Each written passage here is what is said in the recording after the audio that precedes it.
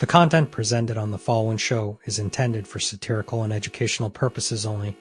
The views, opinions, and statements expressed by panelists and guests are their own and do not necessarily reflect those of the host, production team, or channel. Additionally, any third-party content featured in this program is used in compliance with fair use under United States copyright law, which allows for commentary, criticism, news report, teaching, and research. Viewer discretion is advised, and we encourage independent thought and discussion.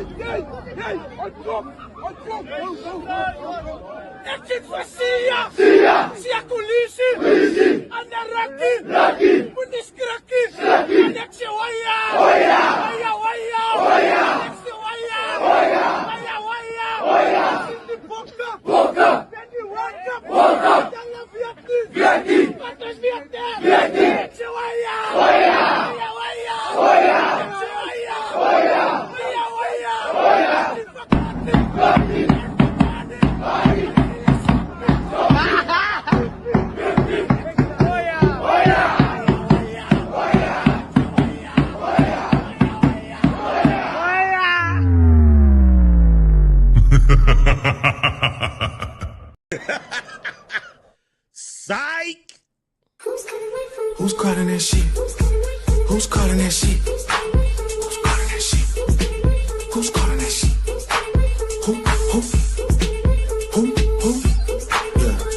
Yeah. OVO Sound 2025.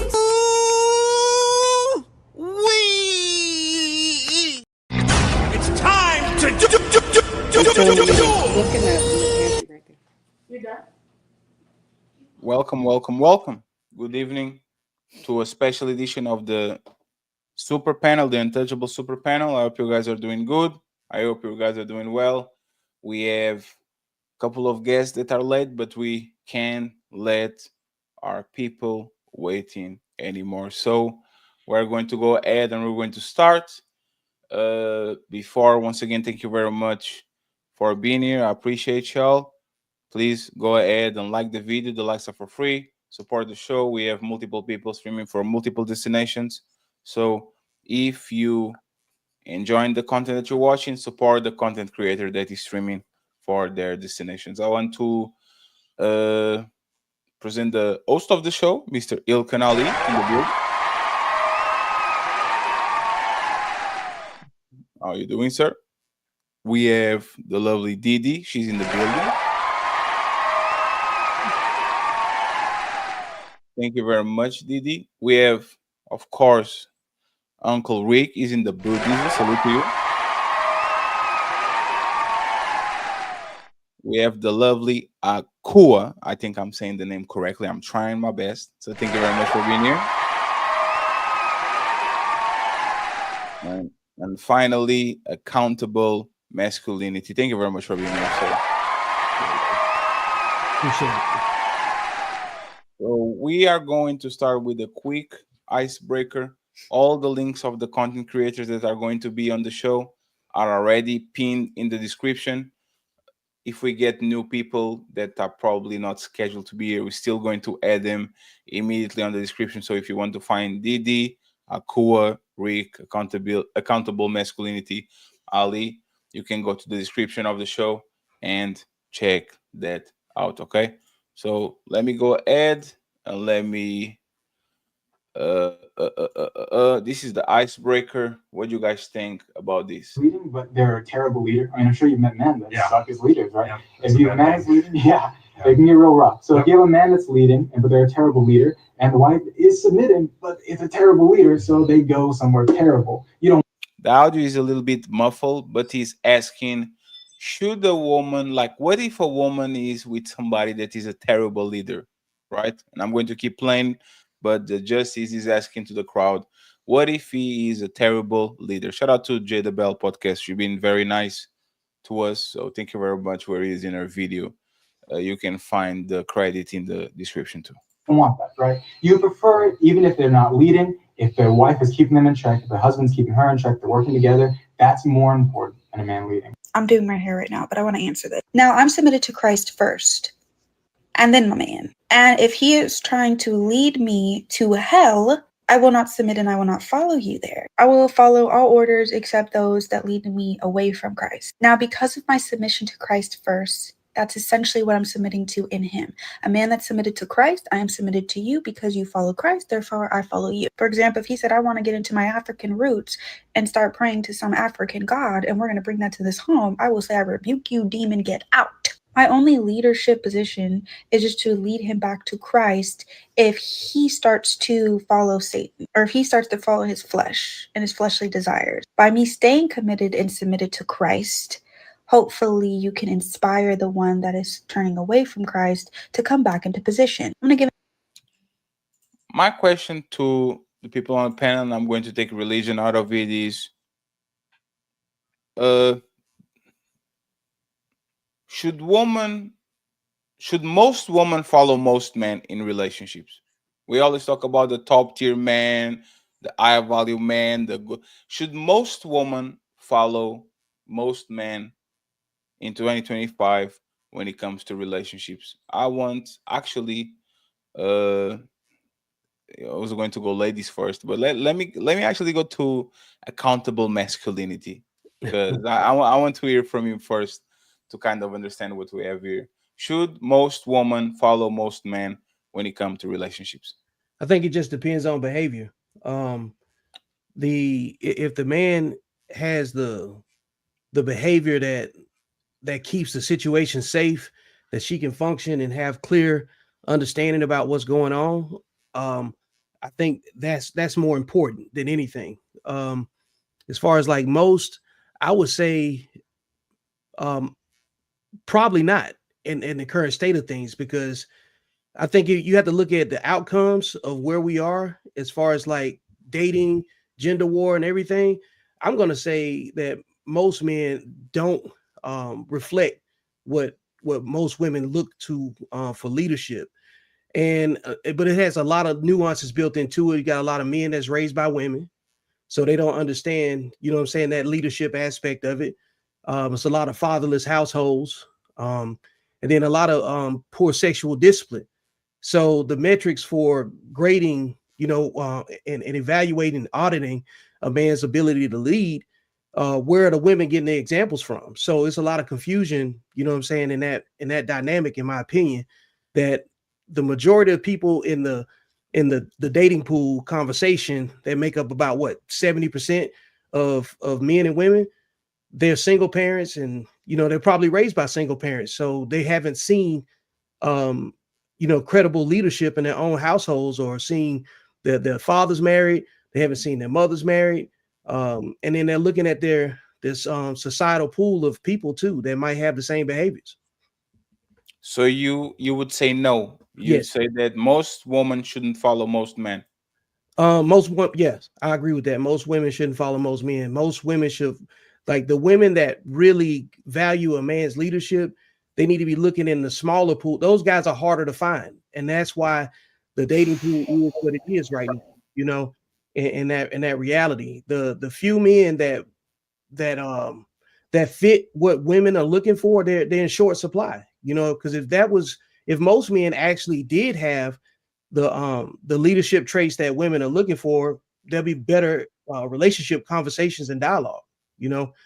So I look at what's the conversation like around the topic, and how does that conversation pair with the question that you just asked. And from social media, I can say that most men don't qualify to that meet a woman's criteria, what I'm saying, on the surface.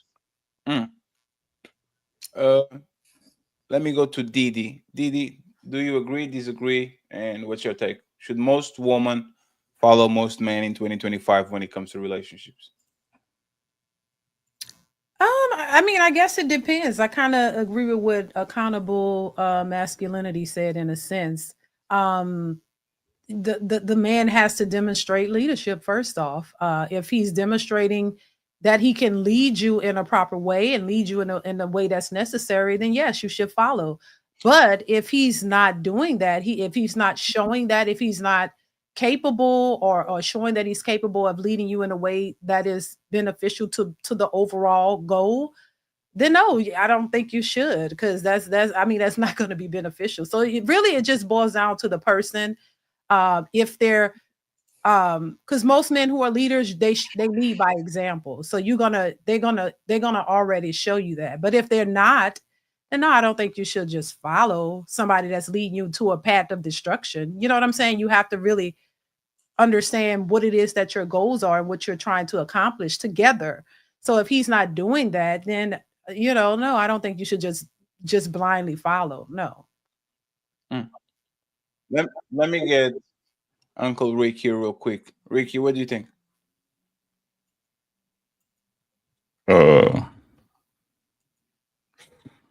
Honestly, should most women follow most men when it comes to relationships in 2025? I'd say yes, to be honest. I mean, what for me to say no, they shouldn't would imply that most women alone do better by themselves, and I think that's a false dichotomy. Right? I love the way when we speak on these things that we put the women as if they're overly exceptional. They're not. So if they were a man with a little bit more sense than them, shouldn't they get a better outcome? But hey, what do I know? Akua, do you think most women should follow most men in relationships 2025? Right. So I definitely agree with a mixture of what everyone has said so far. I would say ideally the man should lead. I have I have two sons and one daughter. I would never be raising my son to look for a woman that could lead him, and my daughter looking to lead her husband. But I would want her able to lead. I would want her to fit in where she get in, and my son do the same thing. So ideally, right? But I also understand there's some dynamics where it depends on what within the relationship someone is leading upon. I might be better at weapons, maybe have a history of weapon training. So I might lead that in the relationship, the security aspect in terms of weapons, but my husband, finances. Like it really depends on the household. And I think sometimes people bump heads because maybe the man is not willing to accept what the woman could offer. So he could be a better leader. You know what I mean? And then that's when a woman is sitting there dormant, allowing herself to be led into some sewer somewhere. But yeah, overall, that's what I would say. Ideally, yeah. Let me go to Ali. I'll go last. Ali, what do you think about? Yeah, I mean, if you look at what a leader's supposed to be, a person who directs guys or influences, just in the beginning of that, and we keep weaponizing this word, when you're looking at the way men and women conduct themselves, typically men are just going physicality, bigger, stronger. But then when you're going into the direction that a lot of men typically want to move towards, I believe most men have some type of integrity of wanting to be righteous. And when you're looking at the divide in our communities, ever since we disconnected from the man being in the home, and we've had a prevalent amount of single mother homes that's where women are leading themselves, all the things that we see where women are going left, where children are going left, is typically when children are following the direction of their mothers. So most of the times we'll see, even directed, if you are religious from the Bible, typically men are about order, and a lot of sisters engage in disorder. So when you have the man in her life leading her, whether he has finances or no finances, typically they're about righteousness. So I would think the man is still more qualified. Most men too are qualified to be a leader. I just have a couple of questions, right? It's you picked him. Just the fact that you pick him is qualified to be a leader because you picked him. You sleep with him, you had kids with him, you sleep on the same bed, you present it to your family. Just the fact that you pick someone makes them qualified, because if he wasn't unqualified, that's on you. And the second thing is the word allow. If I'm a soldier and the person in front of me is my general or my captain, who am I to say he's leading the wrong way? And I think a lot of relationships a lot of times fall into our times because the right way is the woman way. Is you are not doing what I want you to do, so I deem you unqualified to lead me, even though I actually say you should be the leader of the house. I never see a man saying, if I say A and you see B, you are a faulty follower.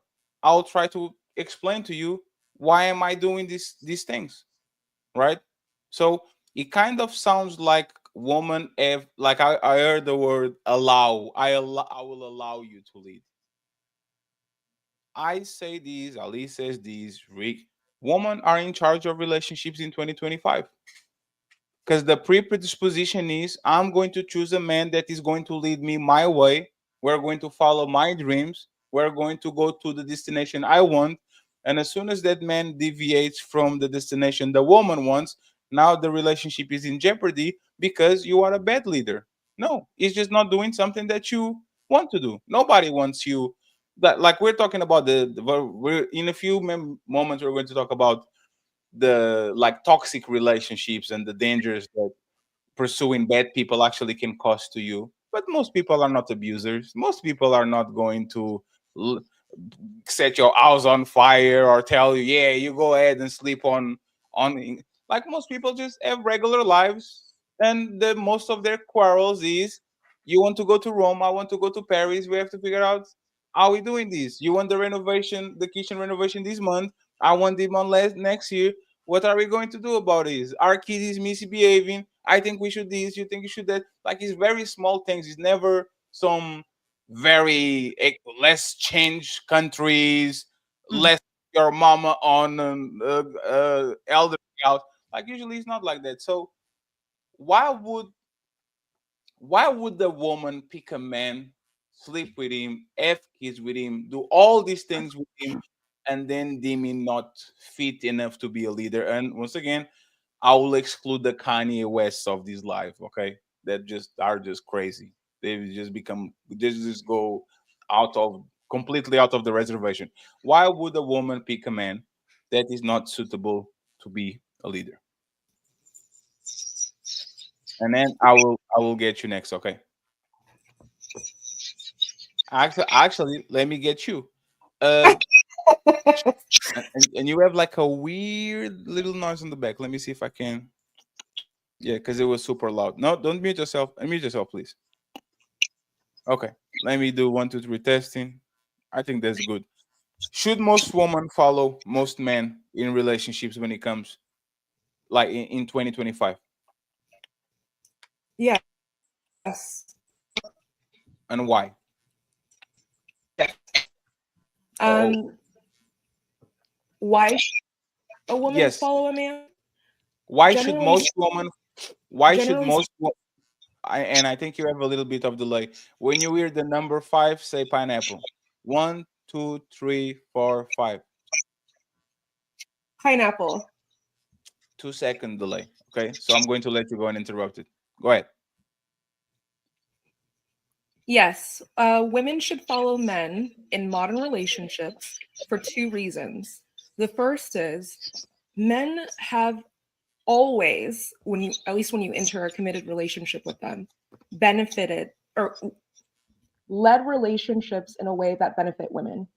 Her entire life experience will be enhanced if she trusts in his leadership. And I assume if she chose him, then he's already been not chose him, but if she was willing to give her body and her energy and commit to him, then obviously he's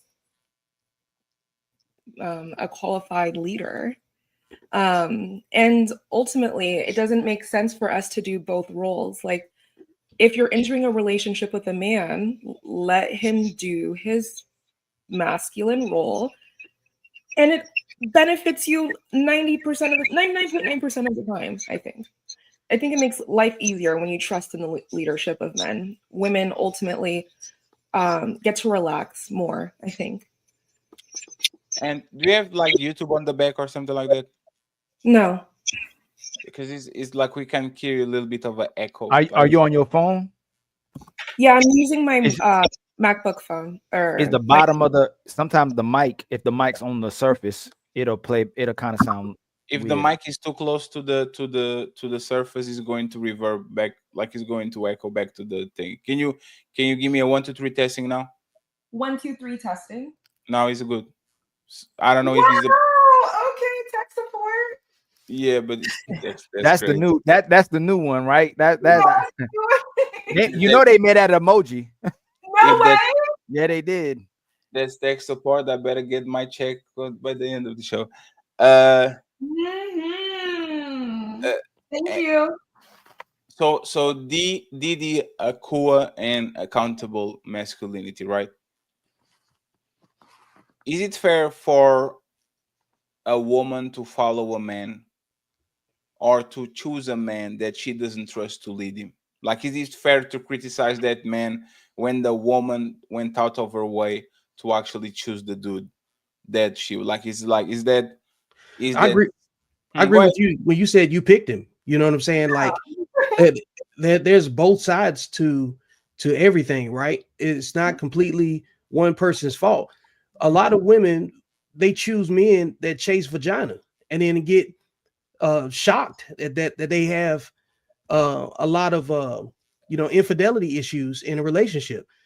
And you tried to get monogamy out of somebody that had duplicitous relationships, and if they're raised in a hypersexual environment, then you're going to get a hypersexual individual. So when you talk about like why relationships have these spaces where they just can't be healthy, it's because of usually extra basic stuff that involve sexual discipline in most cases, because the relationships aren't failing at they're not progressing far enough to fail over anything that deals with elements outside of self-control. You know what I'm saying? So that's like the main issue when it comes down to why relationships are seen as such a risk, because we're talking more about STDs, babies out of wedlock. Men want families, but they don't want to deal with the risk of divorce. The wealth building conversation, like you got single parents talking about generational wealth, and there ain't no generations. You know what I'm saying? So we gotta have a a well-rounded look at why it's not working, because typically when some things don't work, it's usually something very simple that is ideologically motivated from either side. The women think that their wallet carries the weight of the relationship, and then the men that fit the behavior that I'm talking about, they want to champion the idea of having multiple women, and and then don't want to see the opposite be true for the woman's side. So that's why I say most men, going back to that original question, they're not the leaders that these women are, willing to get behind, but they'll use the men, that they can get attention from. And on the other side of this, there's a lot of women that chase dick, and they're very transactional too. So the issue is amongst the people that don't have any sexual discipline, and they're usually raised by the same type of parents. Would you, if you were to give majority 51% guilt and point to the part of the puzzle that is kind of pushing a little bit more the dysfunction of the other part, would you put man on the forefront or the woman? I would say, you mean as far as like the if we assume the sexual that the discipline conversation, if we assume that the dating market is actually, let's go with that. Let's go with the sexual discipline, right? Which part would you think is more guilty when it comes let's base it off of this. Who has the most children out of wedlock with the most with the opposite partner? Is it men or women? Women. And they're having sex with the same guys, right? And most men don't have children. And most of those women are competing for sexual attention from the same men, right? Right. Blackdemographics.com says women have over 1 million more kids than black men do. Okay, so the numbers that I know is that 75% of women have their children out of wedlock with 15-16% of men. So that's a 5-to-1 ratio. So the numbers say that the women have more responsibility in that, because unless men are just running around and taking vagina from women all over the place and making babies, that sounds like the onus is on the women that's choosing the men. If you want to be baby mama number 3 through 8, that's a choice. But if most men don't have children, then the sexual discipline conversation needs to be had differently with women than it does men. And the men that are single fathers make up half of what, you know what I'm saying, the women that make up only a percentage of what the weight of the single mothers are. So if women are competing for the same man and then blaming all other men for fidelity issues, they got to really they need to have a conference to see who really is the issue. You know, men, I don't have any kids. How many guys up here got kids? I got 2. You got them with the same woman? Nah, I got 3 baby mamas. Okay. I'm joking. You know, I can't have 2 kids with 3 babies. Yes, man, they the same woman. I'm joking. You know what I'm saying? Hey, we just gonna go all the way through. I know you're about to do the math, man. Come on. No, I definitely got to do the math on that. I was gonna let the chat deal with that. You know what I'm saying? Same woman, man, same woman. Yeah, I got 2 kids from the same woman. Yeah. So how many men do you know that got multiple kids by multiple women personally in your network? In my network? We are YouTubers, so we kind of know a bunch of them. But yeah, but do you have more men in your network that don't have kids, or more men that do have kids? More that don't right now. Okay, yeah. So how many women do you know that don't have any kids at all? Maybe 1 or 2. That's out of all the women I know. And most men know a whole bunch of women, right? Mm-hmm. Sure do. Wow. It's really simple, man. And so like, well, what's the behavior? Well, so what's the format of the household that produces people that lack sexual discipline? Does it come from a 2-parent home or a single parent home? It's a single parent home. No, that's the data. The data show you when you go, if you look at the data, the least amount of teen pregnancies, psychological, social, cognitive issues the least of it come from 2-parent with the father in it. When the mothers go ahead, Ann. The reason why I said was because it matters if the father or the person who's the second person is a biological father. If it's a stepfather or just someone mom's dating, still, I think that has impact. But I'm just adding, like, the biological father needs to have right. But the data isn't even close. Most men don't have children. Right. And that's just a byproduct. You know what I'm saying? It's a byproduct. So the conversation is really limited to 16% of men. Wow. Only 25% of men are married. Over 50% of men don't have children. Some of the last data that I saw. So we need to package this conversation up with the men that have children first. But aren't girls raised to be mothers from the very beginning? Isn't that like it's included in your toys? It's including in your life goals. Boys aren't raised to be fathers since they're small children. So I don't think that's a false dichotomy. The same. I think that's false. I think that's false. You don't think that girls are raised to be mothers? No. I think with baby dolls and playing no.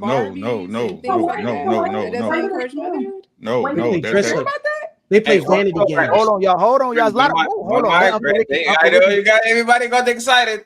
I know a lot of little girls who can't wait to be mothers. Uncle Ricky gonna go, right? But Akua, if about 20-30 years ago, I could probably try to give you that. But today it's a whole different. I'll let Uncle Ricky go. I'll shed light on that in a little bit as well too. I didn't say good or bad. I'm just saying in terms of those titles and toys and things that are marketed to girls, motherhood is marketed. So I know not at all. Just real quick. Are they? Hold on, Ann. Are they being raised to be mothers or baby mothers? I would say baby mamas. I mean, just raised to be a woman who has a child. Baby mama. And it's a problem. It's a problem, but it's a problem that needs to be on the table if we're talking about just the mere desire. Women try to trap men with babies as well. Mm-hmm. Yeah. That And happens quite often. So what I'm looking at is dissecting why that number exists. I don't think it's just because women are like hot in the pants necessarily, but yes, they they are. Yes, they weaponize are. they weaponize sex for sure. Yes, they Go, are. go Yes, ahead, they Uncle are. Ricky. Go ahead, That- Uncle Ricky. And then see, cool, you can respond right back to him.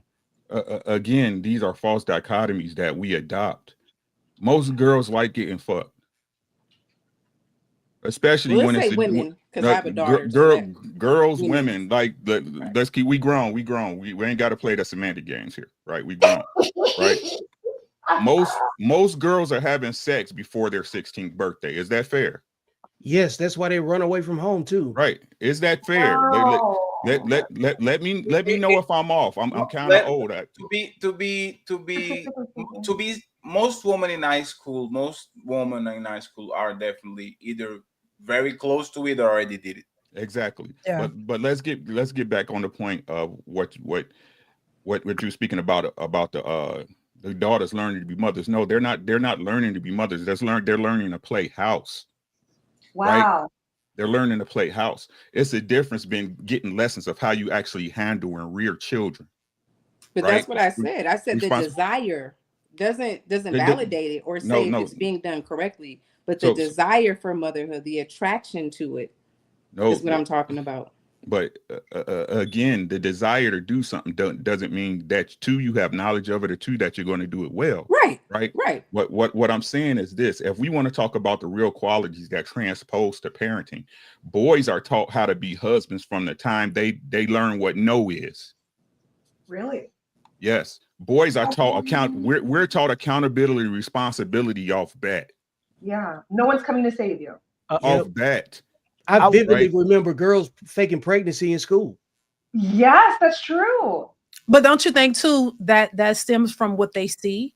You see the majority of the single mothers in the household, and they see that and they want to pattern behind that, not fully understanding what that is, at a young age. If you're raised by a single mother, most single mothers create other single mothers. Single mothers. Yeah, they ain't raised by it. Where's that? But where's the excuse? Where's the excuse for the man that needs to be productive in society? That he doesn't have a father, or that he was raised by a man gets no slack. He's not going to get any slack. Either he's going to get chosen or he's going to get rejected by the actual fruits that he proves to you.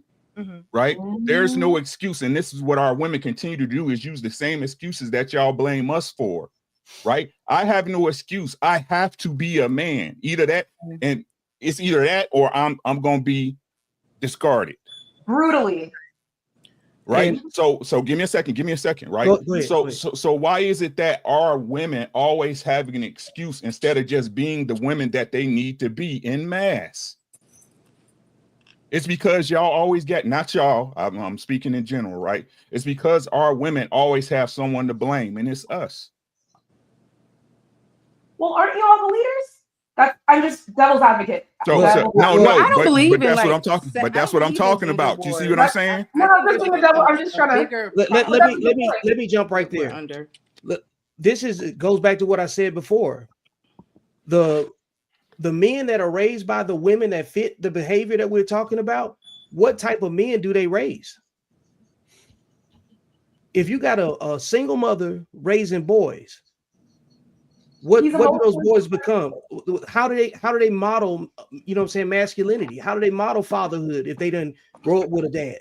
It's just like if you wouldn't want to become a better painter by working at a bakery. Right. But just because a horse and a zebra have a similar phenotype doesn't mean that they're the same thing. That's right. But it's a lot of men out here that are clones. Y'all, the women that are attracted to those men that are raised by single mothers, they just like characteristics, not character. Wouldn't that go back to what y'all was talking about earlier? The men leading. If you're not raised in an environment with a solid, stable mother and father in the household, and you don't have that, that growing up, you don't grow up with that leadership from your father, and you're not taught that, and then you get into a relationship, how can you lead properly if you don't have those examples? And then once again, it's if you're raised in a single parent, single mother household, and you didn't get that, usually those men grow up and they have a hard time with that, and then they do get blamed for it.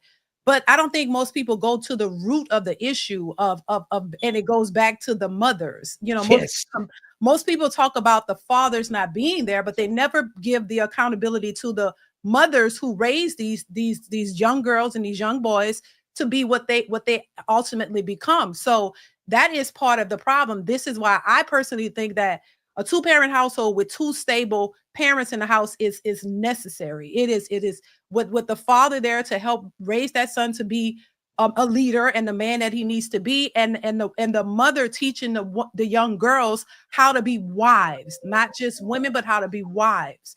And I think that's the part that we're missing in our communities, and that's why it's kind of in shambles. And I do think the men are the ones who get the blame, and the women get a pass. So I think that's where the identity crisis comes from. If kids see a mother emasculate the father, then they have an identity crisis and they think the mother's supposed to lead the household and not the father. So that's where we have all these LGBT issues as well, too, being honest, where boys want to be something else, girls want to be something else, and they're having issues with each other. So if you're watching your mother always running the show, and your father not supposed to run the show, then you're gonna think why a lot of men do allow women to lead them is because they're used to their mother always getting the last word, not their father, and their father being talked down to. And then we lose the accountability, because when women don't have to be accountable, they don't have to change. All they have to do is say the man needs to change, the man needs to do work, and they get to still be the same woman and demand a good man. And you hear women say that all the time. Hey, I watched my mother struggle. She, she took care of everything. She was the leader of it. And so they grow up thinking that is what they have to emulate. And because they watch their mother do it, they think that that's how they have to do it. And so they don't necessarily see the importance of a man. This is why you hear women say they don't need a man. They can do it all by themselves, because you've seen your mother's raise you by herself, and she struggled, even though it was a struggle, because I seen it too. It was a struggle, but for some reason in your mind, you think that that's how you're supposed to do. You're supposed to be the leader. You got to do it all. You don't need a man. And then they lead with that, and they become basically the man, and a man is secondary. And a lot of women don't respect men in that dynamic, because they believe, because that's what they saw. That's what they need to be. But they still want a man. You know what's crazy, Dee? They try to be the man their mother was looking for, right? Yeah. But because they get treated like the woman, the man they was trying to treat them, because they act like their mothers. They end up being just like their mother. Yeah. Yep. Oh, yeah. Like, think about it. They don't want to be their mother at all. You know how many women come on here in a private, in pub, they talk about their mothers, and they say that the mothers hurt the boys and the girls, and they try to be different than their mother, and they try to replace the man she was chasing after. But because she's mistreating the guy, because she doesn't want to be like her mother, wanting to be what this man wants, she ends up being just like her mother, with respectfully, it's like a pig with a lipstick on. She's not trying to be that pig, so she gets her education, she gets a career, she looks like a different type of woman, she's a little bit more regal, she's dressing nicer than her mother, but she's still under all of it, she's still just like her mama. It's a clone. It's a clone. That's what I keep saying. Let me get the bottom line from right to left, please, and afterwards, Dr. James Uninterrupted. Thank you very much for being here, Doctor. I appreciate it. Go ahead from right to left, and then we go popcorn style again. You got it. Accountable masculinity. You got it. Okay. All right. The all of this conversation just describes how children get produced out of single mother homes with half the software. And so it looks like you're basing relationships off of characteristics, and you're looking at the outward appearance and thinking just because they are a male or a female that they automatically know what they're supposed to do. You have to be trained. Mm-hmm. Even the Bible said, train a child up in the way that they shall go, right? And no matter how you feel about religion, that even back then it was important enough to say that children need to be trained.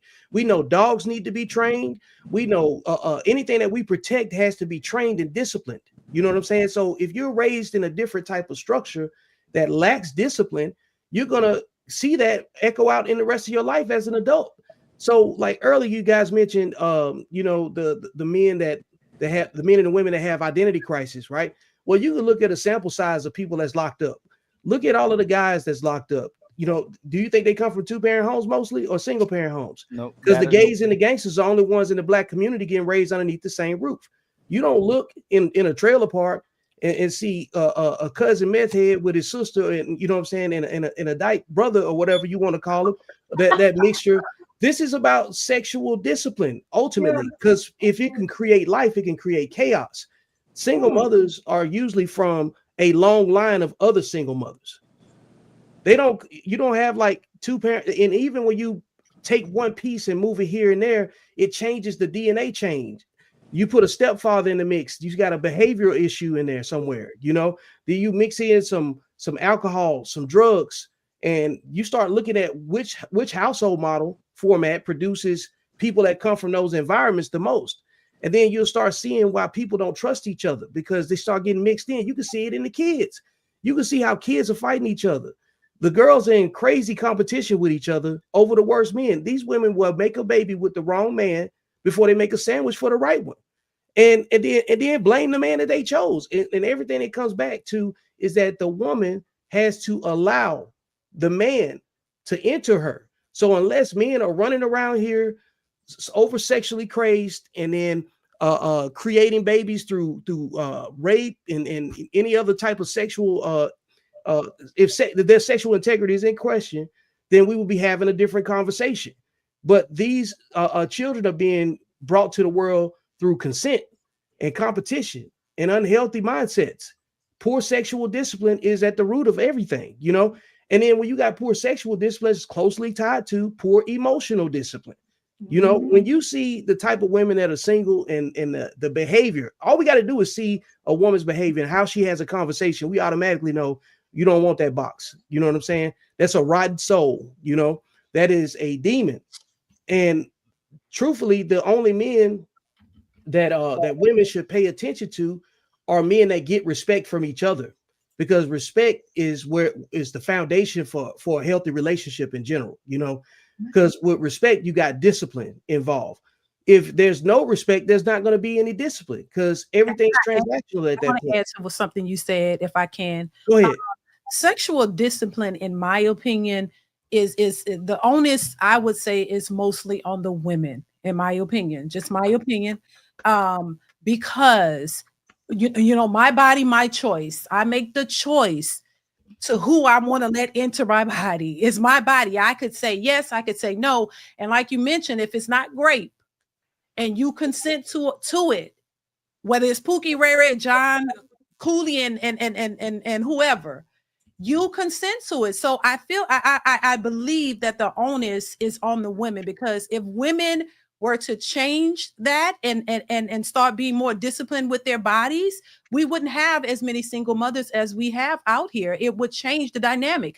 The control that I think women, or not the control, but the empowerment that women say they have, it would be more utilized if they discipline, you know, have more discipline with their bodies. Because if you don't consent to allowing Pookie, Ray Ray, whoever else to enter your body and just don't use no protection, whatever, knock you up, it's not necessary. Now it takes two now, but I think you are the ultimate say. If you say no to him, he gonna have to go somewhere else and try to get it.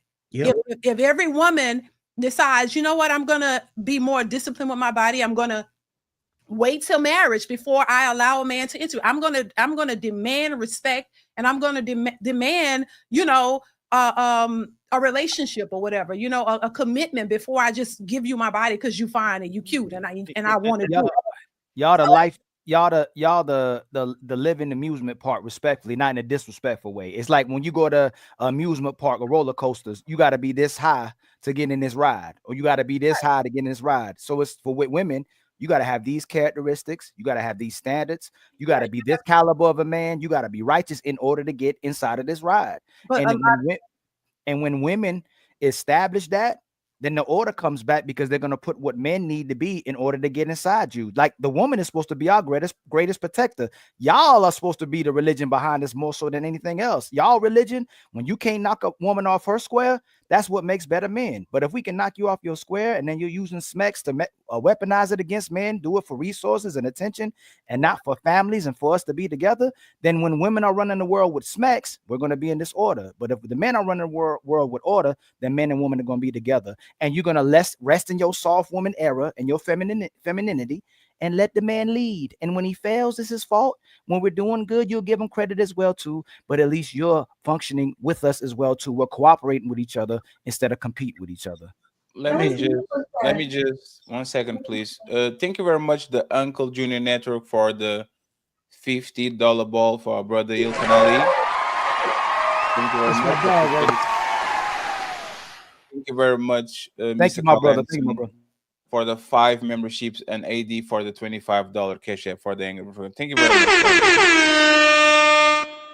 Don't worry, even the lower one, we're going to read all the super chats every time we change topic. Okay, we need to go back in order. I want Ann, Rick, Dr. James, uninterrupted, and then we go popcorn style again because I want to do some rebuttals about what's going on here. Okay, so Ann, Rick, and Dr. James uninterrupted. I think that was really beautifully said, you guys, D and Ali. The lack of sexual discipline of women is an issue, is a primary issue. And I think it comes down to like a form of self-hate and a self-hate of what the real value of womanhood and femininity is. That lack of understanding our power and the beauty of womanhood is the problem of modernity. Like, modern society has lied to us, lied to women about the value of what it means to just be feminine and what that looks like. And I think that's why women self-harm through schmecks. So that's all I have to add. I think that was really well said, you guys. Ricky? I said it before and I said it again. It's y'all fault, ladies. Y'all got to take this one. So do you It's what it is. It's what it is. Mm-hmm. Right? The reason why we're in the state we're in is because the women's mental state and y'all spirit is where it's at as a whole right now. We need to stop playing like we don't understand, especially for a man, that if you look at a man that's especially traditional, that gives his all for his family, right? Everything he's doing, going back into the house, the only real reward he have is sex. That's the only real reward he has. Everything else he's doing is putting into the family to make sure that y'all lives is better down going into the future. Right. So I completely believe that women have this understanding, and you guys better than anybody know how to manipulate it and use it against men. I said it before and I say it again. I know we going corporate, right? But would there be any coochie to hit if there wasn't any coochie to hit? Would there? It don't matter how much a man wanted it, would it? If it wasn't no ladies willing to give it, would it? This is the game of nature. As a woman, you know when a man walks up to you, he's looking to hit your buns. Maybe not today. Maybe not today. But me putting work into you and showing you the type of man I am, being willing to stay here and work out with you with all your junk, and you work out with my junk, and we like each other. You think I'm cute, I think you sexy. We know it's gonna happen, right? We spending time together. But it's so weaponized, and how can these women want tradition, right? And let me to refer back to what I was saying earlier, right? How can what used to be, right? And I think somebody asked the question, what was like, if it's a young man and he has no father, right? And he goes into a relationship, how does he learn to be a leader? By trial and error, right? You try this, you see if this works. Right? You see that don't work. You see you get the results you need. We take that under consideration. We use that as a litmus and we move on. Right? But now the women don't want to even give men grace for that time frame. Is that fair? You got to be 23 and ready-made. When none of these women are working towards wifely, because I gotta say working, because the majority of our women aren't being trained up to be wives. Is that fair? Is that fair me asking that or saying that? Yes, it is. Yeah, most of their mothers ain't wives. So why Right? would they be wives?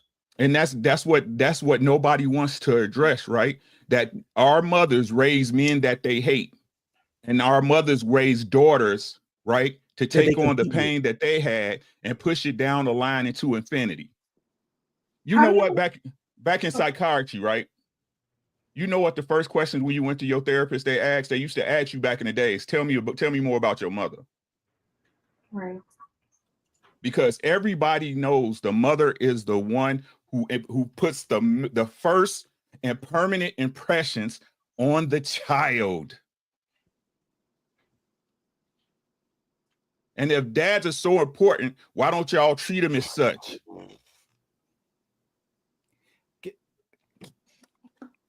Can I say something to that? And then Mr. Williams, we want you to jump in, please.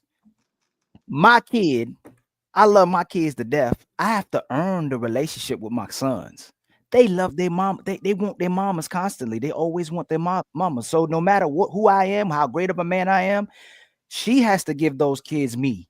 Like she has to give me those kids. Like the messages she gives them is, your father is an honorable man. He's a great man. Or in their eyes, she emasculates me and she makes me look like I'm not a man. And she turns away from me and she makes the kids pick them. So their whole entire life, they'll be confused trying to validate themselves with women and struggle with being great men because their mother said I wasn't a great man. How can they even say themselves as great men if their mother said I wasn't a great man? But just seeing how my sons are, the fact that they come from my seed and still go through her body, the world balances itself out. Like I have to earn and I have to build a respect with my kids, but my woman can tear my entire relationship with my kids. Y'all see what happened with 50 Cent, with Master P, with Brian McKnight, with all these men. Like no matter how good they were to their kids, no matter how much financial support they gave them and their mothers, the mother still has the power and voice to turn the kids against the father and destroy society. Go ahead, my brother Williams.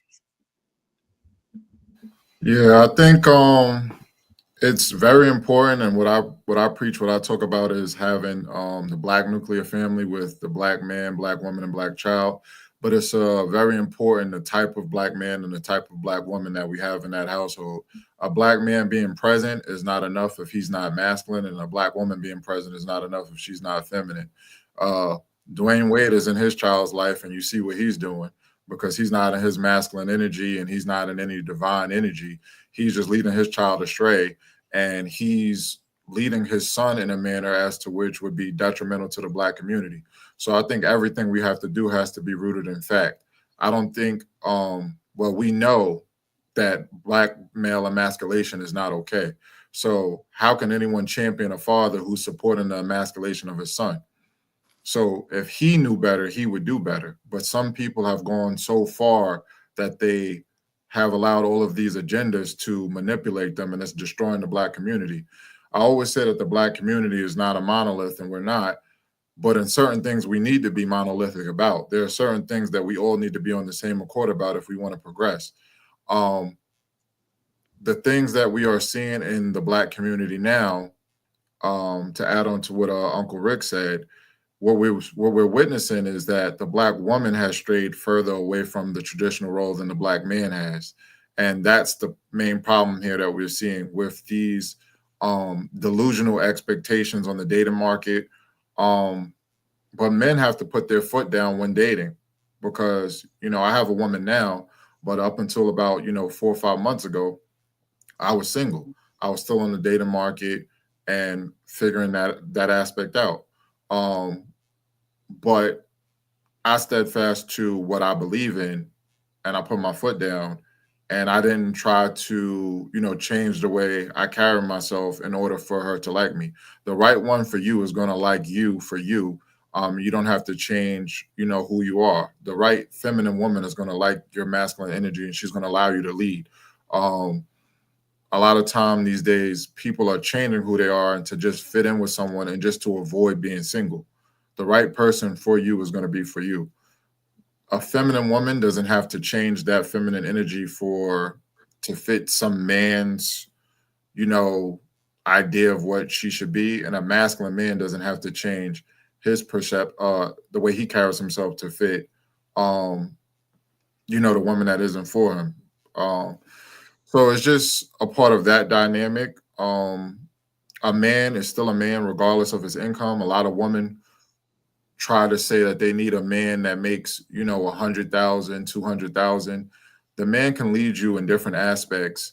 Even if he only makes $50,000, $60,000 a year, we got to get focused back on morals, principles, and things like that when dating, instead of just focusing on things like income and how good someone looks. You Well rely. Go ahead, Ann. Well said. Because if just to piggyback off of you, Doctor, that's more legacy minded. If that's thinking of yourself as part of a community. When you're looking beyond just the what am I going to get out of this in the moment versus does she even have the qualities that will help bring me to the next level or whatever. Yeah, that's when that requires two individuals really thinking about the impact that they're going to have on the community as a whole. And I want, in your opinion, do you think that that's cultivated in our culture currently? No.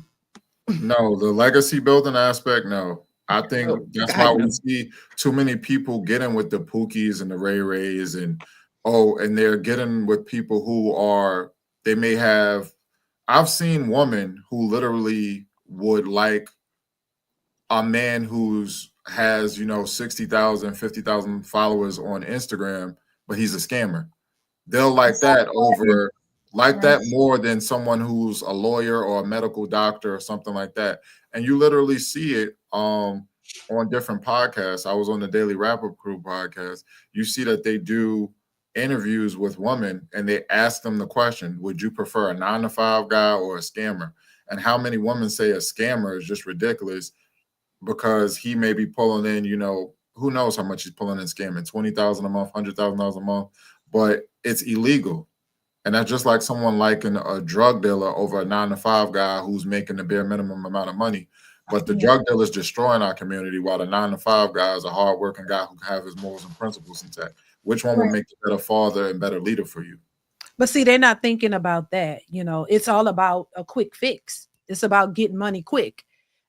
Those, you know, those type of women, in my opinion, aren't the type of women that you should be taking seriously because they're not in it for the right reasons. When you're trying to establish a relationship, a marriage, you know, you're trying to build something with somebody, it's not just about the money. There are other things. We always talk about, we all see it. Oh, he got to make 6 figures. He got to do this. He got to do that. You're not thinking about his character. Is he a suitable candidate for marriage if that's what you're looking for? They're not looking for the qualities in a man that would yield long-lasting benefits, you know, somebody that you can grow a family with, build with, establish this generational wealth that everybody is talking about. They're not trying to do that. And then when you pick the man who is the scammer and you know, who's just, you know, trying to have a good time with you, then they're complaining about that. Don't complain when you get what you picked. And, you know, and so and then the thing that, you know, that gets to me is you hear women saying, oh, there aren't any good men out here. They don't take care of their kids and they don't want to marry you. No, they don't want to marry you. You could you part. You're the one out here who does not have the qualities for marriage, and then you're putting it all on the man. No, you have to possess the qualities that men want. It's the men get to pick who they want to marry, who they want to establish relationships with. And if you don't have the qualities because you presented yourself as somebody to be played with, don't get mad when you don't get picked and you see other women who have the qualities finding husbands. Because as much as people talk about, oh, there aren't good men, these men don't want to marry, there are men who are getting married to good women out here. They're still in the real world. People are getting married. People have stable, healthy relationships. But if you don't have it, it's because you don't possess the qualities to get it. But it does exist. That's why I say I don't like when people put it all on every black man. You know, it's the black man. The black men are this. They're trash. They don't do this. No, it's the ones you pick. That's it. It's the ones that you pick, and that's it. You know, so I'm all for marriage. I'm all for commitment. I've been married over 20 years. And so I just know that there are good men. We have a family. We've built a family. We didn't make six figures starting out. We had to start from the bottom and build ourselves up. It's not about a quick fix, getting the man at the finish line, as they would say.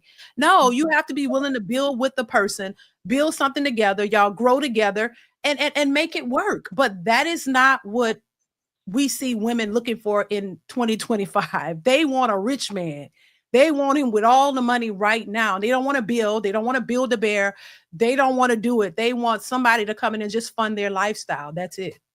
Yeah. And go ahead then. Yes, absolutely. And this might be toxic to say, but if you look at the young Black men who get drafted into the NFL, why is it that they always have a cute little like a white girlfriend? And it's because, well, she saw him before he was drafted. She was there doing homework with him freshman year.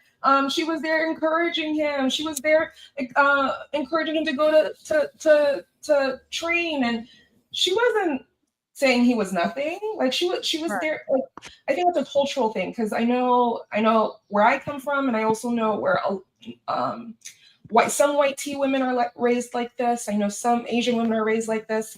They go to school not just to get an education, but they're looking for their future husband. Like, who am I going to build with? They're looking for a paycheck. Those men are not better than any man on their college campus. Actually, most of those men are going to be future womanizers. They're already having in them, and they are going through women left and right. These women are not going to these men because they are righteous men and they are good men and they're going to be good fathers and all that. They are going after them because they are just a bigger target. That's why they do it. They're better pretenders. White women know how to play the game, and when they secure the bag, they will behave just like every other woman once they have the leverage, like everybody else. Like these guys that are going to the NFL draft are not more qualified than the engineers. They are not more qualified than the guy that's honors. They're just not as tall. They're just not as strong. They're just not there. Like they're not their type. So the reality is, once again, all these women are chasing the guys that make them wet. They are like, I agree with everything that y'all said, but the problem is, once again, we don't talk in their languages. They don't understand generational wealth. They understand survival. They don't understand legacy. They understand, how am I going to pay my rent on the next month if my baby daddy doesn't pay? Like, right. It's in my opinion, again, all of y'all are right. The thing is, we are talking Chinese with people that were born in Seattle. Okay. So we keep asking them to be sexual discipline. You don't have to be sexual discipline. Yeah. Be sexual, go crazy with 2 guys instead of 33. It's fine. You can have 3 long duration relationships where you fuck the same guy 1,000 times. You still fuck 1,000 times. Fuck him in the car, fuck him in the movies, fuck him in your mama. Like, do whatever you want with him, but just go ahead, and instead of closing your legs, which is not going to happen ever, pick a guy that you actually can rely. If something happens, oops, the dude is there for you. And most men probably will be, because most men kind of care about their kids.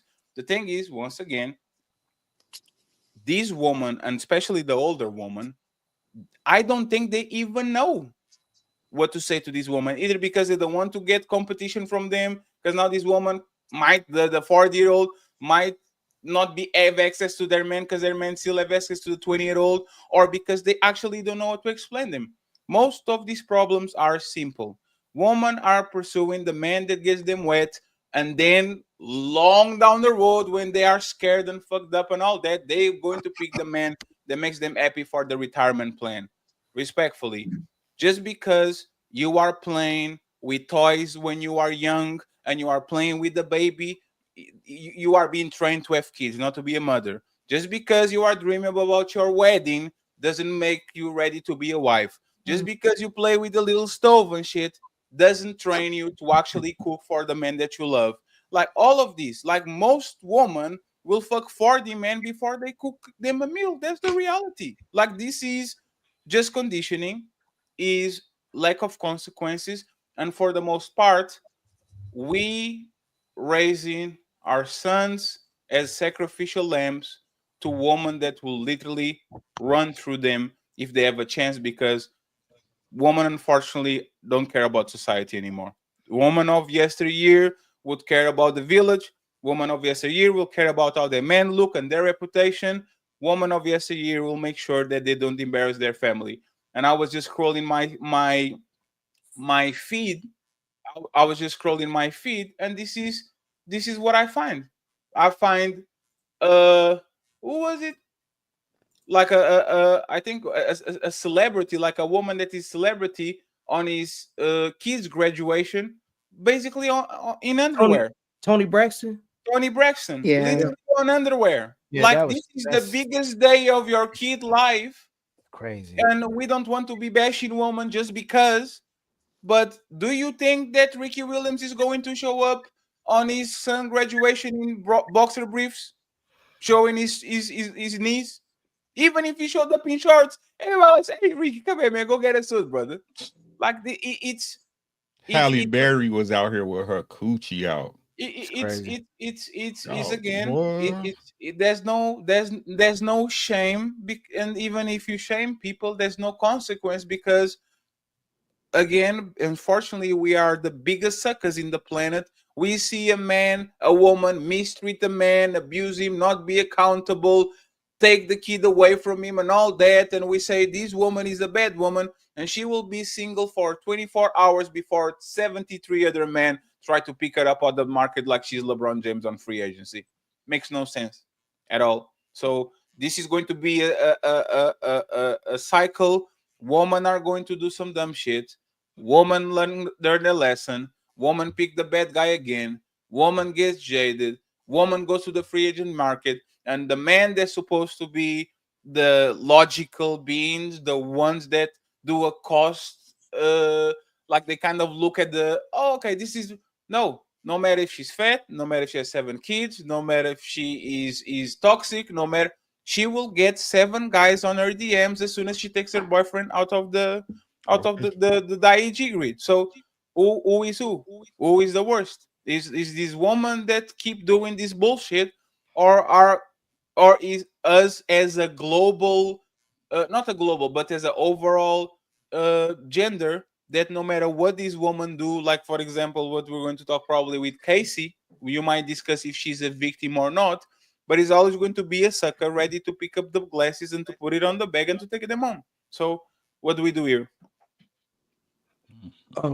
I my platform, I talk about ending the gender war, and first and foremost, men got to stop giving attention to women that don't respect men.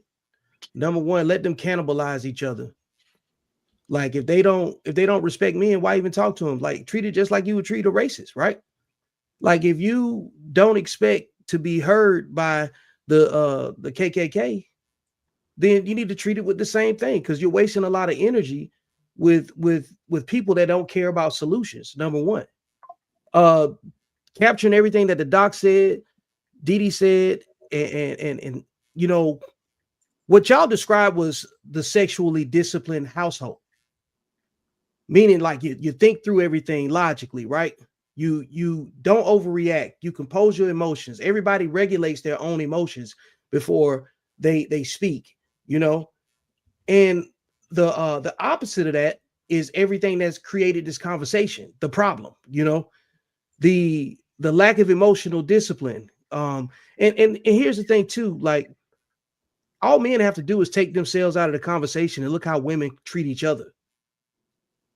And if you Oh look my at the God. way, yeah, like why would anybody want to be with women that hate women? Because they have a coochie. Megan Thee Well, Stallion was actually Because shot by her best friend.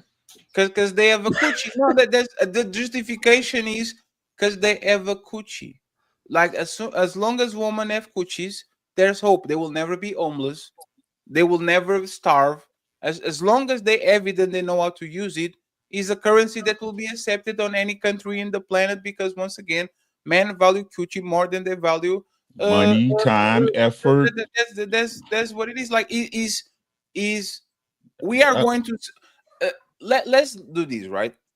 And again, I'm not trying to be a devil advocate. I'm just trying to kind of get a little bit out of the shell that we have here. If you got men unlimited choices when it comes to sex, right? And you said, "Hey guys, don't do it." What will happen? They will do it anyway. They will go crazy. Women are emotional junkies. They are way less regulated than us. They are medicating themselves with wine, with coffee, with sex, with food. Like we are already doing it, but a woman that is by nature emotional, she's always going to look for the next high for her to feel good. And if he's having sex with you for 10 minutes and feeling good about herself and then go back to the pits of hell and become miserable, that's exactly what is going to happen. White woman, black woman, Asian woman, feminism, I repeat this again, is the biggest religion in the planet. You can talk about all your God and Jesus and all that. You put a feminist manifesto in front of a woman and she's going to pick that 1,000 times before she picks up the Bible. So I repeat again, the answer, in my opinion, other than changing the laws, because this is a conversation for another day, and changing the laws actually would kind of fix, in my opinion, most of the things, because as long as if you are compensating, for example, families instead of compensating people that are having like single house, let me actually reframe it. If your tactic is to give cash prizes and money to single mothers and single dads, and you flip it and you actually reward women that have men in the house, I guarantee you this woman find a husband tomorrow. I guarantee you. If you say people that get Section 8 and people that get benefits and people that are going to get the money back on January are the people that are married with the husband. You know what happened? Their long-term boyfriend and girlfriend all of a sudden are a couple. Now their kid is in the house when he's born because they actually have a benefits. But because we incentivize women to be single, we incentivize women to get married just so they can break up afterwards and get all the catches and prizes. Like this is going to keep going. Like this is not going to stop, no matter how many books they get, no matter how many OGs recommend them, no matter how many times you say close your legs, no matter how many times you say you need to be responsible. If I know I'm immortal, you are not going to scare me by saying if you're going to jump from the 9th floor, you are going to earth. Hey, I jumped 3 times. Oh, this is how it feels. Let me jump the 4th. Nothing happens to me. Go ahead then. Yeah. And absolutely correct, Fatty. And we do incentivize women to be single. But if you look at the rates of prescription drug use for anxiety medication and depression medication, yeah, women aren't happy, and it's a lie. They still want men. They will talk about how much money they earn and how satisfied they are in their careers and how they don't need, they have single women are the happiest or whatever. Yet you guys are still dealing with men. If you were so happy without men, why are you 45 in a situationship? Why are you still out? Like, we need Can y'all. you answer that? Can you answer that? Why are women miserable? Because we say, lack right, of purpose. women are miserable. And Akua, please go after Anne. Like, why are women miserable? The most free, the most powerful, the most educated, the most privileged woman in the history of mankind. Why are the women that fought for all these things and acquire all these things, control 80% of consumer spending ever? Like, why are these women the most free women? Yeah, why? What's and yet we're still unhappy because we are lying to ourselves about our true purpose here, like Akua touched on. When all of these things, all these material trophies, does not actually satisfy the feminine role or the feminine spirit. Your microphone got a little bit muffled in it, like for whatever reason. Sure, we need to be in union with men. We need to create. And if we're not doing that, no amount of money is going to numb that pain or medication. Go ahead. Let me just say one little thing, and then Akua and Ricky. Okay. Married women are miserable too. I'm sorry. I'm saying it. I don't give a fuck. Married women are miserable. They want to be single. Single women are miserable. They want to get married. Except for D. Woman with kids. Oh my God. Fuck these kids. Woman go to work. I don't want to work. Go to work. Woman stay at home mom. I'm bored. I want to go to work. Woman, Choose the in right my one, though. opinion, It's not like respectfully, the same way men are very undisciplined when it comes to sex, and no matter how much pussy they can get the most beautiful woman, and the cow is going to have the wondering why. Can I fuck that one too?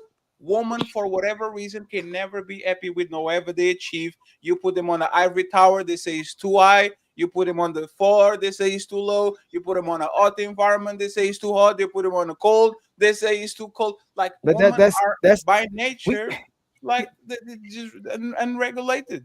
Like they will never be satisfied, no matter how many pairs of shoes they have. They always tell you it's the next last one until they pass on the store and say, "Oh my god, I want that one too." I So think it's to a more, degree, more.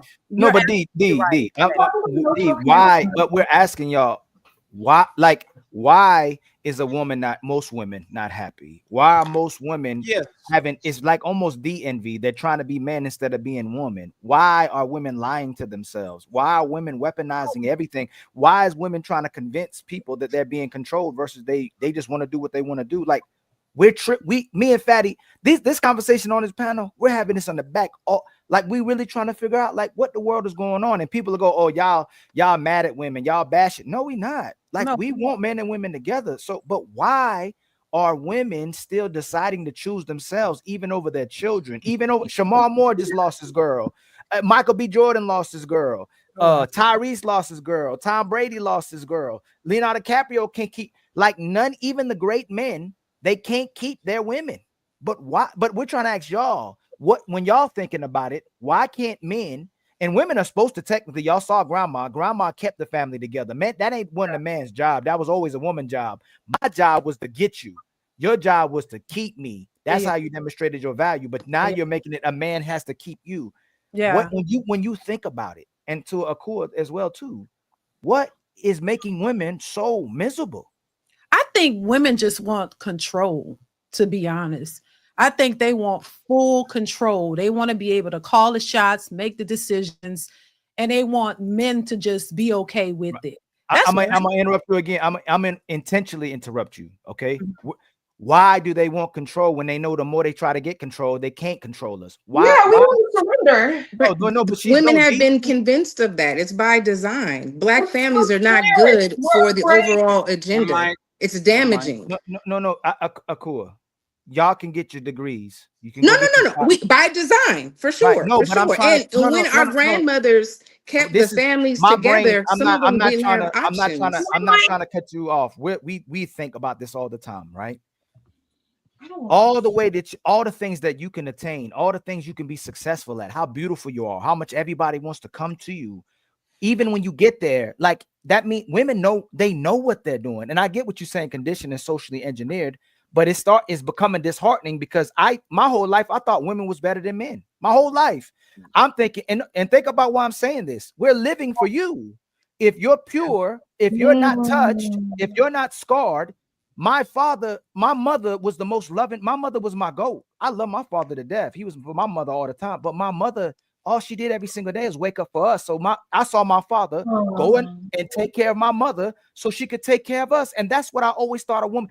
I thought my father knew. It's like, man, my mother's the greatest person in this household. So my father's gonna make sure she's not stressed, she's not hurt, she don't have to break her back for nobody, so she can love us. So what I'm asking is, if she is she technically becomes our legacy. Like you are love. Like why cannot they be happy with that position? You're the candy in the candy store. We trying to buy the candy, and the store is operating over you. Why don't women want to just be the candy? They're confused. That's all I can say. They're confused, entitled. So society and social media they don't know what they're supposed. The things that men are saying they want from women, you notice that's the opposite of what women are trying to do. Right. So everything that y'all are saying y'all want from women, the women are trying to do the complete opposite. It's because they're confused, combative. They don't know what they want. Most women, you ask them what you don't know. And then they think they have all these options, too many options that they think they have, and they don't know how to pick. I mean, I'm a woman. If you give me 1,000 options, I'm gonna be confused too. I ain't gonna know exactly what I want either. So I think they're just confused. I don't think that I don't believe that. And I gotta interrupt you again. They say all men are cheaters. All men want is smacks. Look, watch this. All the men experience on this panel, when they don't give a damn, there's a line of women outside of the door wanting to respect and be with you and connect with you. Soon as you go, you know what, D? You know what, Ann? You know what, Akua? I love you. That's when everything goes to hell for most women. When once they say I love you and they hear those words, gotcha, I got you, and it turns I mean, into something else. that's where we are today. But I think women, the scorned women who were dedicated to their family that we're talking about, our grandmothers, financially were surviving off of their husband. The family was the nucleus, it was the focus. They still got cheated on, although maybe they were good women. Some of them, not all of them, some of them. So but you just did it. when options came into play and it was like, you know what, I don't have to pick this. You know what, oh, I can go and get my own job. You know what, I don't have to put up with XYZ. And so they started exploring options, and little by little the children were left behind by the mothers. And now we have so many people that have childhood trauma and then trying to get together and then try to lead a household, and it becoming contagious. But when I tell you what I love out of this whole panel is all of us are not afraid to talk about the taboo topic of a bad mother. And so many people have experienced bad mothering, male and female.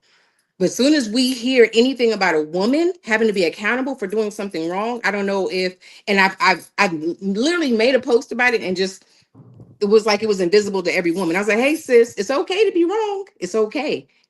We don't know how to deal with rejection. We don't have as much practice. So it looks like we're being thrown away. It looks like we're not good enough. It looks like we're not being valued, opposed to, hey, look at this area of opportunity. This is where you could use some growth. Instead, it's like, I'm not perfect. Wow, perfect. I swear. Let me go deal with escapism. Let me deal with escapism. Last one, I'm letting it go. Let me go shopping. Last one, I'm letting it go. I don't believe that. Y'all love being not y'all. Most women love being with the abuser, love being with the cheater, love being with the liar. Look at the news. They love it. They love the drugs. They love the toxicness. They love it. You get a Williams, you get an Uncle Ricky, you get an Ali. Hey, man, I take care of everything. But this is my house. This is my rules. Hell no. I'd rather live in hell than be operating under a good man, under a righteous man, under a pastor. If you give those are women who don't understand their power. If everybody on this panel raise pastors, and then somebody else raise 20 bad boys, take that. The women are gonna want the bad boys. They don't want the pastor. Ali, I think why can't he put every woman is like that?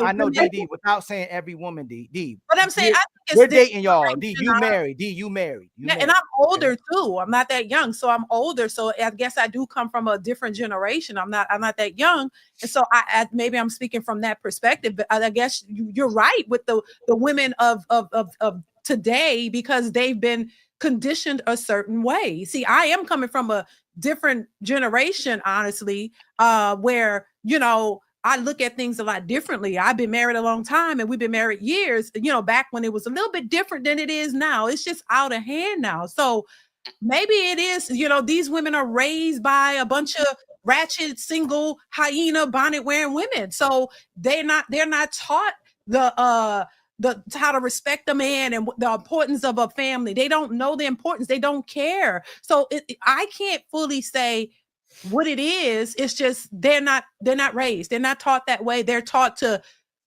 get over on a man, take him, get the coins, get to the bag, get the D and get the bag, and that's it. They don't know. They really don't know. They don't respect men in the way that women used to. Like I said, and I can't speak for every woman. I only speak for myself. And I think the good women, the women who have morals and values and understand the importance of a man and respect the man, they're already married for the most part. These are the leftover people. These are the ones who are left over trying to figure it out. The women and the men who got it, we've been married. We've, married. I'm in my late 40s. I've been married a long time, and they're married. They're taken. What y'all got is the leftover women who confused, don't know what they want. And you could give a woman the world and she's still going to have a problem. I agree with that. She's still going to find something wrong. And that I don't know if there's anything that could be done about that. I can't say what the solution would be, I have one suggestion, but I want Anne and Dr. James to intervene, and then we go to the main event, okay? There's 300 people watching the show in every platform. Thank you very much once again, Uncle Rick, Accountable Masculinity, Anil Kanali. Please like the videos. Please like the videos. Please like the videos. Okay, support the content creators that are streaming. We appreciate all of them being here. It's been a good show. Let's continue the momentum. Okay, go ahead. And Dr. James uninterrupted, and then I have a solution. I think I'm not going to work, but I'll try. Go ahead then. I think it's just fear. I think it's fear running with people, living in survival mode. They believe that because of whatever, because you're right, the good ones are already taken, but the other 50% of the population that has been traumatized, that has seen violence, who didn't grow up in households full of love, who saw struggle and lived in survival, who have generational trauma of poverty. That fear, it is scary, it is terrifying to believe that there will be someone who will ride and die and love you and won't hurt you. They don't understand it. And so for a lot of women, that fear controls everything. They would rather be in a relationship knowing it's toxic, knowing he's a child, knowing she's unfulfilled, knowing she's self-abandoned, because at least it is in alignment with what she already thinks is normal. She is afraid of actually being in a relationship where a man has control in it, and it doesn't mean slavery. She's scared. But guys, and again, this where we're doing our children injustice, right? You being with somebody, you're going to get hurt, right? You being with somebody long term, you're going to go through it. That's how it becomes long term, right? You guys go through things. Absolutely. Right. So again, if you don't have again, it all starts with you being responsible with the men. The most important thing a woman, our women believe that the most important decision is what career they're going to get into, right? What school they're going to get into, right? The most important decision a woman makes is the man she chooses to have children with. 100%. That's y'all ace in the hole. That no matter what, when y'all choose the right man to settle down with and have children with, you won the lottery. We both did. You won the lottery. No, I didn't. You did. You don't right? think? No. That's the problem right there. No. You have to. One second. Let her explain exactly why she thinks the way she thinks, and then Ricky got it back. I'm letting all y'all rock. Let me finish, right? Because the truth is, and we got to be honest. And the whole problem is that no one's honest about marriages and relationships and how they work. Okay, what's the honesty? Give me a second. You say I win, right? Because I get you. Will you die for me? Yeah. With most you're my husband. Okay. Right. Listen to what let's take it off the personal. I'm not trying to direct it at you, so let me rephrase, right? Okay. What's the understanding that most men have is women and children first, right? Mm-hmm. Sure. Right? You would never, if you got a man, listen to what I'm saying. I'm talking about from my perspective of the world and how I deal with my woman, right? Shout out to Dee, 25 years this year. Amen. Right? You can never, I'm talking about real world stuff. You will never be able to give back what I give to you because I'm your own personal Jesus. I make shit shake. I make stuff happen. I take stuff off your plate as a woman that you don't have to worry about complaining to your friends. You can sit in the group chat with your friends and laugh at them because they man ain't shit. Absolutely. But I give you a son. No, you're DoorDash. I'm the orderer. You're delivering my son. Yes. If it wasn't for me, self-sacrifice of myself. That's what you're supposed to do. And if we want to go back, if we want to go, if we want, you could, right? But that's your job, right? But that's your job. Listen to what I'm saying. Listen to what I'm saying, right? But if we go out and some shit shake off and pop off, it's my job to defend you as a man, right? That's right. So don't use what you're supposed to do as a woman as it's something special. That's what you're supposed to do as a woman. Right. It's what I'm supposed to do as a man. Correct. But when we talk about give my life to you, right? No, I said, would you die for me? Outside of pregnancy, yes. That's the point becomes mute because most women are not willing to die for their man, and this is I being think proven. that's the problem. This being that's not the problem because that's not your job. Like you know what actually would happen if you are my woman and I tell you go to the car, this is the dangerous situation, and you stay there to fight. I will tell you next time you do that shit, there will be no more husband anymore. You can go about your business and marry a pussy that wants you to fight with him. You are just making me, you just putting me in danger. Now I have to care about my face and your face, right? And And after again, that, and once again, and again, this is woman thinking like men. This is kind of like like a woman that thinks that, you know what? The best thing I can do for my husband is just to stay right here with him and fight with him. No man see this in the history of mankind, and the men that do that shit are men that should not be reliable because you shouldn't rely on them because once again you are not doing their job, and they are not doing their job either. Nobody is doing their job. You are staying with me and putting me in danger, and now I'm not doing my job because the worst thing that a man can do is I can survive if Ali give me a black eye and embarrass me, but if my woman comes back with the black eye, now I have to talk with her brother. Now I have to talk with her dad. Now I have to talk with her group of friends. Now I have to explain to everybody on Instagram why is my woman with the black eye when I was yeah. there to protect her. And But this is that's all part of Even leadership, worse, right, Patty? That's all a part of leadership. it's actually no. It's a part of followership. But It's about it's actually And, about. and I It's want to add on something to the let, conversation about Yeah, prizes. yeah. So, Let me 1 second. Let me mhm. just say these, and then Akua, accountable masculinity, and DD can pick the microphone. Dr. Williams, please interrupt us because Dr. Williams is the most polite guest that we ever had on the history of the Team Fatty show. So as soon as we get to the main event, you better not jump on Dr. James. You better chill. But the reality and is this, right? And this is what I'm talking about. This is what Ali said. Is the penis envy? Y'all really are being raised out to be men. I want $100,000, and I want a car, and I want a mansion, and I want to get the baddest bitch, which is the equivalent of the guy. Like everything you want is what the men used to want, and then when you get that shit, you resent yourself and you resent the man that you met because you became. because So, it's cancer to us. because remember what Didi said about control. Yeah. This is all about control. This is why I believe that women are miserable. And then I'm going to give my solution of everything goes, right? Think about it. A woman will find the man of her dreams. She will wrestle for control the whole relationship, try to put her hand on the wheel, try to make sure she test him left and right to see if he's still the man of her dreams, all that shit. And as soon as she gained control, she looks at him and says, ugh, what a motherfucking bitch.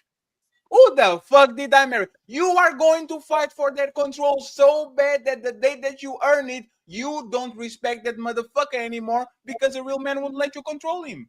This is Right. how this is how most relationships work. You are not okay with just sleeping and letting the man drive because you are afraid he crashes the car. And as soon as I say, you know what, baby, you can drive the car, bitch. I resent you. I might not think about it, but I'm resenting you now because you were a pushover. It is not the man that I married. The man that I married was to do whatever he want, and I would follow him. Now he's following me, and I can't stand this dude because he's doing whatever I need him to do. And once again, this is the crazy part: is you are not okay with the playboy. You are not okay with the dragon. You are not okay with the simp. The simp does everything for you. He should be a perfect husband. He does everything you want. Everything you want. He gives you money. He protects you. He is the perfect domesticated dog. And you still resent him because he's controllable. So I think, in my opinion, and then you guys can edit, please, by order. And shout out to Slice Maximus. I appreciate you being here, brother. Hi, The Slice. biggest mistake I think people did was telling women that life is happiness. Life is, like Ricky said, is pain. Life is misery. Life is, the bottom line is pain, and you are trying to get away from me as fast as possible once a week on Sunday when you can watch your NFL, when you can be with your ladies. Like life is misery and pain. So what happens is you indoctrinate a generation of women for from 50 to 1 year old that you are going to be a princess and you're going to have the happy ending And if you're not happy, something is wrong. You have to go to the next man and to the next house and to the next car and to the next job. And these women are literally configured to search and the pursuit of happiness like you are going to get it like Will Smith. No, most of y'all are not going to get a last call about your patent and says, you know what, Will Smith, I'm going to. Most of y'all are not going to get that shit. So what makes woman miserable or make woman sad is not that they're not achieving shit, is that we are telling them that once they get that pair of shoes, once they get their bag, once they get their trip, once they get their husband, happy life, everything, the credits come out, the Disney symbol comes in, and it's over. It's never over. You are going to achieve shit, and you are going to conquer stuff, and you are going to get the Ferrari and the mansion and everything, and you are going to be the most miserable person in your motherfucking block because once again, you thought that you were going to get all these feelings and this rush when you got everything, and now you are 3 months in with the pool, with the house, with the hot boyfriend, with everything. Like, what the fuck? Why do I feel empty? Because there are expectations. Life is pain. Life is misery. Be happy if you can twice a week. Have a nice moment with your family. Have a moment of relief. Go to a comedy club. Be happy with that because for the most part, it's unsustainable. You thinking that you can be happy most of your life and nothing will happen, and you are going to have a happy ending like everybody else. Go ask your grandma if she had a happy ending with 7 kids and a husband for 30 years. She will definitely say, hey, there was some point of times I was miserable. I didn't know what I was doing. I was resentful of your dad. Go ask everybody else. Since the beginning of mankind, we suffered tremendous, but you know what we did? We stay together because we need each other for survival. You take the survival out of the way, we have poor obese people, which means that we're eating well. Nobody's dying at birth. Nobody, like for the most part, doesn't have access to a hot meal, and we just can't seem to figure this shit out. So again, recalibrate your expectations. Life is motherfucking misery, and be happy if you can experience happiness here and there because happiness is fleeting and is going to peak one day, and then the next day you are going to be working for a job that you don't want to be there. It is what it is. Let me get. Oh, Well, she asked for the solution, and the solution is valuing a man more than yourself, more than control, more than your way, more than your dreams, more than your soft girl era, more than your stronger independence, more than being a bad bee, a boss bee. And you see it with your kids. When you have children, you have to stop everything. So if you got to value the man more so than your kids, contrary to popular belief that women keep pushing, you have to love and value that man more than everything else. You have to want to live. You have to want to not live without a man. Would that make them happy, That's Ali? why I would die for you. Oh, Ali, even Ali, would that make them happy? no, but Yes. they give them security. And, No, Ali, but Because women want to surrender. but this is exactly what I'm saying. Is you are going to value your man, and a lot of times that shit is going to make you miserable as fuck. It's not supposed to make you happy. It's not supposed Yeah. you having kids. That shit is not supposed to make you happy all the time. You're going to hate those motherfucking bastards here and there because they're just about little kids. This is what they do, right? That's the reality. You might love them and says, "Oh, but sometimes you don't want to get out of bed 3 hours if early because you have to take care of the kids." So it's value these things. And even if you do, we don't think that because Ali is saying value your husband, that shit is going to make you the happiest woman in the world. Some days you will be, some days you will be all completely opposite, and it's fine. That's life.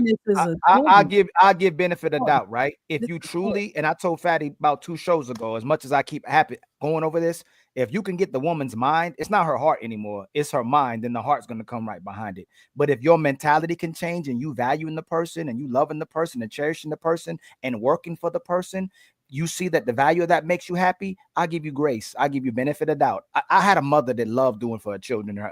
I mean, mom, go sit down somewhere. Go sit down. Go do something else other than for us. So that's hope there. But as much as I've been on these panels, as much as I met other women, and the generation of these women, it's kind of hard to see them even being happy when they say that. But I have hope. But for the most part, you're gonna have to put away your happiness and see it as your responsibility and duty to keep men and women together like grandma did. I think people are traumatized, both women and men, honestly, from my opinion, from what I'm seeing. Happiness is a choice. It's a choice you have to make for yourself. It's not contingent upon a man, the man. If you are an unhappy, miserable person, you're going to be an unhappy, miserable person, whether you've got a man, whether you don't have one. That's just who you're going to be. You have to make a conscious effort to love your situation, to love where you are. The problem is, and I do think that there are expectations that are put out there, especially towards us, of what a good man should be, what a relationship should look like. And to me, your relationship should be based on what works for you and your man, not what everybody else deems perfect or what it should be. And if you're searching something that everybody else deems perfect, that's why you're going to be miserable. I don't agree that everybody is miserable in a marriage. I'm certainly not.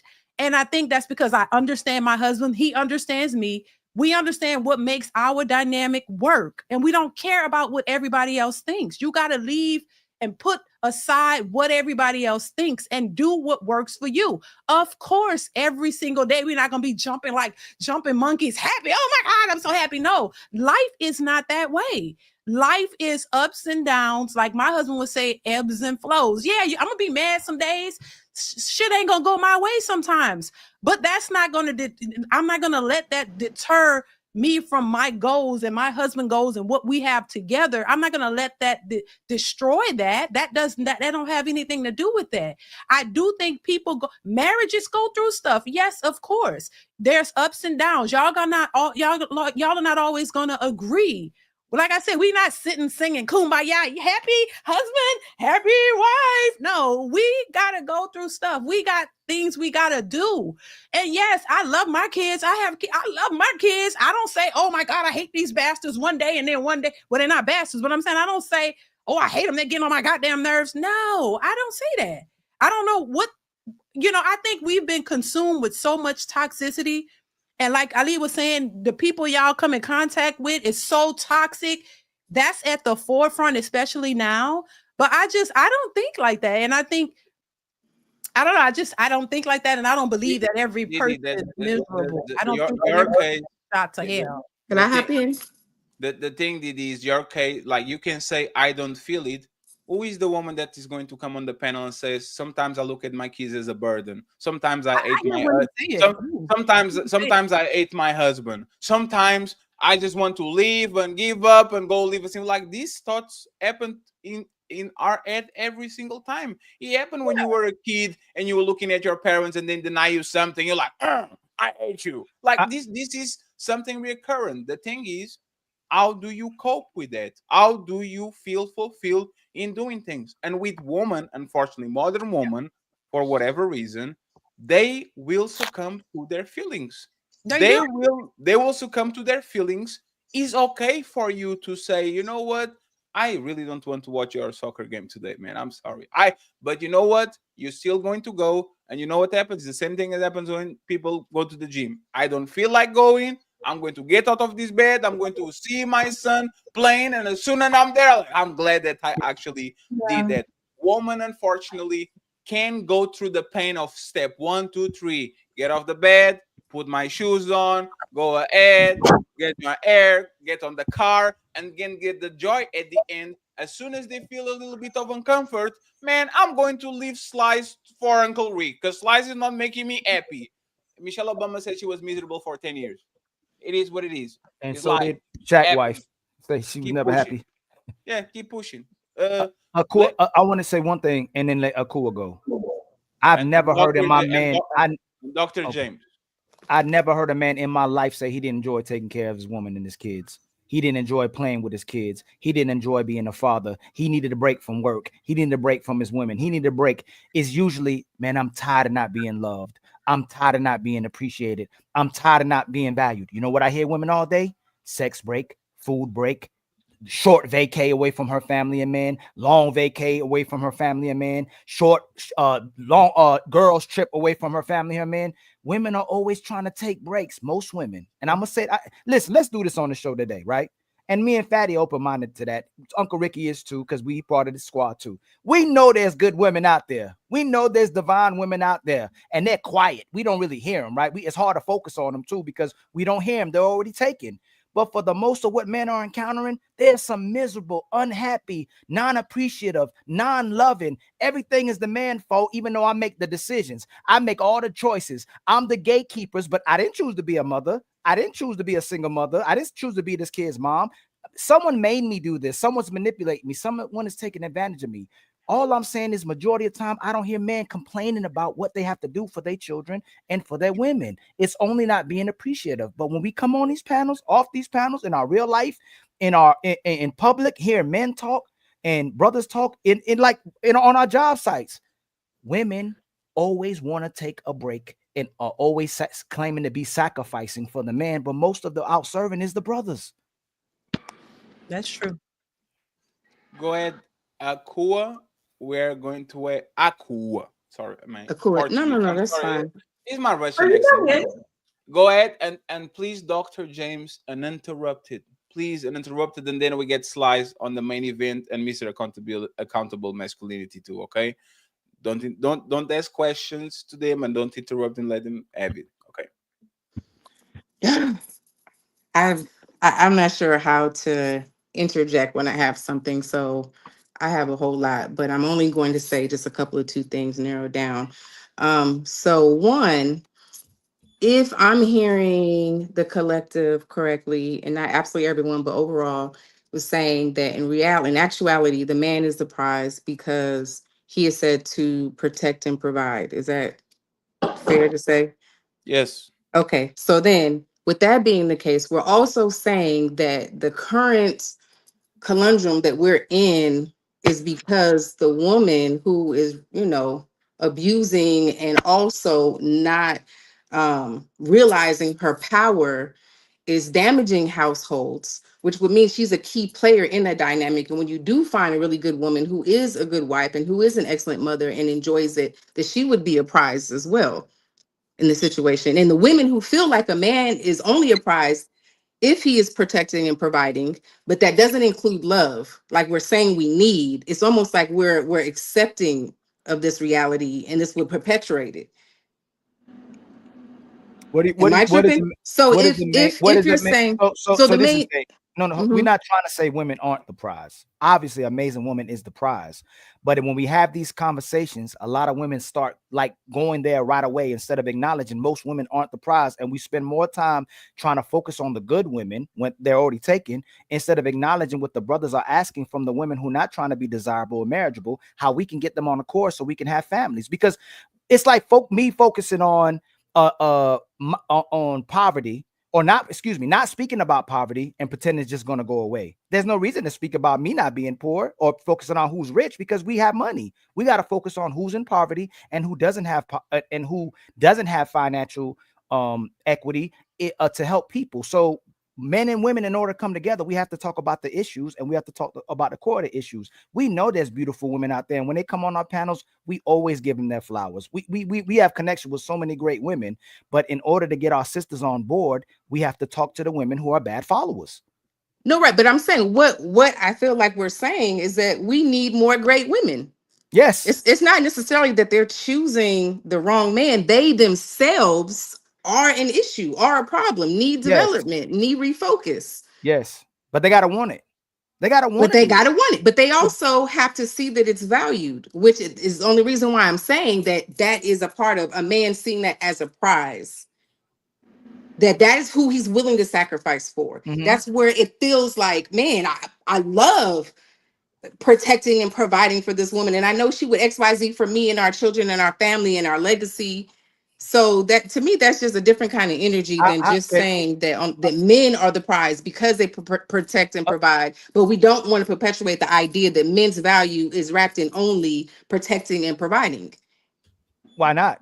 That's what. Why are we? Because Okay, then you're not going to feel loved. You're not going to feel loved if I oh, you said mean I that respect you way? only because you protect me, no? provide for me. So, But it's so we don't. So men don't think like women, right? We don't. You can objectify us to that. You can put us to that. We are on earth on here for each other. That's what I'm supposed to do. I'm not mad about you saying I'm supposed to protect and provide. It's the sisters that I'm tired of being objectified to a sexual object or a housewife or a homemaker. I want to do something outside of that. And typically, what that is being a man. I want to make my own money. I want to get my own car. I want to get my own house, and I want to pursue my dreams. But we never see these dreams come to fruition. Most of what you see women do is go and get the guy that she can get that's the best deal to get her nails done, get her feet done. She want to be a trophy wife. Where are all these dreams that a lot of our sisters are saying they're pursuing over being a homemaker and taking care of their men and children? So we should say men should be protecting and providing, but we need women who want to take care of the home and want to take care of their men and children.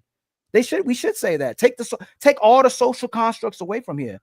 What are we doing on earth?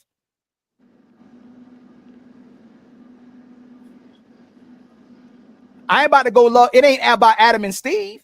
So it's Adam and Eve, right? Not Adam and Steve. Sometimes it's Adam and Steve. I saw it on TV. Yeah. Saying. Like it's just the nature of things. I think that's the biggest Rick, problem. Rick, can we get short? Oh, my bad, bro. My bad. No, it's fine. Short intervention and doctor and interrupt because doctor is so cold. We freezing him out like crazy. Doctor is just looking at us like, hey, forgive us, doctor. Please, no. us, Hey, doctor, let me drop this man real quick. It's his fault. It's his responsibility. He's the host of the show. He's doing. My bad, man. Ricky, go ahead and then doctor, please uninterrupt it, and then I'll read the super chats and I'll pass the microphone to Slice and Mr. Accountable Masculinity. Yeah, I got you, and thank you. My apologies. I just think again, what we're looking at is just people trying to turn nature on its head and get rewarded for it. You know what I mean? Things are a certain way because they work a certain way, and the truth is, if we look at en masse, the culture that the modern women in the Western world are providing is totally against nature. Right? Nature is of God. It makes sense. The order makes sense. If it's a seed outside in the dirt and it rains, it's going to grow something, right? It's just how things are supposed to work.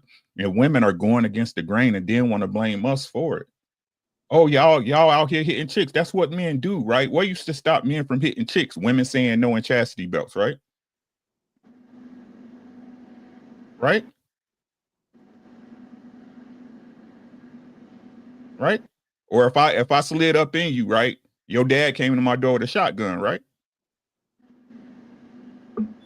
It's what y'all supposed to control.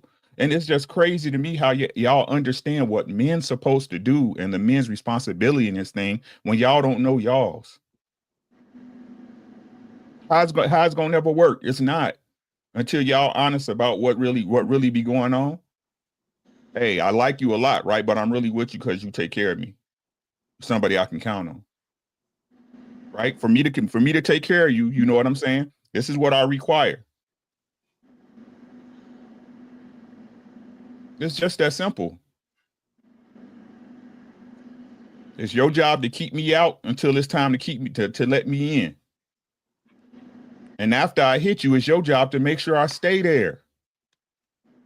You got to convince me as a woman that you're a wife. You. Because otherwise I'll take my resources somewhere else. This is the way the game is played. The player's just trying to change it. But I digress.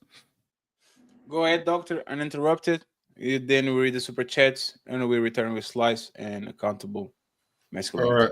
So thank you for your patience, sir. I will apologize. No, patience is a virtue.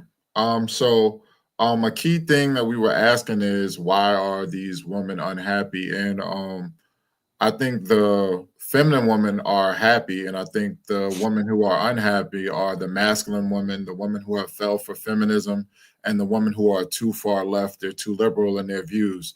Like Tracy Ellis Ross, she was saying how when she goes on dates, men who don't agree with, homophobic, men who don't agree with homosexuality or the trans movement, she doesn't like those type of men. But masculine men who are conscious and understand what's going on in the Black community don't agree with that type of stuff. So a woman like her will be unhappy. The women who can't just sit back and let their man lead are unhappy. Michelle Obama, she's unhappy. She has to have a podcast now and be out in the forefront, even though her husband is the first Black male president of the United States of American history. We didn't see Coretta Scott King out talking. We didn't see Betty Shabazz out talking. Why does Michelle Obama feel the need to have a podcast where she needs to speak? Her legacy is in her feminine energy and her being seen, not heard. We don't need to hear from her. Her power is in the fact that she allowed that man to be successful and be America's first Black president while she took care of their 2 children. That's her legacy. Why does she feel the need to do other things now and be outspoken and say that she hated or she didn't get along with her husband for 5 to 10 years? We don't need to hear that from her. Black women who fell for the feminist movement, started by Susan B. Anthony and Elizabeth Stanton, those are the unhappy women. They're miserable. That was a white woman's fight with their white man. Black men had nothing to do with that, and they fell for it, and now they're arguing over rights and things that it's a fake argument. They're not being oppressed. That was a white woman's argument. Black women had nothing to do with it. The women who fell for that, they're miserable. It was started by lesbians and women who really hated men. One of the founders of the National Black Feminist Organization in 1973 was a Black lesbian named Margaret Sloan, and she literally was a lesbian who wasn't even attracted to men. And so she pushed the agenda that women don't need men, and women ate it up, and those are the miserable women. So these are the ones who are miserable, and that's the ideology we need to stay away from. Someone has said something earlier about when you say, I love you to a woman, and then they start acting differently and things like that. That's what I was talking about, where that makes certain men reluctant to say it now because they don't want the woman to switch up. But I say just be who you are and say what you need to say. If the woman reveals who she truly is, then you need to get her out of the way. The Bible says when a man finds a wife, he finds a good thing. But many of these women are just women, they're females, but they're not wives. A 304 isn't a good thing. You got to have the traits of a wife. You got to be feminine. You got to be fit. You got to be friendly. You got to be nurturing. You got to be caring, understanding, a good communicator. That's a wife. So just finding any female who will sleep with you, it doesn't mean that you found a wife or you found a good thing. She has to have the characteristics, the morality, the integrity of a wife. And that's when you found a good thing. Thank you very much. I appreciate it, Doctor. Let me read the super chats real quick, and then we go to the main event, why we are here today.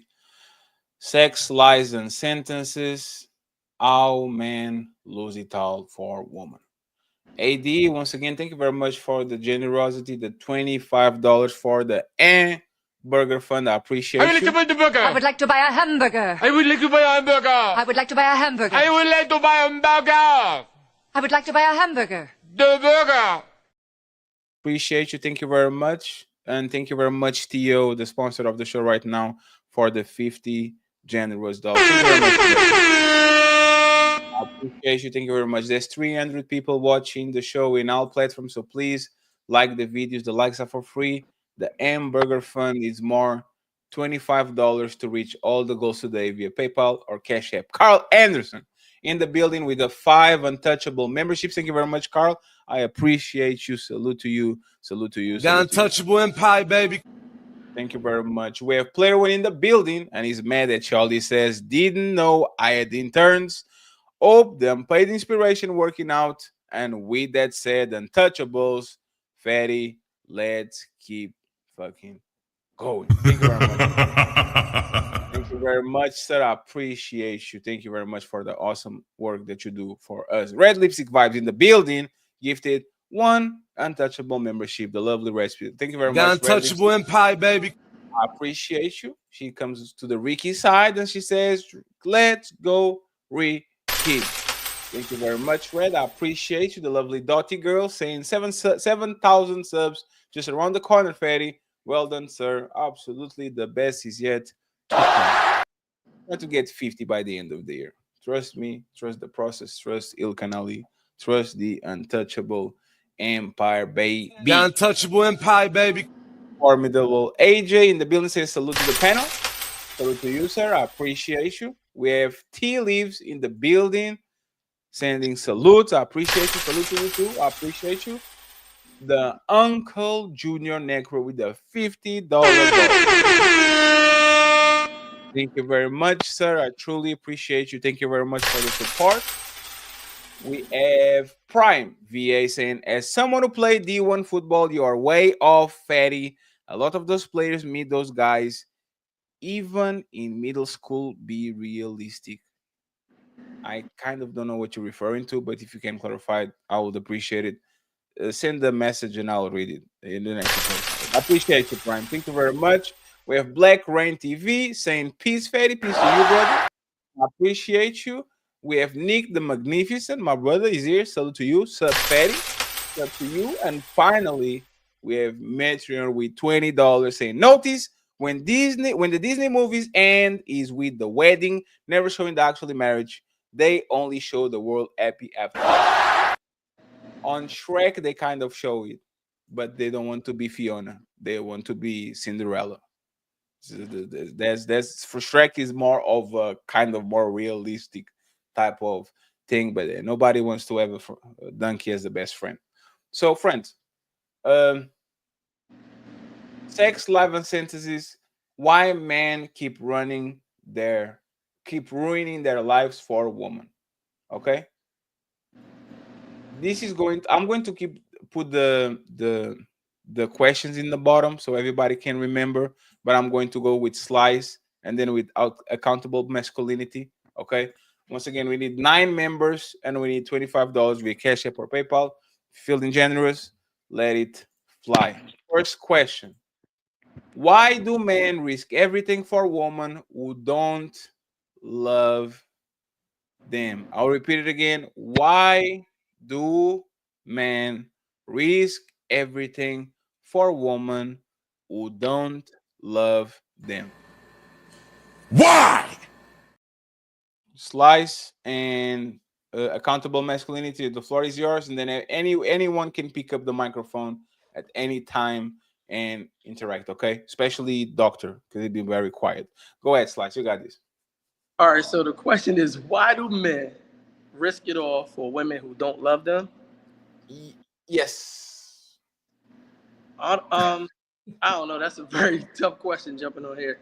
So I think a lot of times us as men, we do love unconditionally, while a lot of times women love with conditions. And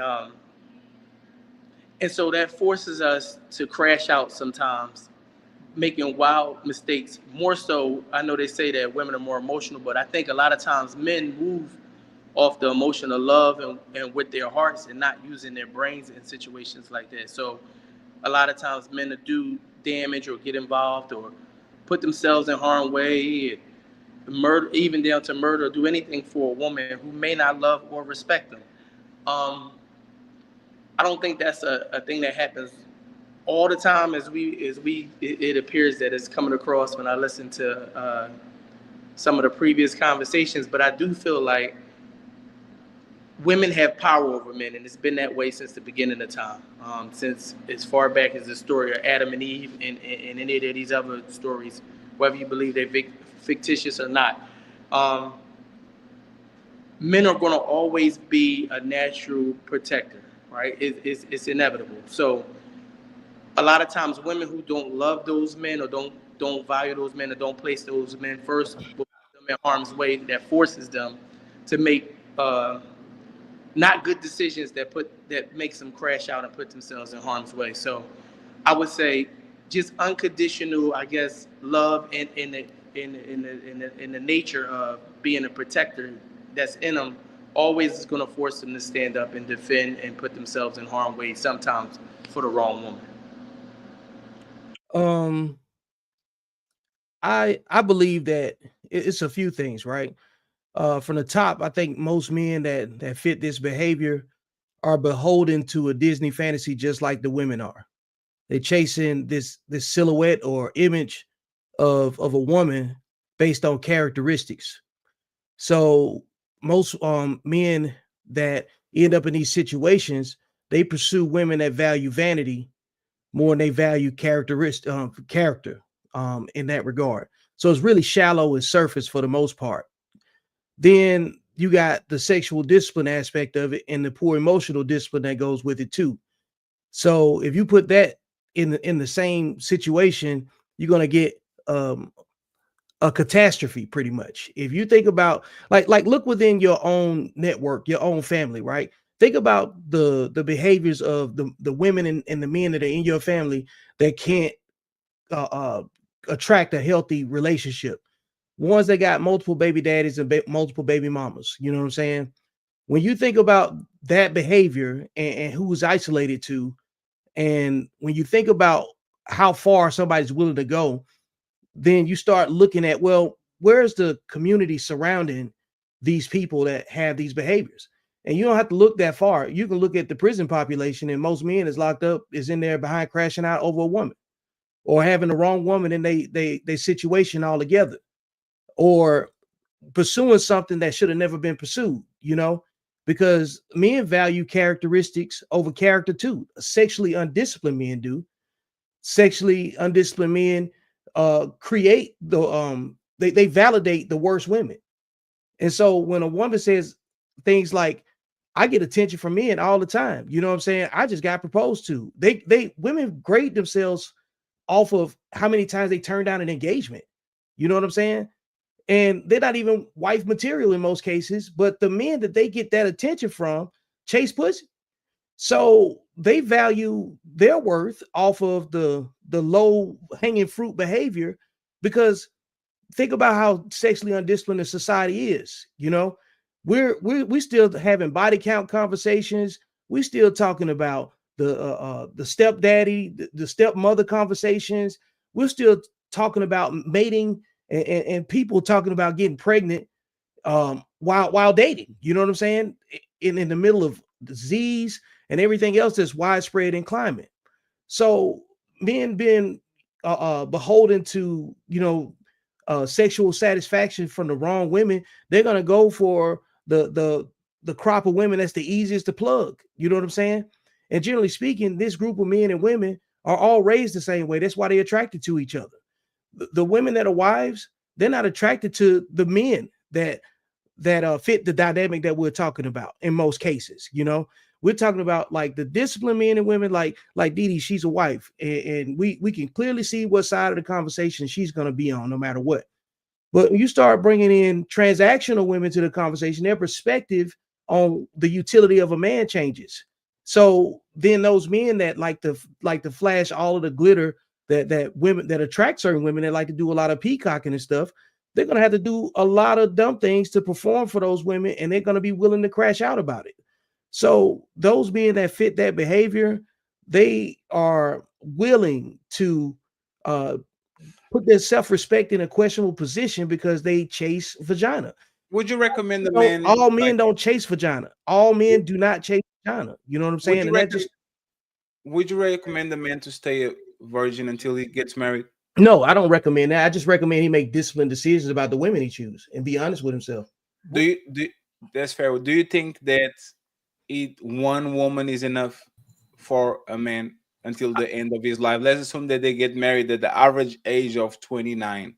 Even for men that have principles, men that have honor, men that are hard workers, do you think that most men are comfortable on having one woman for the rest of their adult life from 29 until 75, even the good men? No, not in this generation with most men being raised by women. No, there's a problem. Our grandparents weren't okay with that shit either. I'm agreeing with. Go ahead, Fatty. Because I am okay with we shitting on the current generation and the next one. I'm an equal opportunity. I'll shit on everybody, man, woman, all. I don't think that we are different from our grandfathers. Even if we're being raised by single mothers, they would be raised by dad and mom, and they would have a whole family on the other side of the town that you only meet at the funeral, right? So, do you think it's something exclusive from us, or do you think that's no? I just don't think that it's been defined properly. Like when I say when I talk about sexual discipline, the people that agree with that, they're not willing to chance and crash out and put their homes at risk behind choosing the wrong sexual exchange. You see what I'm saying? But in the past, the sexual discipline piece was mostly based out of fear.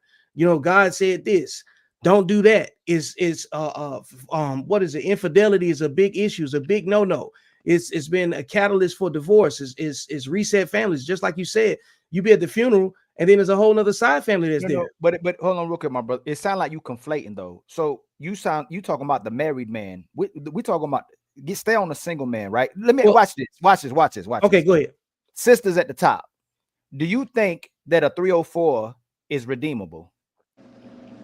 Can you turn a 304 into a housewife? No. I don't think so. You don't think so? Okay, now second question. Are men turning 304s into housewives? Absolutely. Yeah. Okay, so they can become a wife. So this is I the mean, problem. Hold on. This is the problem with this conversation. Is that's the same way a dog can turn into a husband. He can turn into a husband whenever he wants. We like saying these things to control a man's manhood, but he's not the same as a woman. All these brothers found their wives being out of control with their D versus probably you strap something on it, but I'm sure most of the brothers on the panel was destroying and they was as faithful as their options when they was dealing with women when they was single. They was terminating everything, and it ain't because they wanted to. I'll give y'all a grace, right? To keep from being compromised emotionally because so many sisters were doing it. Why buy the cow if you can milk it for free? Most men did that to keep from having emotions. But what happens with men is that men do actually love women. So if they keep having smacks, I keep saying smacks because of TikTok. If they keep having sex with women, we start catching feelings with y'all. What Uncle Ricky says, if you can convince us that you're just not a 304 and a woman who been getting bust down, because most women we meet got bust down. So if my brother's asking men to practice D discipline, and women aren't practicing P discipline, is irrelevant. That's all I'm saying. So all I'm saying is when you break down D discipline, I hope it's if a man is married to a qualified woman, a great woman, and to keep from tarnishing and ruining his household and not lose his family, he should control his manhood. But when it comes to being single, King Dingaling is getting all the women. Like he's finding his wife. So being disciplined ain't gonna get you a wife. Most women don't want the incel. I don't know if that's triggered the algorithm fat. I don't know about that. And most women, when they get mad, will tell you, I know you don't get ussy, and I know you can't get women. Yep. If I walked out this door right now and Chris Brown walked out another door, most women chasing after him, and they know he's even being involved in DV issues. Women want the man that most women want, and they want King Dingaling. Yep.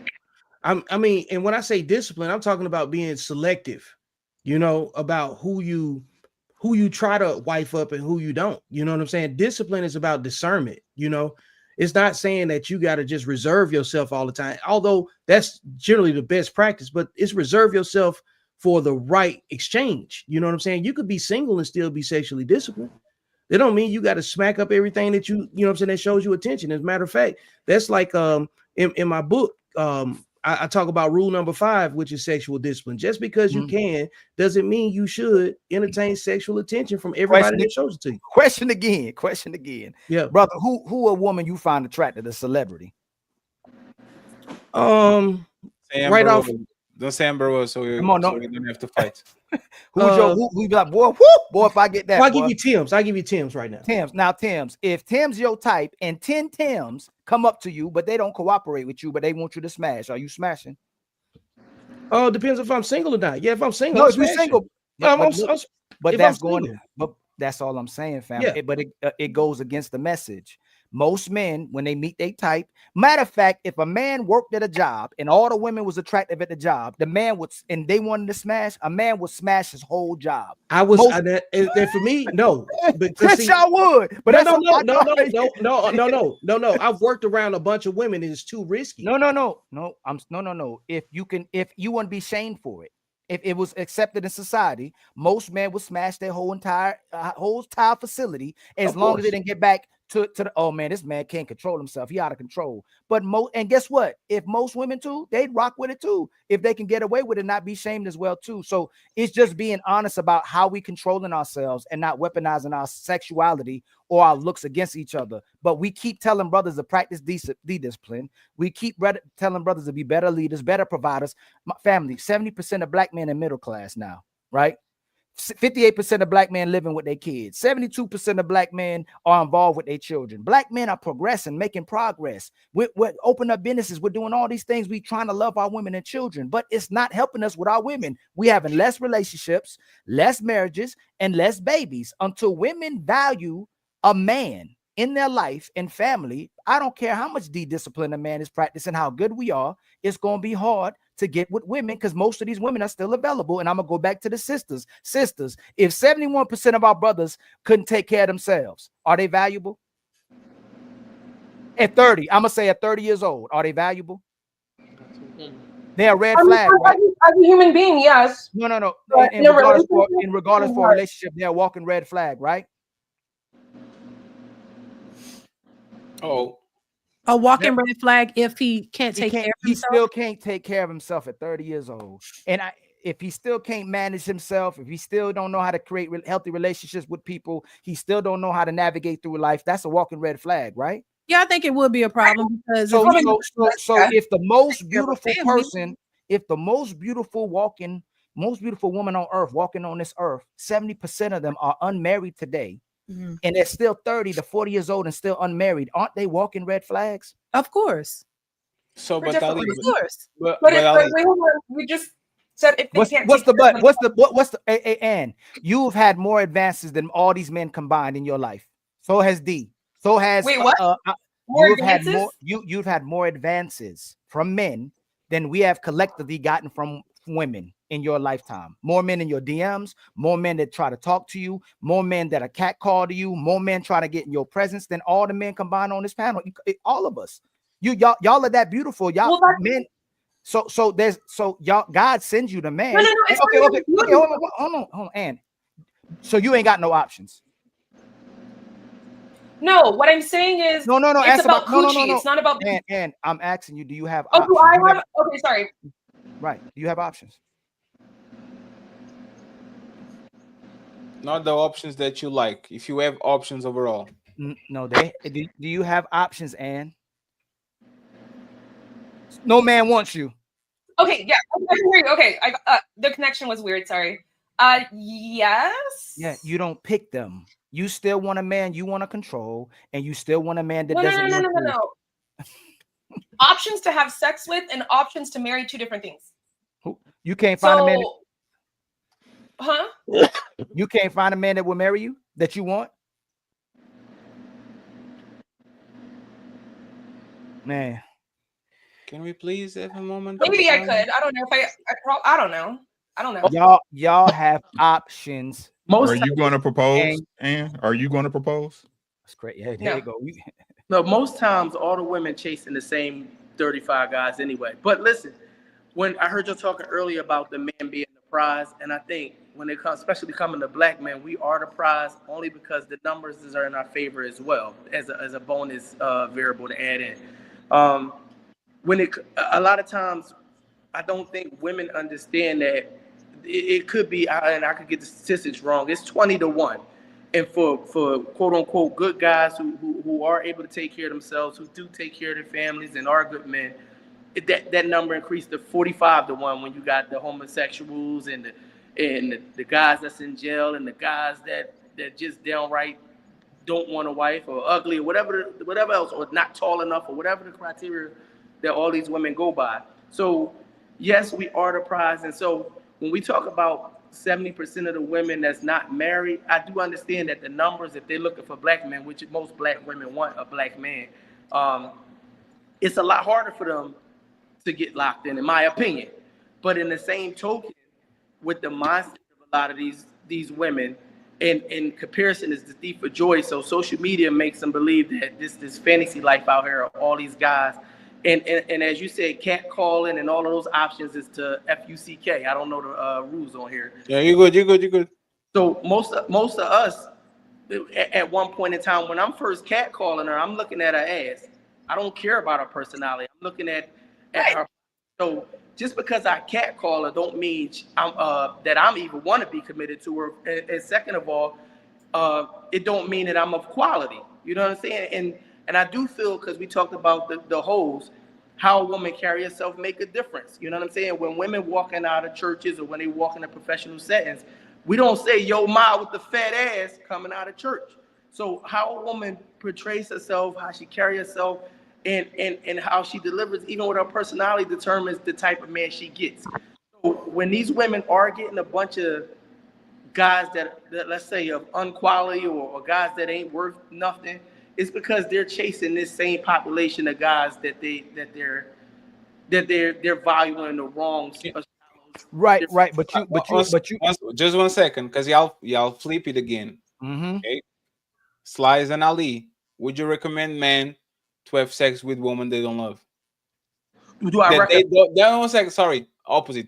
Would you recommend men to have sex with women that don't love them? This is on men. We're going to stick it on the men. Would you recommend men to have sex with women that don't love them? Yes. That's the market. Yes, that's what's that's happening. most of the market. So when you're saying this, love is something that has to be developed over time. It would be great if you could stall out till you find the one that love you. But we're talking about real human nature. My dick stands up when a beautiful woman walks by. And does she love me? I mean, maybe I don't even have the time to figure that out. So naturally, in all actuality, we're going to chase looks. That's the first thing that we're attracted to. Before we ask her anything else, we're instantly attracted to looks. We're human. So yes, I can see us having sex with a woman who may not give a damn about us at all, especially being single. That's the reality. But I do feel like if you do have a little more control, you don't just go, as my brother said to I don't know, on the screen, on the right on my screen, you do got to have some discipline. In our case, to be honest, pussy ain't hard to find. I'm telling you, and at this day and moment, good looking pussy ain't hard to find. But what we never address. Well, give me a second. I got you, man. Right. What we never address, right? Again, if we're gonna talk about it, let's talk about it. Why are you saying to be sexually disciplined? Why? So, I'll say that. And my man spoke on the discipline. I mean, the consequences of family. That's one thing. But to be disciplined this is my personal opinion. If you care about the black woman or a human, you got to be really transparent, even when fucking her, because emotions get involved, right? And so a lot of times, and I've done this when I was single too, as my brother talked about, when you're a good-looking brother and you got things going for yourself, women are going to flock to you and you're going to have sex with them.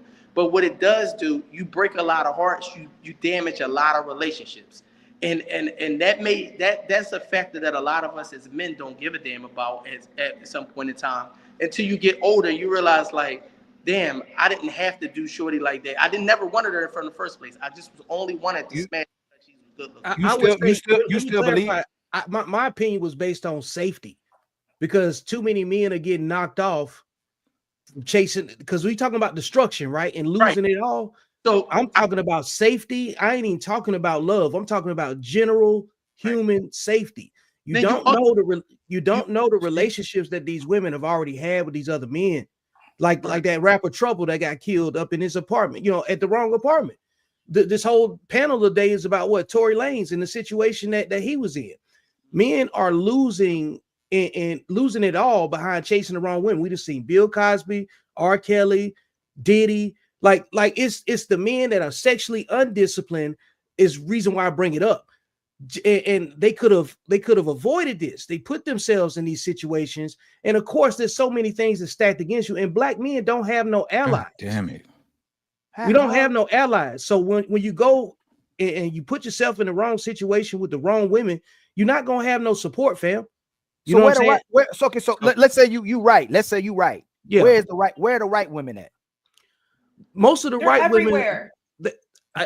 This is the thing too. Men have to go in different environments and stop going to the same environments. Brother, I didn't ask you where. Okay, so the women they tearing up in the church too. A lot of preachers. I don't worry about the church women ain't So like I'm asking you again. See, we keep coaching brothers as if brothers are the problem, right? And Mhm. y'all, even my brother here said that we breaking women's heart. No, we weren't. She never loved you. She was using that for leverage and control. Yeah, if she like- already busting it wide open for you, don't know your favorite color, don't know what you like to eat, ain't prepared to invest in you for the rest of your life, and you ain't never even get her cooperation. Most brothers, not saying you, my brother Slice, She giving you coochie before she cook. Exactly.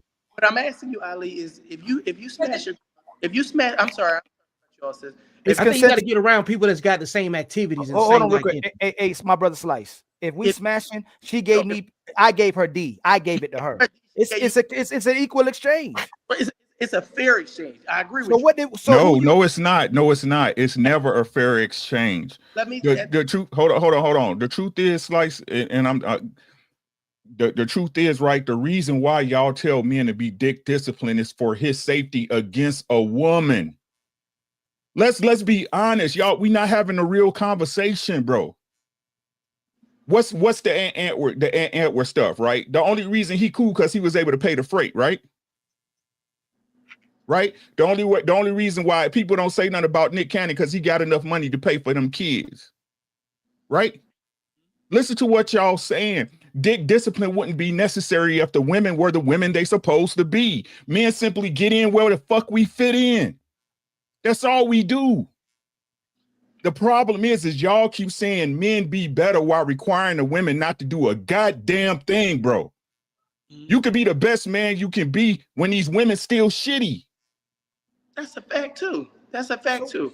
So we wasting our time coaching brothers, family. If all of us was being good men, it'd be difficult to find a good woman if we stood on code. I said this years ago. I said if we stand on code, women would have nowhere to go. Uncle Ricky told people a long time ago, when women got no responsibility. Most women are liars. Our sisters, or a lot of women, most women are the only ones who not selling when we buying. They are the market. The where to go to find a woman is a woman. That's where we're supposed to go. It's to a woman. So if I gotta keep dodging women to find the right one, the woman is the problem. So where we need to go is to a woman. Hey, how you doing? I ain't the right one. Oh, you not? Let me go to the next one. Hey, I'm not the right one either. Let me go to the right. We 30, 40 years old. That's why men are having kids now, or men having kids out of wedlock. They at least get some kids too. The women talking about they being single mothers, so now we're gonna have single fathers because they're not investing in the family, and then we have so many women picking themselves. If a man gets $1 million, he gonna give it to his woman. If you give a woman $1 million, you can look at the data. The divorce rate goes up drastically. She uses it for herself, even if she's married. So what we give to everybody. What she gets right now, most modern women, give to themselves. So it's not the man. So if I can't get her heart, and every time I give her my heart, she compromises it, most women are just going to get pumped and dumped and smashed and dashed. At least he gets access to a woman, because a man would rather go to hell with a woman than go to heaven without one. And a sister will pick herself before she picks a man. Most sisters, he will go to hell for her. Adam and Eve. Yeah, men gotta stop. Some men gotta stop smashing anything, because that's part of the problem too. The men who will smash any old woman that's out here, they give them a false sense of confidence, and they make them think that the way they look or the way they act is acceptable because they can still get a man that'll smash them. They got men in their DMs, even though their Instagram is unpresentable. They got a whole bunch of naked photos, or they leaving nothing to the imagination, and they're carrying themselves like a hoochie, but their DMs is filled up, so they think that they're still a catch when they're not. So that part of the discipline, men need discipline with that too, to stop giving these women a false idea, because it just increases the delusion. The woman is 250 pounds. She got 3 kids, 3 baby daddies, but men still hollering at her, or men still smashing her. So she thinks that she's still a catch, and that that's okay, and that she can get any type of man she wants. So now she has this delusional expectation that, oh, I need a man who's 6'5", makes $150,000 a year, and she really thinks she can get that just because that type of man will smash her. But she doesn't realize that type of man won't wife her. That's what they. So Dr. what Williams. type of women do you guys Hold on real like? quick, and that's what they keep telling us, so we can push that narrative out. Most women you encounter, no, brother, listen. Most of them will say, "Is this all we doing? Is this where we going?" Most men want is sex. Most men cheat. Men are dogs. Men objectify us. Men want us to be slaves for them. No, they know exactly. D and know that if you have sex with a man, he not gonna marry you. That don't mean he gonna marry you. They know that, but they go, if I at least, not D or N, women in general go, if I have sex with him, at least I can leverage it and see if I can get the option and want to be with me. They know they're not gonna get a man when they have sex. We all know they and they'll tell you that all day long. Most of us know that having sex with a man is not going to make him be married to you. This is scary. This is scary. This is really scary because while what Alice just said was correct and what Brother James said was correct, what's scary to me is that men are willing to have sex with women, and these aren't women who are quality. They just have a fat booty or whatever, and yet get trapped in these situations with women who aren't healthy. And ultimately, women also have to hold themselves accountable, but it's almost like women don't have the incentive to, because there's always going to be someone around who's going to want to put a baby in her or do whatever. And it's scary to me. There's so many OF girls who are like married now, right? Like let me bring it back. What's scary to me is that I'm not entirely sure men recognize that it's not just sex you guys need, and it's not just sex that what women provide in relationships. And I'm scared that women don't think that they need to develop themselves beyond just sex when it comes to men. No, that's not. No, it makes no. And that's why I'm telling the Slice, y'all. The man who getting sex is him. The man who getting sex is a producer. He's men of value. Women say, "Hey, hold on," and no, this is no. When on this show, we're gonna, and I'm not taking nothing away from your brother's perspectives, but all of y'all have access to women, have experience with women. They know who they're going to. They want to deal with the man that has the highest sexual market to other women. They know he's valuable, but either she's gonna get him to change for her, or he's gonna change, she's gonna change for him. Most women will keep trying to change a man. Slice. They're not accepting the man for who he is. They know exactly who he is. They complain on here and say he was a liar, he was a cheater, and he wouldn't change. The quote we keep using is, when men and women get married, a man hopes his woman stays the same, and a woman hopes that man changes. So Ali, in the Tory Lanez situation, because he was having sex with both Megan and Kel. Did y'all know that, right? So he was exercising his options and sleeping with both girls. Turns out, and women, honestly, they hate each other. Turns out Kels is the one who shoots Megan. Tory takes the fall. Do you think that if he was like, both of you women are not marriage material and I'm going to go be with my wife, and if he was never in this situation, would sexual discipline have saved him? It's a possibility, but y'all are wife till you not. You cooperate until you not. You the good woman till you no, hold on. Y'all, or most women, see, we don't even like having, like, people think we love these conversations, but we don't really like, we wish we didn't have to have these conversations. Women keep changing their mind. You'll cooperate with this brother till you don't. You are 304 till you choose to be a wife. Then you're like, you know what? I don't like all this. I don't want to be a wife anymore. Women keep changing their minds. A brother, once he commits to something, he takes on the pros and cons of whatever comes with that sister. As long as you don't deal with another man, a man still puts loyalty over his self-respect. Most men are getting inconsistency in the bedroom. Most men are getting disrespected. Most men are getting pushed back. Most men are, when they go to correct their woman, the woman is going to make it about herself. Most men are not getting cooperation. So he still go, as long as you don't deal with another man, I'm still going to pick my woman in the bad side of her. The moment your man disagrees with you, the moment you have trouble with getting your man to do something that you want, and you feel like you don't have his cooperation, he ain't moving the way you want him to move in, the woman is going to compromise that man over her feelings every single time. And that's most women. It's not the minority of women, but it's most women. They're going to pick themselves over the man, where the man's going to still pick the woman over himself. How do we, I don't entirely disagree, right? But I think that's exactly how people who are stuck in survival mode and transactional mode move. Like, I don't think this has to, like, what you're saying makes a lot of sense. Yeah. Can y'all answer Ann question, please? What's the question? The question is rolling at the bottom. Was Tory Lanez a victim of the system or his own dick? Both. I like the way you put that. He was a victim of both. I would like Didi and Doctor to intervene, please. Go ahead.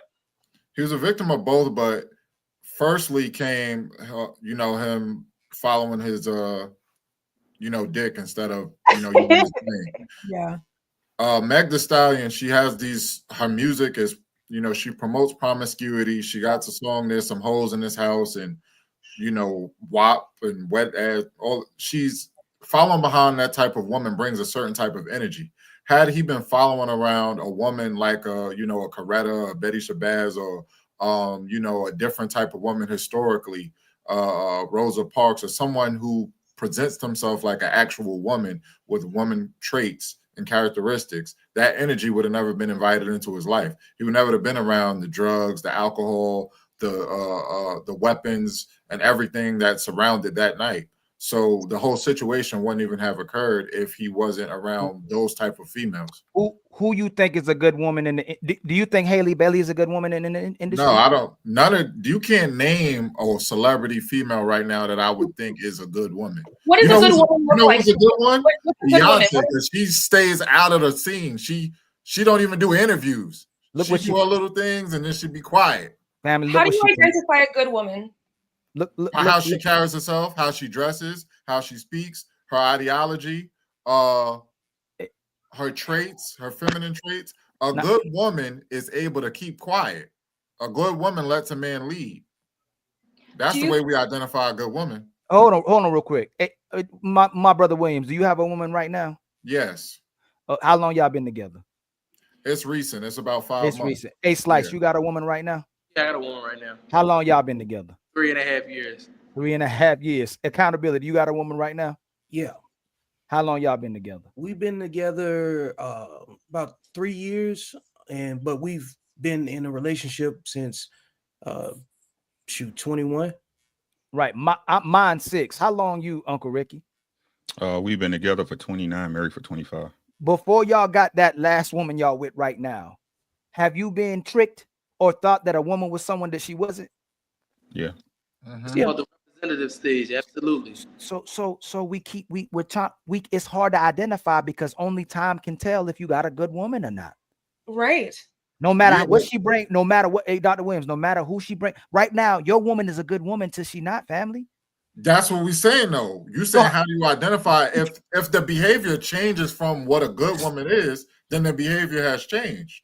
The thing is, though, what he's saying is you can be fooled initially. Someone in the first 3 months, a year, can show you different characteristics when she gets a ring, for example. So the issue is, are we actually choosing to stick around long enough to see who people are? Or are we just smashing and No, that's not what I said. That's not what I said. That's what I'm saying. No, I know that's what you're saying. What I'm saying is, Slice, most dudes can't keep their woman. Not because they don't want to keep her, but she don't get kept. Like most dudes, it ain't 10 years and it ain't life. It ain't life. You know what I'm saying? It comes a moment of time when your woman changes the trajectory which way she going. But let's get back on topic, my brother. I wonder. Let's get back on topic. Was Tory Lanez a victim of his manhood or the system? So I heard somebody mention Tory, Bill Cosby. Who else did they? All these guys. All right. Well, we got DDG. I mean, so I heard a lot of different things, but let's stay on Tory.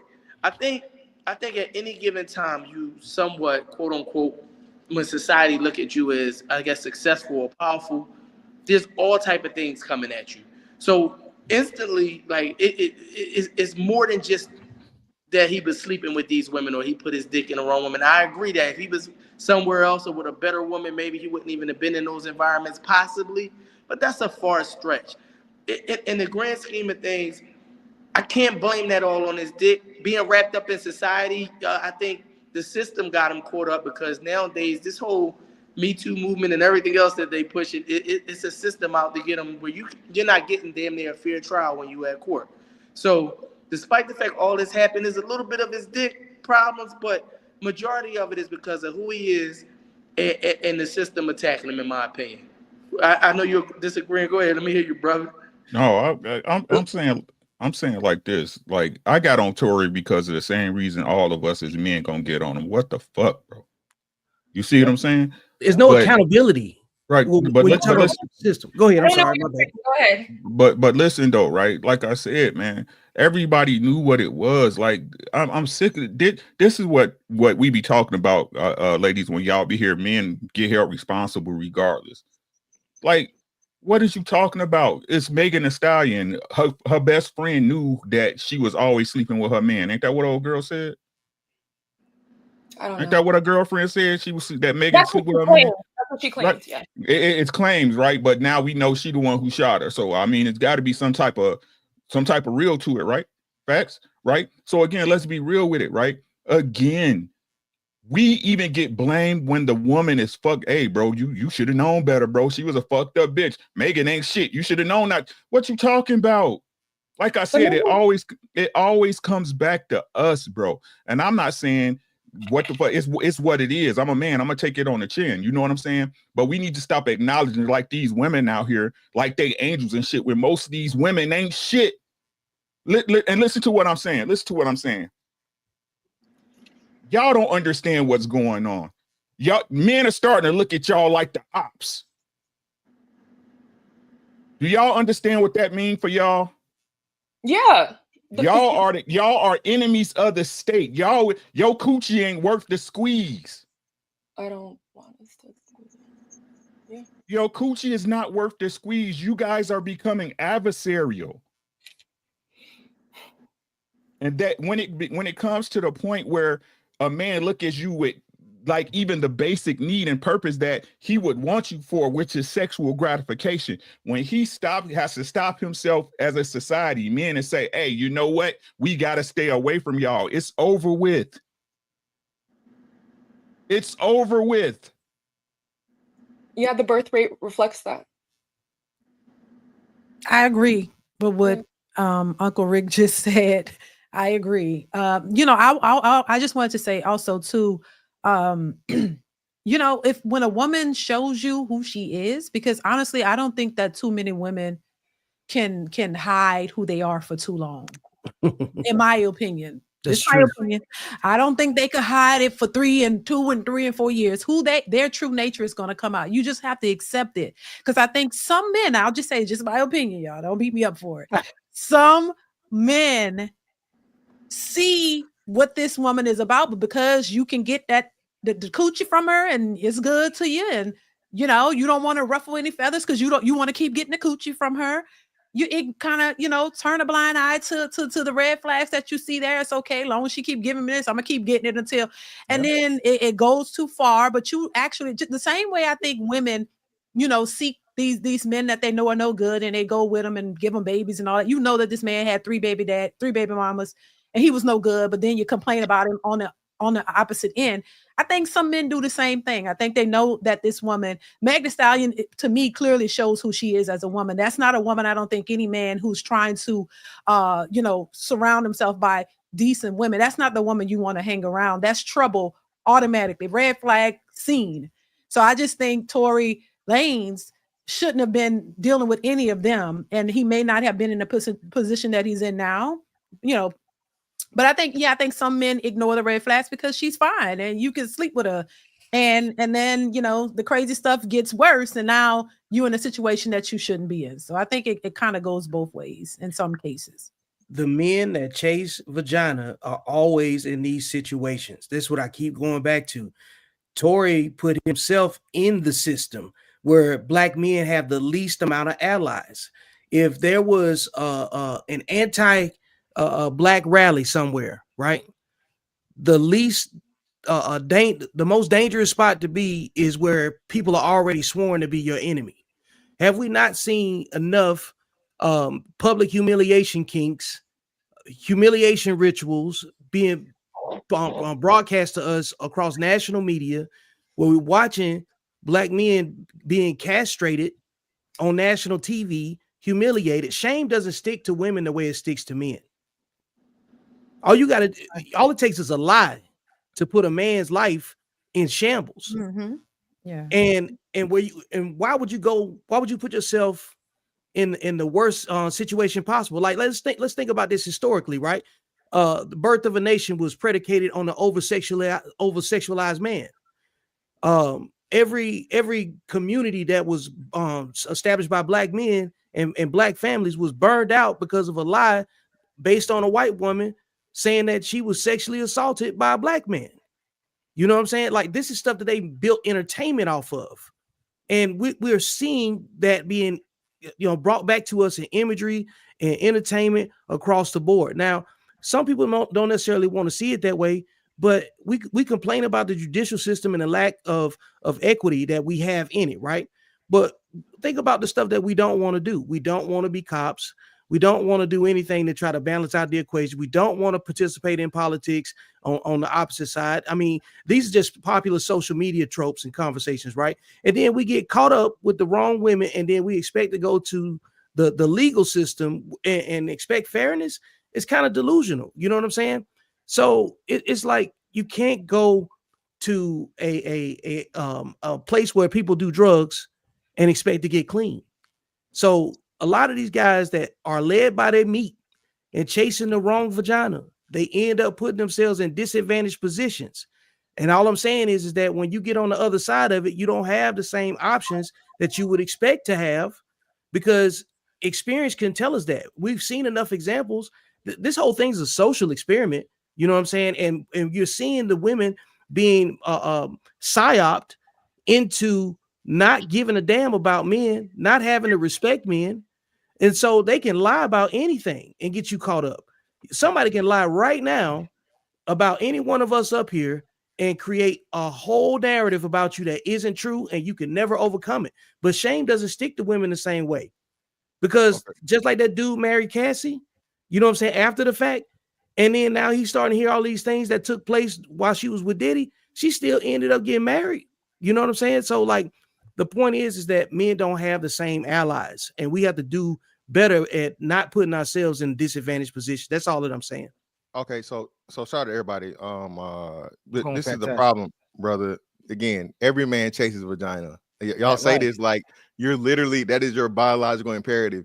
You have testosterone in you that literally, that's if men did not chase vagina, the human race would cease to exist. Okay, so we have to stop vilifying that from whether you look at it from a science level, you look at it from a spiritual level, right, or whatever. The man seeks out the woman. Okay, so every man that pursues a woman pursues her for sex in some way, shape, form, or fashion. We have to stop vilifying this as if we're, and again, Tory Lanez is a guy to where he's a wealthy guy. So he's in a rare occasion to where women are going to come after him and pursue him. Now, so you just have sex with every woman willy-nilly and irresponsibly? No. But what you kind of answered your own problem, though. You just said any woman anywhere can lie on us, correct, brother? Yeah, that's why I said choose so the right every woman. woman is the wrong woman. At any point in time, that woman can tell it. We have a thing going on right now to where a lady is going. Hold on, brother. My bad. Ali, that was you. Oh, you There's good? a lady going viral right now because she said it took me 15 years to realize I never consented to sex in my marriage. This is the time we live in, bro. So when you guys, again, shout out to Uncle Rick, shout out to Ali. What we keep, it is not black men's fault. We got to get out of this propaganda and this programming as to where the man. If you only hold one side accountable, the other side never corrects itself. If you keep firing the leaders and you never change out the followers, what are you going to get? You're just going to keep getting fired leaders. I don't think you can hold women accountable, though. How not? I don't think that you can. What I'm saying is, like, until they correct their own behavior, there's nothing that we can talk about. You can't, but you just hey, fans, I'm getting right back to you. You checkmating yourself, my brother. If you can't hold them accountable, what's the point? Well, that's the men. Yo, how you gonna talk to the men? If you thank you, Ali, we just no, you just did accountability. Let me cook. First of all, let me tell you this, brother. I rock with about most of what you said, man. You on point. I didn't even know you was like this because I listened to some of your information, but a lot of your things that you're saying very insightful and great advice for a lot of people. So I want you to cook, my brother. So I just want to make sure you know that as well. Got you. Understood. But if you say we can't hold them accountable, what is a man practicing D-discipline going to do for society if we can't even hold him accountable? Exactly. Well, here's what I'm saying when I say we can't hold him accountable, right? Until I made a decision to not argue with them and try to make them see our point of view. Until the women decide that it's important enough to get on the same sheet of music to pay attention to respectful men, nothing's going to change. It's just like if you want racism to go away, right? White people have to get offended enough about racism to do something about it because it's just a regular element, right? Just like I understand that there's going to always be men and women in pursuit of sex. when I say discipline, I'm not saying refrain from it at all. I'm saying just have better vetting criteria. That's the only thing that I'm saying. Yeah. You could be single and promiscuous and do it in a healthy way without hurting people, is what I'm saying. Or without giving yourself to the wrong women that can hurt you. We all can agree that Meg Thee Stallion is probably going to put you in a fucked up position. Women like her. That's broke women like her. Right there. Hold on, brother. So let me interject right there. Now the question is, before Tory Lanez, how many men had Meg Thee Stallion did what she did to that man? Mm-hmm. That's what y'all not considering. It was never her behavior. She was. First of all, she didn't. Hold on. This is what I'm trying to tell y'all. This is what we're trying to say. It's not about obfuscating a man from responsibility. It's not taking a man to just do what you want to do. But what everybody, it's the hard thing for people to understand is that a woman has autonomy, and at any point in time, a good woman can become a bad woman. A truthful woman can become a liar. And we know, as Ali and always says, listen, when that woman put under pressure, what's she gonna do? She gonna tell the truth, or she gonna protect her image?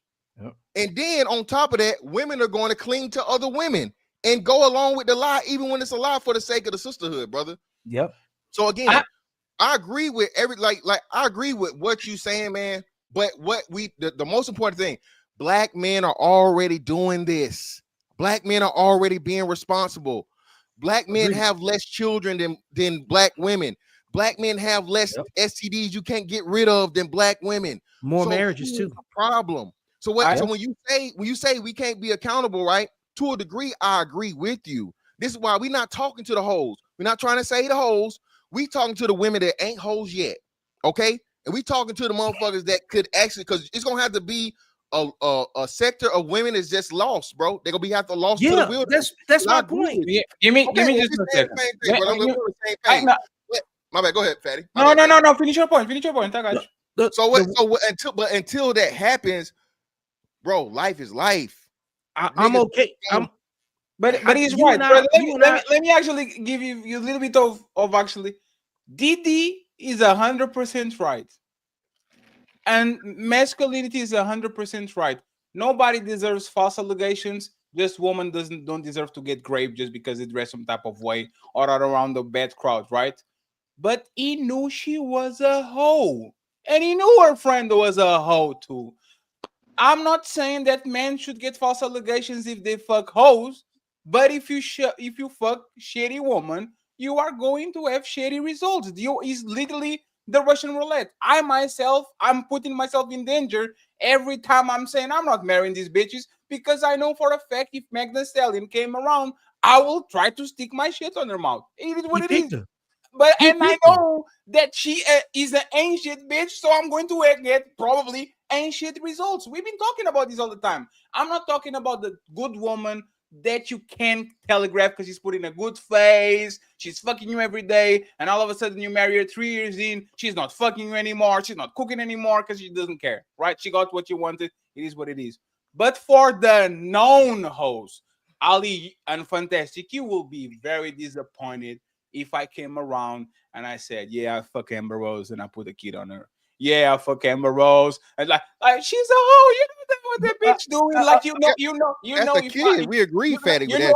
If I'm dating a hoe, I'm probably going but to. But he wasn't dating. They was just fucking. Remember? But one second. But Fantastic, that's the point. No. This man is a man that can have probably 90% of the woman of his like women that are on this vicinity. He can have 90%. You fucking a woman that is a hoe and her best friend, and you know they are. You are fucking fishing for consequences. I'm sorry, because this is usually what women do. Like everybody knows, when women get in their feelings, there's nothing that can stop him. If you know that Meg Thee Stallion ain't shit, and you know her best friend, you guys are literally on the same car, and you are fucking both, and you are chilling with both in your presence and all that shit on some player shit. I don't wish you false allegations. You don't deserve that shit. That woman actually should be in jail. But you know that if you are among ancient people, either is an ancient man, you are responsible. And you know why? Because if Mr. Fantastic was hanging around with some ancient people from this space, I will tell you exactly the same. Mr. Fantastic, You know those two content creators are pieces of shit. You decided to be around them all the time, drinking, smoking, partying, and all that. So now you're getting in shit results because those people are in shit. So it's your responsibility. So why Fatty, not? I'm not, So why not say that I'm about Tory? Their I'm not emotions taking and away their that feelings responsibility too. from Tory. That's not No. my bad, Didi. Go ahead. I'm No, I sorry. just want to say this real quick. You know, and that speaks to the emotional aspect of women. They get in their feelings. They start to feel a certain way. They get emotional. They get mad. If you're talking to her friend and you're fooling with her friend, she finds out, she's gonna go ballistic. So that Hey, hold on, hey, D, hold on real quick. Hey, is that the internet or our internet? Yeah, is there Hey, D, you might yeah, but if she want to clip this or do something, no, you don't want it like this. You know what I'm saying, Fatty? Like she's giving something that she can use for her. Yeah. So finish your point. It's getting back. It's getting good again. Finish your point and then refresh it, please. Because you're kind of you don't want to say audio is you don't good. want to say something good and you looking Can you ain't y'all- looking right. Yeah, but your audio is good. Your audio is Your perfect. audio is good, but you like kind of- going in and out. And if you wanted to clip this part of the video, I don't want if you clip it, it'd be something you can't even share. It's clear now. Is it No. clear? No, better now. You glitching. Let me- It's better, but it's not clear. You in the matrix right now. Just let me refresh it then. Yeah, refresh it. Because Yeah, I don't come want back to you to waste her energy. She say something fire. Because D been cooking too. For sure. So while she do that, let me say this again, Fatty. You're right, 1,000%. That's not what I'm saying. And then too, we not taking into consideration. You know how many times Tory Lanez done fuck two of the same hoes in the same room with no problem. Yes. So we got to take that into consideration. So Great. you're perfect now, PD. You're Great perfect now. now. You great. So Uh-oh, what did you like- I'm saying, Fatty, is again, hoes serve a purpose. All right, hoes Yes. are there for everybody for the taking. All right, there have been hoes was in the Bible. Okay, all right. God even told somebody to marry one. I forget who. Gomer was her name. I think it was the dude's Hosea. I think God told Hosea to go down there and marry the hoe. Okay. Yes. So men are going to take advantage of sex, and too, like you said, Meg Thee Stallion is not no regular hoe. She a famous rich hoe. So you got Tory Lanez that's dealing with this woman and so on and so forth for industry cloud and connections and shit and so on and so forth. La la la. It's the game is the game, right? What we saying, Fatty, is this: men deal with hoes on a regular basis. I think we would all say the majority of women that we've engaged in, casual sex with were probably hoes, right? Not girlfriend material. All right. Hey, wham bam, thank you, ma'am. If only for one night, like motherfucking Luther Vandross, and you're on about your way. She's not no horrible person, but hey, that's her purpose. What we're saying is most men run into women that are temporary, right? You deal with that woman without consequence. She don't lie on you and say you took the pussy. She don't make up allegations. So what I'm saying is it's always a gamble, Fatty, with every woman. Even your wife. Like, Fatty, what happened to all these divorces? He was abusive. Not one crazy. police call, not one documented incident. But for her to get that house, for her to get that alimony, for her to get the majority of more child support and more time with the kids, what the lawyer tell her ass to do? Lie. So what I'm saying is a woman is always looking out for her best interest, and you're literally never, ever safe. A man is never safe with a woman, and that's a risk you take all the time, whether she be good woman or bad woman. Absolutely. So that's why I don't, you feel what I'm saying? It's the same on either side. But you brought, and I got you, and you can go next. You brought up the Bible, and you know what happened in the Bible when men actually got with the wrong woman? Consequences, right? Yeah. We know is man kryptonite is woman. Yeah, like it's the end. Your biggest enemy in your life probably will sleep. It's woman. That's what I'm saying. That's what I'm saying. No, but fantastic. But that's the thing, and this is what I'm talking about. You have a tremendous amount of women that have, and I started to read the Bible yesterday, friends. I'm going to fuck these people up. Oh shit! Yeah, damn, Fatty, stop being a hate God nigga. I'm going to. Really? From the no, it's just for debate purpose. He's born again. Yeah, it's just for but this is the thing, right? I like Jezebel, right? Not Jezebel, the one that it was with Samson. Who is the one that was with Samson? Delilah. With Samson, Right. that was Delilah. Yeah, Delilah. I will understand a woman that is conniving. She is not showing you red flags. She is working around, try to be, and you don't know it. You see what I'm saying? I'm not talking about a woman that is flagrant, like that. It's in your face. That's not your responsibility. You're not a mind reader. People change all the time. You got God. It is what it is. I'm not going to blame you for that. But you motherfucker see a woman. She slithers like a snake. She like a snake. Everything she does is a snake. And then you go ahead because she has a hole on her mouth and you put your dick inside of that shit. And then you complain that the motherfucker is poisonous. You know who Meg Thee Stallion is. There's no way any man that is on the panel, any man that is on the chat, any man on the planet doesn't know if I mess with Meg Thee Stallion, if I mess with Madonna, if I mess with Cher, if I mess with every single Cardi B, there's no way that you don't know who she is. Didi is 1,000% right. If this woman come around and say, I have 3 baby daddies and all of them trick them, you are going to look at her funny, bitch. This But man that's had what. three, one But second, Fatty, let me just finish. This man had 3 baby mamas before he got with you. You thought you were special. He did 3 baby mamas. You are going to be the 4th. It's your responsibility. You should know better. So again, I'm not debating false allegations. But if Meg Thee Stallion is a pass around drunk junkie known in the industry for being all around the place and slurring to, like, remember when she was all drunk next to not Tory Lanez, what is the other guy? Trey Mr. Sugar Songz. Girl.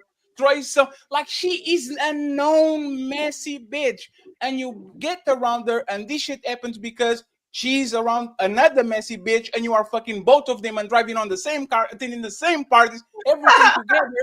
You deserve to get shitty consequences, not false allegations, shitty consequences, because we do this to our men. Oh, your friends are gangbangers, you are hanging around them. Your friends are drug dealers and you hanging around them. You had a choice. You had the choice to go around and go meet some people that actually play soccer, play PlayStation, do whatever. You decided to be with these ancient people, so now you are getting ancient consequences. Why don't we extend the same shit to men that clearly see that the woman ain't shit and still say, you know what? I'm going. I don't give a fuck. I think we should. I think And we should. Fatty, this is the last thing you got it, Fatty. And again, And my bad. I'm sorry, and go ahead. I can and wait I'm after sorry, you. Ali. You got it. No, you totally got it. Oh, No, no. you got it. Ladies first, you got it. You said he'd already. I can wait. It don't matter. You go ahead. You got it, love. I mean, if you're going to deal with 304s, like Fatty was saying, recognize that there will be consequences, and if we expect women to also be accountable for themselves, then we also have to recognize, yes, the men we choose and and the situations we decide to be around are responsibility. Even if Tory told Megan what it was and Kelsey understood what it was, as men, you guys know women's nature. You know we're irrational. You know that we're territorial. You know we're jealous, and especially when we're drunk and there's especially when we're drunk. And so I think it's so, like, for your own safety, you have because my concern, Mr. Fantastic, is that you're saying that you never know when a good woman will turn into a bad woman. You'll never know. And I think that's perpetuating fear, but in a way that makes it seem like you're powerless, and you're not. You Just just like said not to. No, and. Now let her finish, Ali. I got it. Let her finish. Go ahead and continue, love.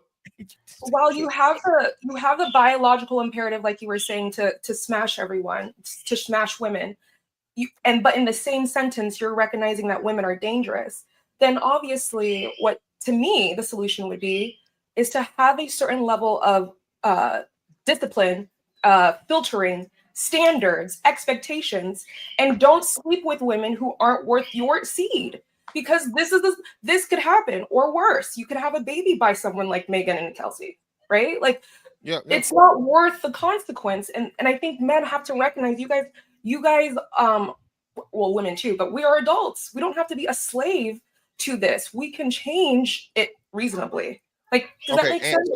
Yeah, perfect sense. Now, I got a question. And you know who Judge Joe Brown is? Not Judge Joe Brown. I'm sorry, Judge Mathis. You know who Judge Mathis is? Yeah. He has like Judge those dating Mathis. shows.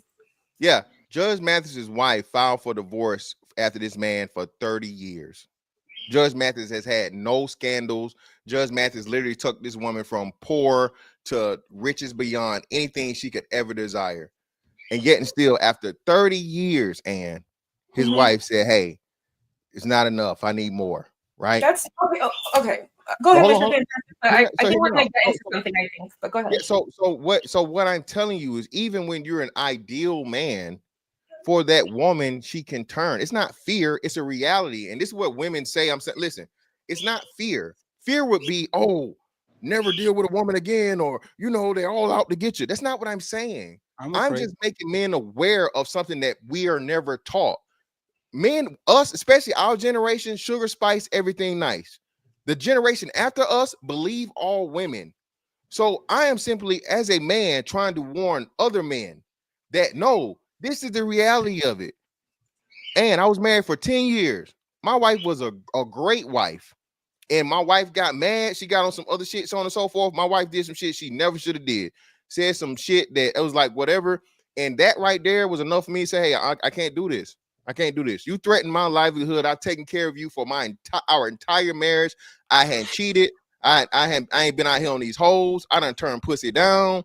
You know what I'm saying? I was, you know, good husband, right? Decent. And out of all of that, my wife couldn't appreciate it enough to where I had to be the person to say, hey, look, this is not going to work. We need to move on and whatever. And we're on great terms. We're actually in a better relationship now than we were in the marriage. No arguing, no whatever. Co-parenting shit is cool.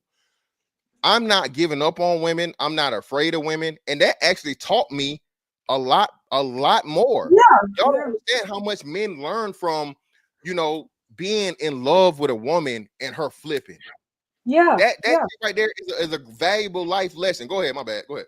So I love that, because then you get to see that women aren't these perfect angels. They're human beings too. They're narcissistic, they're selfish, they're inconsiderate, they're emotionally violent too. And I appreciate that. I'm not saying that we shouldn't say this. What I'm saying is, you can, and this is for women too, you can do everything quote unquote right. Cook, clean, fucking 3 times a week, whatever. But that doesn't always equal long-term, forever love and investment. And in the my argument here is sometimes people grow and develop, and what love is about is mutually pouring and growing together. And if one person stops or another person suddenly leaves the relationship, I'm sorry, but I would hate to be in a relationship with a man where, I'm sure any woman would feel so frustrated. Men too. Any human would be frustrated in a relationship where you show up, you do what's expected, and you go above and beyond, and you're vulnerable, and that person doesn't meet you and attune to you and reciprocate. And I'm talking more than material. I'm talking way more than just doing things for someone. I'm talking about the intimacy, the connection.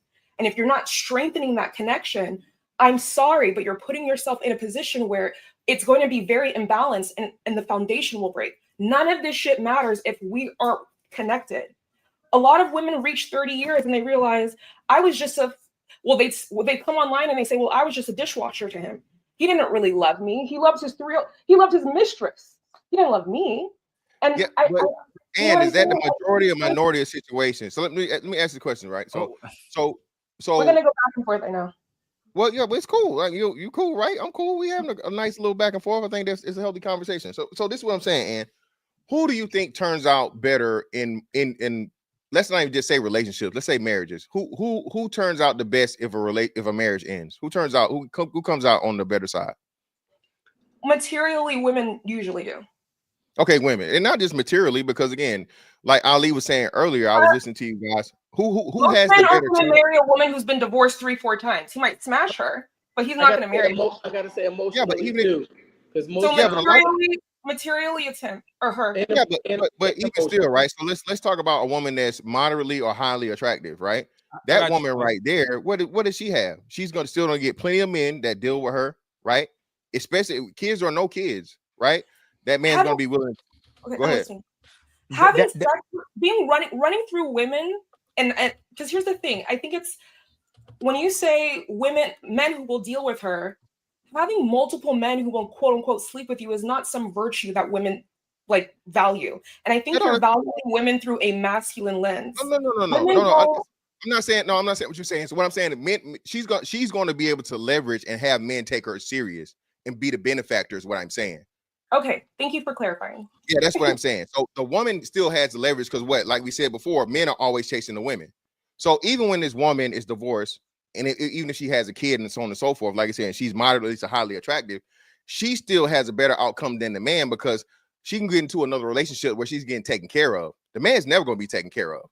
Once his relationship ends with a wife, right? And especially if he's he's high value or whatever, he's going to have to lose some of his money, give up some of the property, give up some of these things, and start over.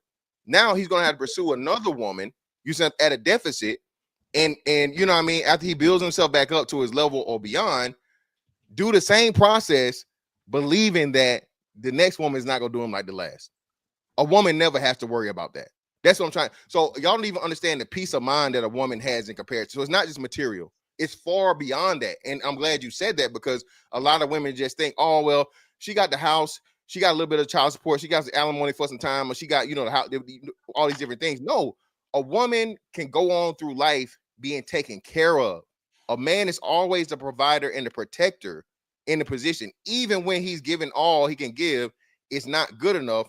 The woman leaves and takes from him, and now he has to start over again.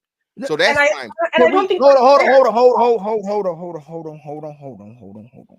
We done conflated some points, right? The main point is about this brother manhood in the system, okay? When is a woman going to jail for weaponizing her vagina? Men go to prison for picking the wrong woman. What are we talking about right now? He go to jail for picking the wrong woman. Women don't go to jail for picking the wrong guy. So the thing that Fatty said, and he conflated kind of with Fantastic. I do agree this. Like Brittany Renner is an obvious one, right? Brittany Renner is an obvious one. She still got let me finish. Hold on, you shouldn't judge that man. Right, exactly. Brittany Renner is the obvious, but I'm with Fantastic. If she got a hoe fax and she's a hoe, if I'm number 13, it should have been a consensual. We get in trouble for not getting consent from y'all, and when we finally get consent, we still wrong and go to jail for it. There's a problem with that. Nobody said that. No one said that. We literally said nobody should get false allegations. No. Let me ask you. I didn't say y'all. I didn't say y'all said that. No. Okay. So I got you in general. So let me ask you. I said no, Fatty. My point was your and Fantastic point. Fantastic. If Megan Stallion is a hoe, all these women are hoes. We having consensual relationships. I'm the next one in line. I got it. We had an equal exchange, right? But you said you should know what was happening. To Fantastic point, if they got to be a predator card facts, right? With the whole facts, right? If this man ain't never did nothing wrong to no woman, why we go automatically? Oh man, he lying. We know he did something to her, but we know that this woman may have a past of taking advantage of men and using men. But in Fantastic point, all we knew about Megan Thee Stallion was she was a hoe. We didn't know she was using or abusing men. We didn't know she was getting men in trouble. So when most men get their first trap, get their first divorce, get their first baby mama on the first time. You ain't know this woman was capable of doing this. Most dudes get with women going, my woman would never do this to me. Fair. So let me ask you the $1 million question to you on Fantastic. Is Kevin Gates a sucker for cuffing Brittany Renner? No. Would you recommend? No, 1 second. Ilkan Ali. No. Ilkan Ali. You are going to be on big stages in the future. I foresee you are going to be talking with 20,000 people about relationships and guide them to the right direction.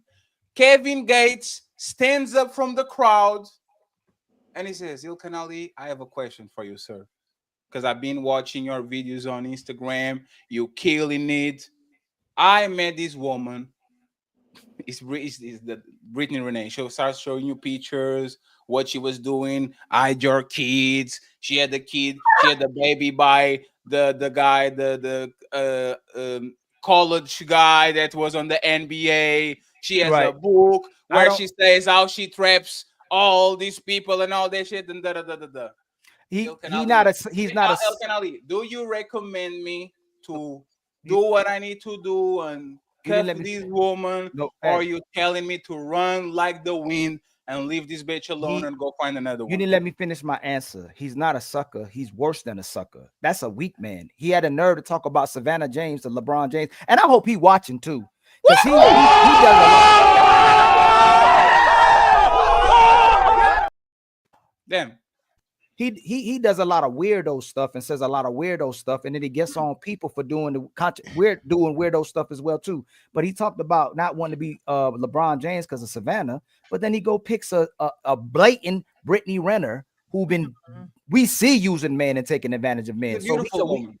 Right now, that's a weak man. She's a woman of God, and that's where I can give you I can give y'all the W, right? I could go y'all right. If a dude see the blatantness woman is using men, trapping men, getting their babies, and track queen like Drea and all these women taking Exactly. advantage NBA players, y'all absolutely right. That's us. He a weak man, and I'll give you the sucker too. But if you don't, if this woman just was if this woman was just a 304, Exactly, and, she just and giving y'all the have, ass. she giving the booty up, ain't Yeah. no man knowing that's happening. Y'all Exactly. think women can change? Yeah, of course. women, Obviously, everybody can change. Okay, so then if she had a whole past, she can be a wife then. No, well, that's a problem, especially if you're with the religious aspect she was taking, right? So, can women So be forgiven? how come she can't? How come if a woman is, maybe had a problematic childhood, goes through things, whatever, and she now gets to a point of being saved by God, why can't she? Well, no, I thought you said earlier. Hold on, and I thought you committed with D. I thought you committed with D earlier that 304s aren't redeemable. Oh, she said that. I didn't say No, you said no. You as a 304 redeemable. Yeah, is a 304 redeemable? And I didn't say anything. But is a 304? No, ask her. Is a 304 redeemable? And is a 304 redeemable? Probably not. Nah, don't do that. Nah, don't do that right now. Hey, she talked to her. She was like, yes or no? Then she said probably. Let's go. Why'd you ask the question then? But because I don't think people are fixed, right? Like, and I don't think every woman who's engaging in promiscuousness actually truly wants that. I think a lot of people are doing things because that's the programming and the norm of now. I want to give people the opportunity to evolve. And are any type of promiscuous women redeemable? Yeah. Okay. So what type? What type is that one? Which type is the redeemable? Which one should we look out for? Yeah, what's the body count limit, Ann? When you guys say redeemable, are you saying someone who's worthy of long-term commitment and will respect men? Like, I want to understand what you said. You said she can change. You said that. You brought it up. You said, "Hey, what about the women who just went through some things and they want to change now to be a wife? How? When is she redeemable? What type of hoe is redeemable?" Yeah, if you had a son, you'd be okay. So what's the limit to where if you had a son or a brother or something, right? And you knew her, what would be the limit? Would be like, nah, son, that's too much. That's too many dicks. Pause. First of all, you got it confused. Okay, no. Hey, Annie, you better be careful. You're going to jail. I'm telling you. Look like you're playing too much. You just stay. Like when the answer doesn't come immediately, I think you're going to get in trouble. But I trust you. Make it too much. Make it too much. You got this, and I trust you. I'm rooting for you. Okay. Okay. What type of hoe is redeemable? Like that was the base question, right? Let's start with that, and then we go further. Okay, so Mr. Fantastic is leading the prosecution. What type of hoe is redeemable, Anne? One who repents for her actions. Okay. She can only be renewed through Jesus. No. She can only be renewed through Jesus. Whoa. But then they say Jesus can't save the hoes. What's that? She said Jesus can't. Only Jesus can save the hoes. No, Jesus can't even save him. Not Jesus. What if he's Allah? Okay, because Brittany Renner, she's now a devout Muslim. Right. Muslim. She Muslim. You're right. She's right. covered up, and she doesn't show her booty anymore. She's delivered. She changed. Right. That woman can be redeemed. No. Yes. I think people can change, but I think there's certain things that is gonna linger. If you've been hoeing most of your life, you just ain't gonna turn around and be stable or comfortable with one man. I don't believe that. I think understand. But D, like, we have to think about women's nature. I don't think women naturally want to be promiscuous. I think that is a symptom of a deep-rooted problem of something unfulfilled. So we don't walk into the world just trying to take 18 dicks all the time. There is something that happened, and now she's on this path that is not normal. So I would argue that if she were to come back to that source, heal that source, that would not be her coping behavior and pattern. She would go back to who she really is. Therefore, they can be A redeemed. virgin. So like Not no, a virgin. not a virgin. She really though. I think when you People have can be smokers and alcoholics and have it in their family, like we No, are. no, no, no. But That's fine. I don't think women, when you do that, you don't fully know who you are. I agree that there may, the reasoning behind it, that could be it could be, but a lot of times, okay, either you stop hoeing and you're gonna find something else to replace it. Like what? So like what? I think that's No, no, correct. it's fine. It's fine. Let's assume that both of y'all are wrong. Let's go with Mr. Fantastic. No, sorry. Jesus Christ. Let's assume that both of 2 a.m. Let's assume that both of y'all are right. Answer Mr. Fantastic question. If your son comes home and it says, Mom, I have this woman, she's a Muslim, and all that. Says, yeah, but son, can you tell us a little bit about her past? And I go to tell you word for word, bar for bar, Brittany Renee from 18 to 30, how she moved and all that. Would you say, yes, son? She, as long as she's redeemed and she looks like she does not about their life, are you telling your son to go? Or are you telling your son? Or are you telling your son, hey son, she's going to get you? You better not do that. Like, what are y'all saying to that son? I'm waiting, Ann. We waiting, Ann. Yeah, what are y'all It's your saying? son. To It's that your son? son. I'm saying it, I'm talking to my son, my brother, whatever, and I'm saying, keeping in mind her past, you might need to be careful. And I would love to know, what is it that you see in her that you No. We gonna help. We gonna behave. Patty. Hold on, Ann. Y'all We are help big you. sister. Hold on, Ann. She got 20 bodies, or I give her even more, about 30 bodies. No, but she's changed. How would She you could be with somebody else. You have to think about your reputation. You have No, to I'm think actually about- no. Can you ask Hell her? no. And she Another changed. man. She's the woman you said she prayed to God and Allah, she's good and now. she's good now. She's good for life too. Good, She could be With- good for and herself. you said, Mama, this woman is permanently good for life. Should I wife her up? No. Wait, Mama. Why? Why, Mama? I love her. Why? No, you do better. No, and don't beat her to it. I D. love No, her. She changed for me. And She was a hoe for everybody else, but she changed for me. No. Wait, so now we can turn Yeah, over to our wife hey, now? Fatty, hold on, Fatty. Hey, Fatty. Yeah, Mom, she made me wait 90 days. Yes, Mom, 90 days. She 90, made me wait 90 days, Mom. 90 days. Yes. Okay, I only- more than I that, we're only saying kiss her no. on the cheek. Probably be careful. No, and I wouldn't Be careful. No, Be one careful. second. Why you gotta be And- careful? And 1 second, you are Be careful one is second. wild. You are giving kind of wishy-washy advice, Yes. right? I want to give But people. 1 second, please, Ann. This is what I'm telling you. You are an older woman. You are a woman that's been 3 decades on this planet. I look at you in reference. You are my older sister. You are my mom. I am looking for guidance from my mom. I'm looking for a definitive answer because you have always root for me, always at my back. I need you to clear me, guide me, because I'm going to mess up. As my sister, what do I do? Just give me. Should I go for it or should I abort mission? And I gotta have a follow-up. And I got a follow-up question once you answer. And Didi, I would appreciate it. My sweet brother, who I've cared for since he was yay high. Please, I beg of you, don't marry this woman. Please. Whoa. Huh? Whoa. I don't want to do this anymore. But you told me people change. You said they could be redeemed if they believe in God. Change, Mama. Yes, but we have way too much to lose if you guys get divorced. Oh, it's about your money. That's crazy. This is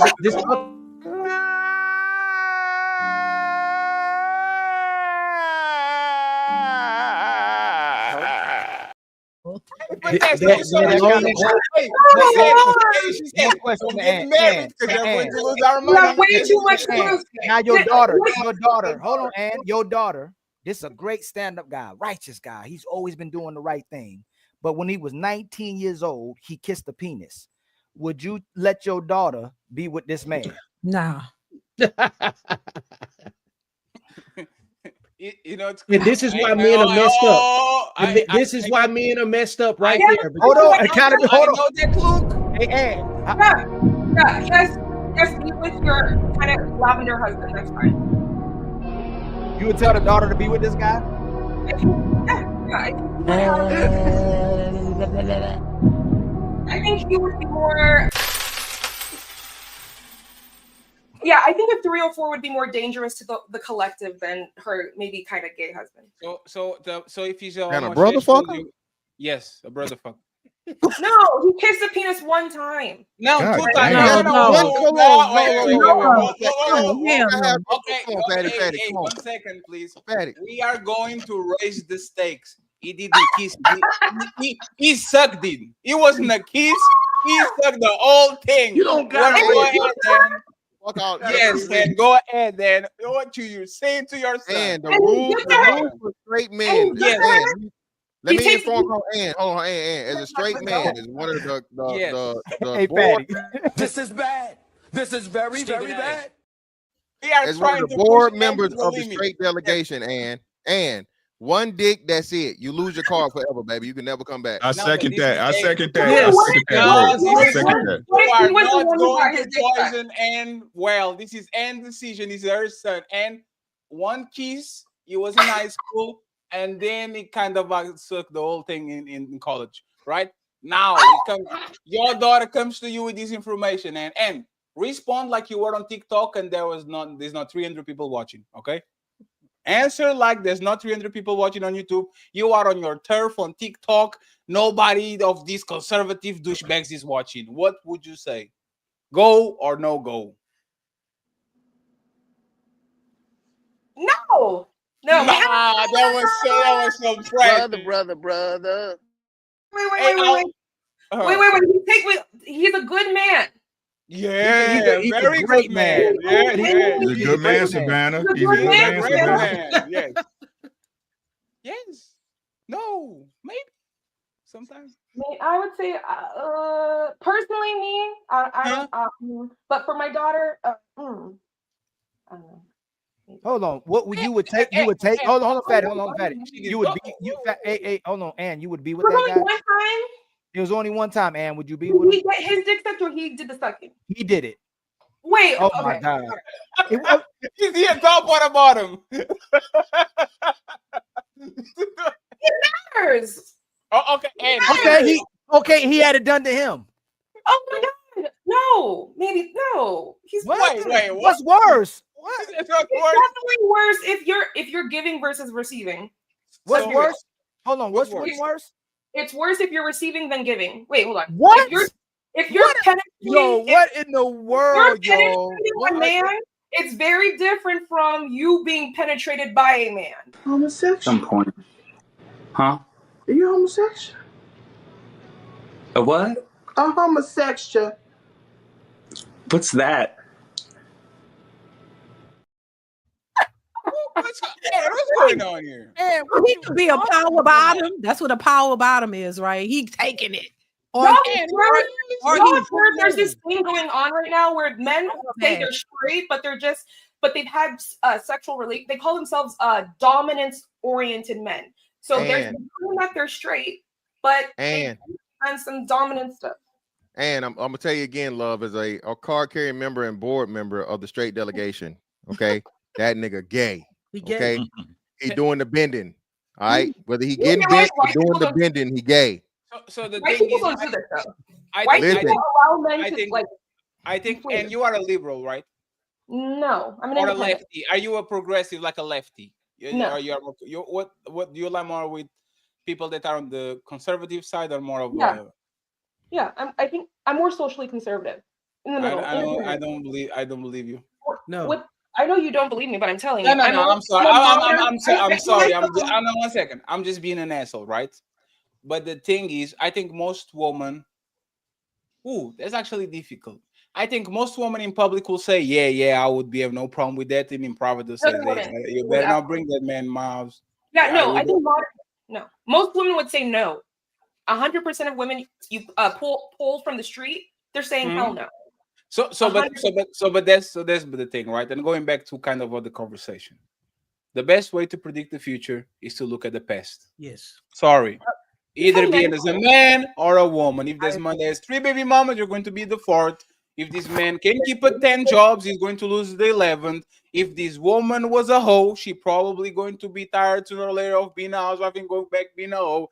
Like, people have tendencies. That's why, in my opinion, you should run away from alcoholics. Because motherfucking alcoholics, if they sniff one motherfucking drop of beer, they can erase 10 years of progress in one motherfucking try. Like, it's dangerous. Like, you see what I'm saying? So like, we do cost analysis all the time, right? Cost benefit analysis all the time. We say this, especially Mr. Fantastic. If she's not 280, she's ain't a lady, right? We kind of look at each 180, other. 180, brother.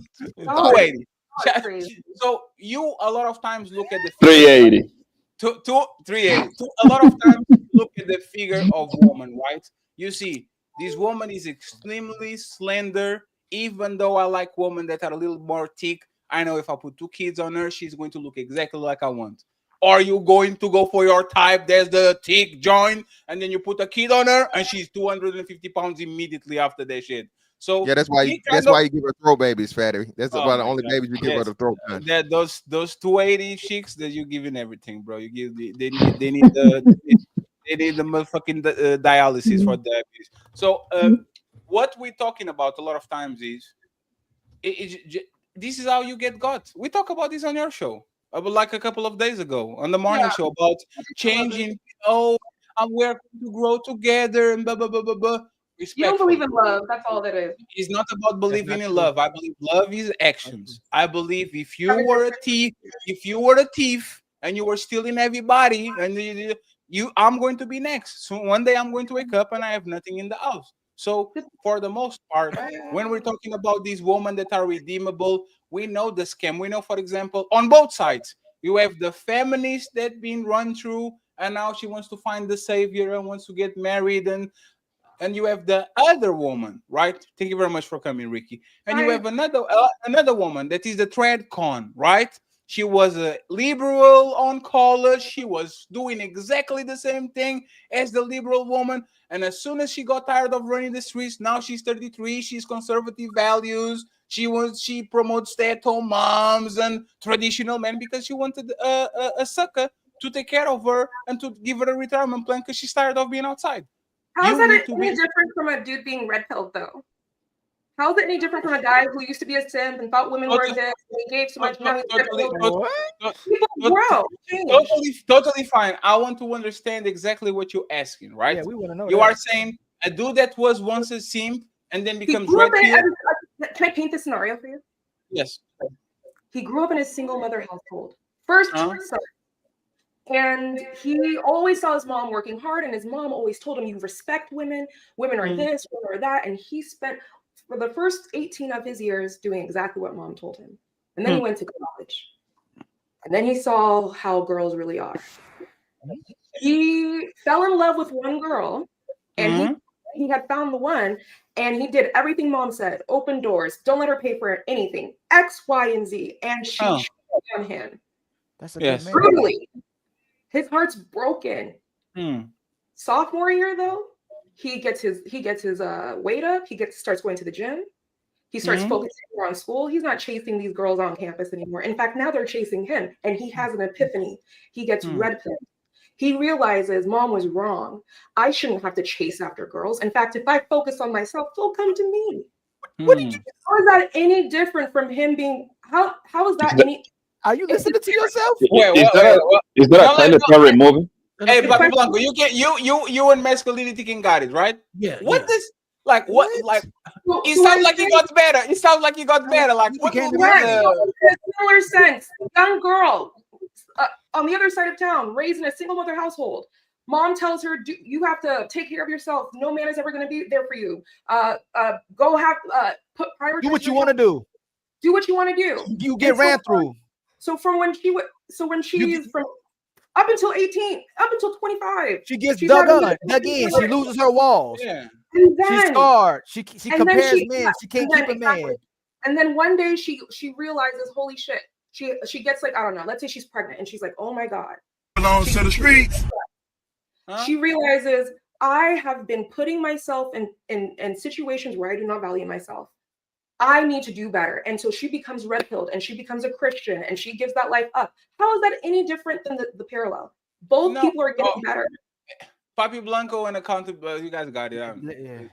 Yo, how you doing? Welcome to the show. How you doing? How you doing? Oh, go ahead, my man. Go ahead. No, go ahead, boss. Go ahead.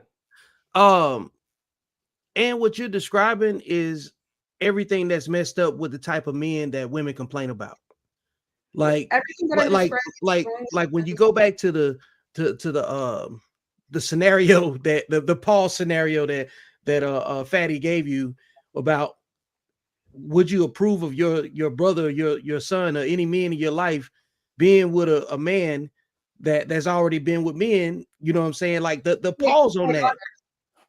I'm just saying, like the pause on that is the source of the dysfunction that men have with women, because there needs to be a clear line between the behavior of men that women should be paying attention to and which ones they should avoid. You know what I'm saying? All together. So when you're describing all these other alternative scenarios, yeah, they happen on a regular basis, but women still have to choose. They still have to be the one that choose which men that they want. And then the other side of it too is that the men get the consequence for the women that they choose to automatically. So we have to bear more scrutiny on the front side, and women bear the consequence of their lack of scrutiny on the backside if they end up having a kid with the wrong man. You know, so when we have to have these conversations where we're trying to redeem women that aren't worth saving, this is why I keep talking about you know, like, this is why you can't hold women accountable. But this is why men can't do it. The only way you can hold women accountable is not paying them any attention if they don't fit the dynamic for a healthy relationship connection. And can you and 1 second? And can you repeat your hypothetical again so he can answer and Papi Blanco can answer too? Repeat the hypothetical again on us, like. Can I respond to masculinity before I lose this? Okay, fine. Never mind. Fine. Okay. No, I'll trust you. I'll trust you. Go ahead. It's okay. Okay, fine. I literally forgot. Yeah, it's whatever. It's fine. So here's the scenario. 18-year-old young man raised in a single mother household. Up until the age of 18, his mom said, "You take care of women. You open the doors, you pay for everything, you don't hit a woman. If she ever gets out of character, you walk away." She raises that young man to respect women. And then he reaches college, he finds a girl and falls in love, and he sees how the girls are in his college. They are out here. And his own woman cheats on him. His heart is broken. And then he realizes, boom, mom was wrong. Mom was wrong. You don't have to chase after girls. He starts focusing on himself. He hits the gym. He gets his gains up. He starts focusing on class. And in fact, they start running to him. And he has the realization that the more I focus on myself, the girls come to me. Here's the same scenario. Girl is raised. And stop there. Okay. What does that scenario mean? The man was a mama's boy. He got a bad experience. He grew from it. He used it as fuel to become a better man. Go to the gym. What is bad about that? Like, the man actually grew. He's using his bad experience to push him forward. Like when you reverse it to the woman. Hold on. When you reversed it, that guy is valuable to women now. He's still valuable to. He got better. His value increased. He was already valuable. That woman got worse. Now, when you reverse this experience, he got worse. Right. When you reverse it, and it's a woman who not cooperate with no man, but she's giving them their body. She's having countless experiences. Her heart is broken because the guys won't listen to her, even though she's supposed to listen to them. All these men manipulated me. All these men controlled me. All these men only wanted one thing. Does she increase her value when she gets to the same age and her heart is broken for the last time? Are men running to be with this woman, or are the men she wants running away from her? Well, if she has the epiphany where she's like, "I'm the problem." No. I'm not talking about her epiphany. No. You're still talking about her. You're talking about the value to herself. What is her? And what is her value What is her value to the man that she wants? Before the epiphany, nothing. No, And, even before. She's No, not and valuable. after and how can you want to fuck someone? Explain to me. You get a woman. Men don't like that woman that are promiscuous and being around, right? So you get to me and you are born again, and I will ask you this: hey, baby, how many bodies you have? And you say you don't want to know, baby, but I promise I'm not doing it again. And I said, hey, baby, how can you unfuck somebody? Explain to me. And if you can do it successfully, sell me this motherfucking pen, and I will buy it. Could you explain to me? How could all the men that you slept, all the shenanigans that you did, that's going to give you scars, is going to give you PTSD, one cheated on you, one desensitized. beating you up. Like, how can you go back to the past without wishing like the Dragon Balls and try to, like, how can you do it? You can't. That has shaped who she is. So what is the equivalent of the man? The equivalent of the man, in my opinion, is if this man is abusive, if this man is a rapist, if this man is putting hands on woman, if this man, like, there's no coming back, because I can steal something from somebody and 10 years later come back to the store and says, hey, OG, I was that kid, I sold a pair of sneakers like 10 years ago. You don't even remember. It's $1,000. I regret what I did. You can, there's things that you actually can redeem yourself from. You do something wrong to somebody, you can come later and actually redeem yourself. You can unfuck somebody. You can, like, you can, it's like to throw in an arrow. An arrow never, there's no way an arrow comes back. If you say something terrible, this is why your daddy didn't love you. That man will not forget. That man will not forget that shit forever. I don't care what you say. Always on the back of his head, his goal is going to think, "Oh, this bitch had the guts to tell that my dad." Like, there's some things that you can come back. And the same way, I wouldn't recommend a woman if you went to a man and you said, hey, this is my trauma, this is what happened to me, and when he get mad at you, he throws that shit in your face like crazy to make you bleed, I will never recommend you to take him back, because 5 years from now, 10 years from now, you are going He'll to do wake it up in the again. middle of the night looking at the man and says, motherfucker, how dare you say that shit to me? There's some things that you can never take back. So I would recommend you respectfully, especially if y'all believe there's a good woman around, because I think you believe there's a good woman around. I don't understand. Actually, let me reframe. I'm talking too much. I can understand if you say the quality of woman is so bad that you either pick the worst of us or you're done. But for a woman like you that have a positive outlook about woman, if 50% of women are good women, why force these men to a shitty woman when 50% of them are good? They're not promiscuous. They are not unruly. Already married. She is right. She is right. Go ahead, Blanco. And the poll And is then I want to intervene, Kelly. We have a question on the bottom rolling, and I want Kelly to answer that question as soon as you get with Papi Blanco. I'll read the super chats very soon. 300 people watching on all platforms. Thank you very much to all the panelists. Extremely fun show. All our links are going to be in the description. You can clip these whatever you want, how you want, and I actually would love you to have you back again because you guys are awesome. Okay, so.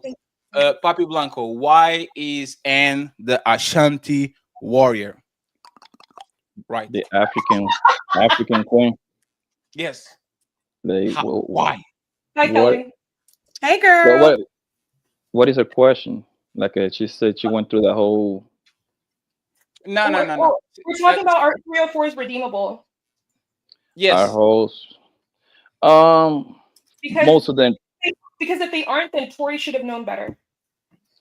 Most of them are not. Just a very few of them, to answer your question, no. And most guys is wifing hoes anyway. Why? You get it? Why?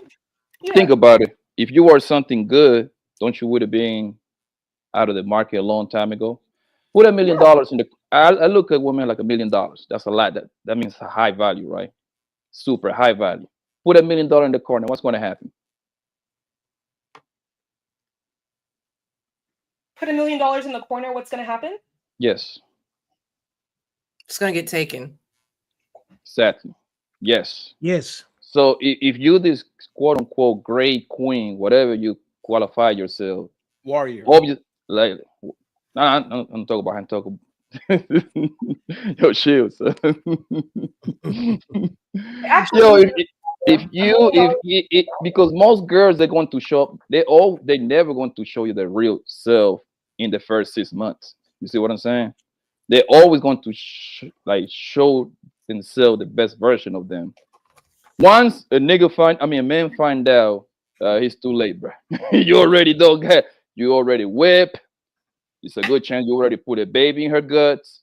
At that point, you're cutting a deal. why can't you walk away from a woman who's showing you with her behavior and action she's not good? Because women are like cats. Yeah, are great at hiding shit. Are you seeing a cat taking a shit? Her behavior and her behavior is showing you she's not good. Why would you stay in a marriage like that? Because they already married her, because they have kids, Exactly. because they have a mortgage, because you don't want to see your kids every day, because you can't even sustain yourself if you. There's 1,000 reasons, huh? Then how can she really be bad? No, and you can be a good person and be a terrible wife. You can be a good sister and be a terrible daughter. You can be a good teacher and be a terrible, like something.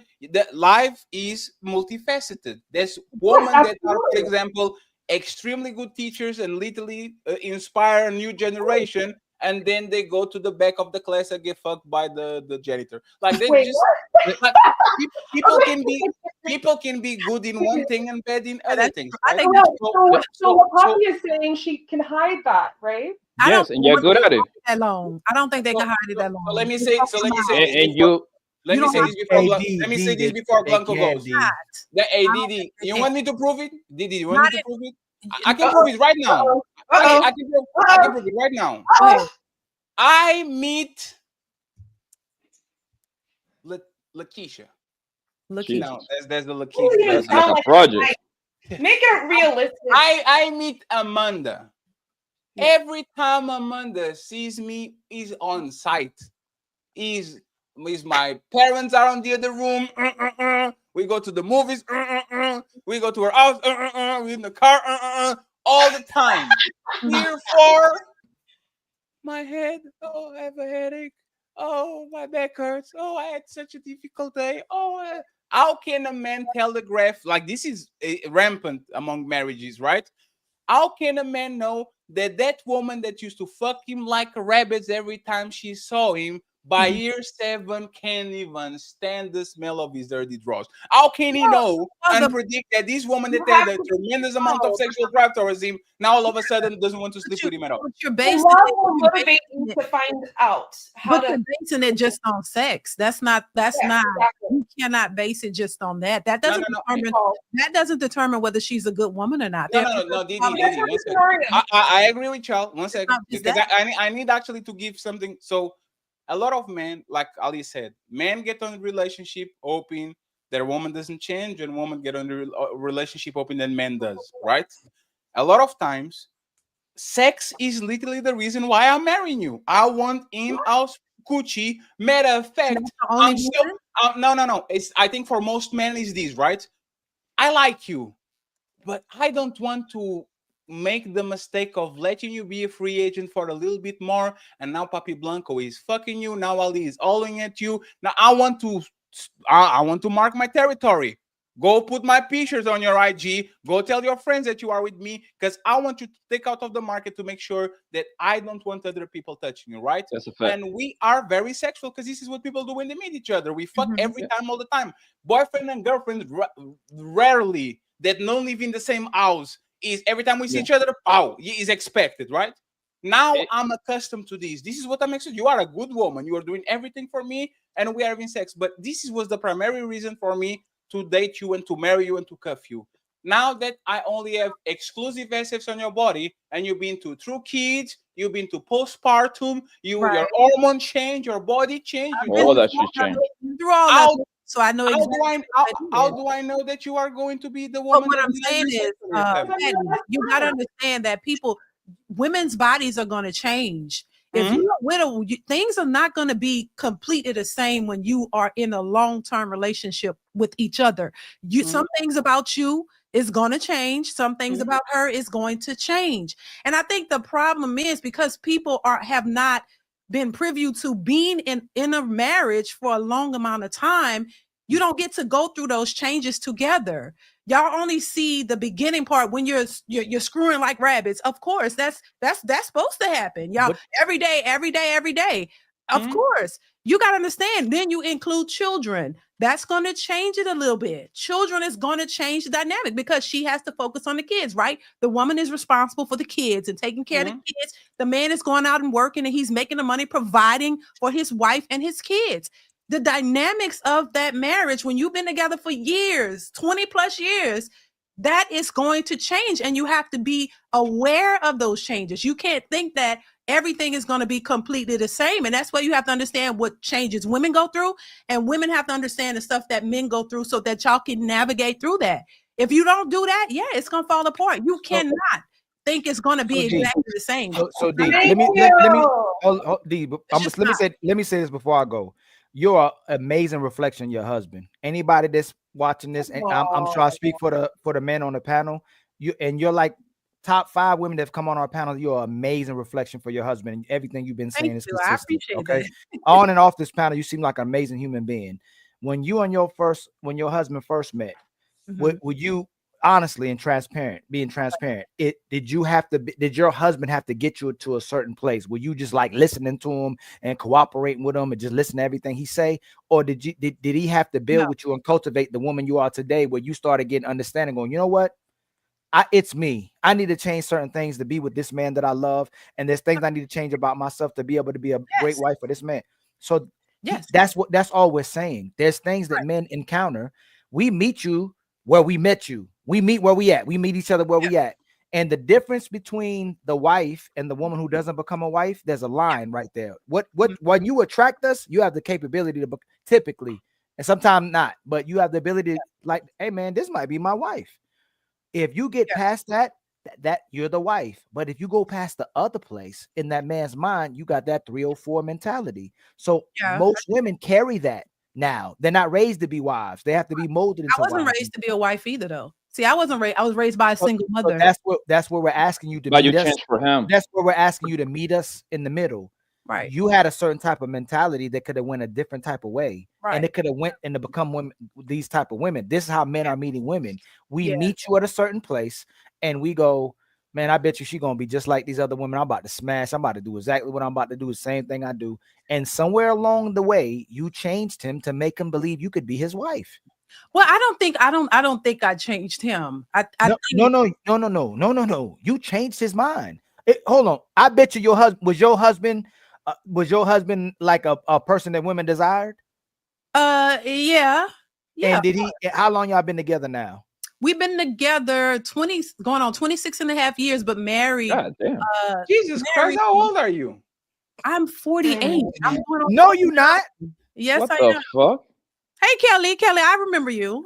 I rember you. How you been? I am 40. You look 28, 30 years. Memes are funny. I will be 49 on the 26th of this month. Yes. We gotta see your birth certificate. I think. Yeah, I was finding weird that Kelly said, "Hey, 10 years ago, I used to watch her show." And I'm like, "You're not even like 12." With a birthday or whatever. What did Trump do with a birthday or whatever? But what I'm saying is, when you met him, he probably was kind of doing his thing, right? Well, I mean, he wasn't. Were you the only? Look, hold on. Dee, do you talk about your kids? Do you talk about? I didn't. You could. I haven't. Not on my channel. I do. Yeah. But Ask her how many kids she got, Ali. 5, probably. Go up. 3. No. 7. Go 4, up. 8. Go up. That's what I'm talking 9. about. She can't be on the show. Go to get off your kids, lady. No. We did 10. 9. That's what I'm talking about. I see why. Right, oh, this is a real. I see why. Okay, hold on. Okay, but hold on. Watch this. What? Yeah, crazy. So, hey, hold on. First of all, I'm I need to go to the gym, Ali. I need to go to the gym, Ali. I need to go to the bar. I can't do this. Hey, Fatty, 9, but- baby. so- Now I remember. Does that mean because he wanted 9 or because you love Yeah, kids he that wanted much? a big family. That's Yeah, what my I husband. thought. Yeah. Right. Yeah, So, but this is what I'm asking you. When you met him, do you believe you were the only one? No. That's the point. And he would have treated you. wasn't. It was not. No, D. not a He hoe. would. D, he would have. He was not a hoe. That's fine. You could say that, right? But you No, weren't the he's only. not. He will tell you. But you weren't the only one. That's fine. But you weren't the Yeah, only but one, right? you know, I know D. wasn't- D. he I know wasn't- he's your man. I know D. I know. But this all I'm saying. He's not that type of. He's not that type of dude. And when I say it, you know, because I've had people question me about it. I'm like, nah, he's just not that type of guy. But let's not. say he ain't that type of guy, right? He's not. All I know, he's not that type of guy. Yes. All right, we'll fight with you. All right, he's not okay. But all we saying is this: you convinced him to make him your wife. You convinced him. That's all I'm saying. And if you Your didn't, husband, you mean? if you didn't,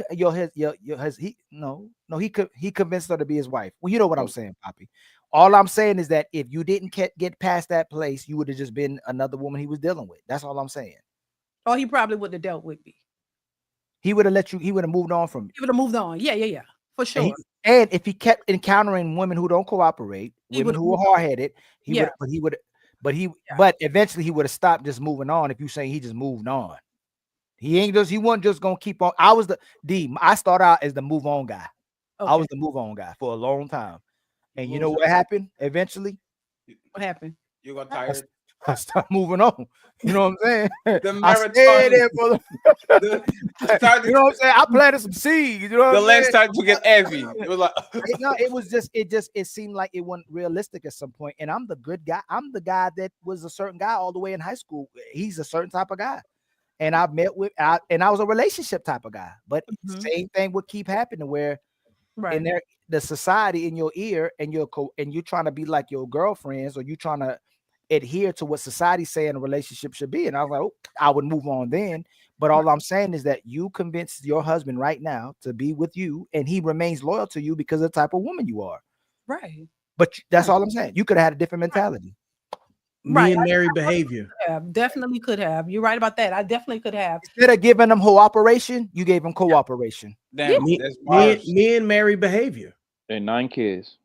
Damn, that's it. Me and Mary behavior. Which are almost Kelly. They're all basically grown at this point. I remember. They're basically grown. I remember when you did the little one. If he had 9 kids with you, that man, he loved you. Your older kids probably. How old is your oldest? Because I remember when you before you even had I think it was the last one. It was like 7, 8, or 9. I was like, whoa, because I remember thinking, whoa, she got a lot of kids. She's still pretty small. When was number 9? When was number 9? My youngest, he'll be 8. The youngest is 8. And who it was? I think I remember 7. I think yeah. What about the oldest is probably almost retiring, right? It's like 63. He's funny. No, my daughter, the oldest, she'll be 25 this year. Oh, okay. I thought the oldest was like 37. This was, I mean, like I said in the chat, this was like 10 years ago. This was, I will say this: you are the wet dream of most of the people that preach families and you and your husband and like the 9 kids and 20. That's unheard of these days. Oh, motherfucking congratulations! Is that you know what the difference is, D? Men will respect you because you're the reflection of your husband. Most men will respect you, where if you reverse it, most women would try to go after your man. Oh, child. Yo, who's the guy that says stay in the kitchen barefoot and pregnant? Who's the guy that say that? They all say that. Chaotic. Everybody say that shit. No, somebody said it on the. No. Chaotic says women's ends are made small so they can hold them up better. Something crazy like this. But somebody said they stay barefoot. Women supposed to be barefoot and pregnant in the kitchen. I think that's Charles.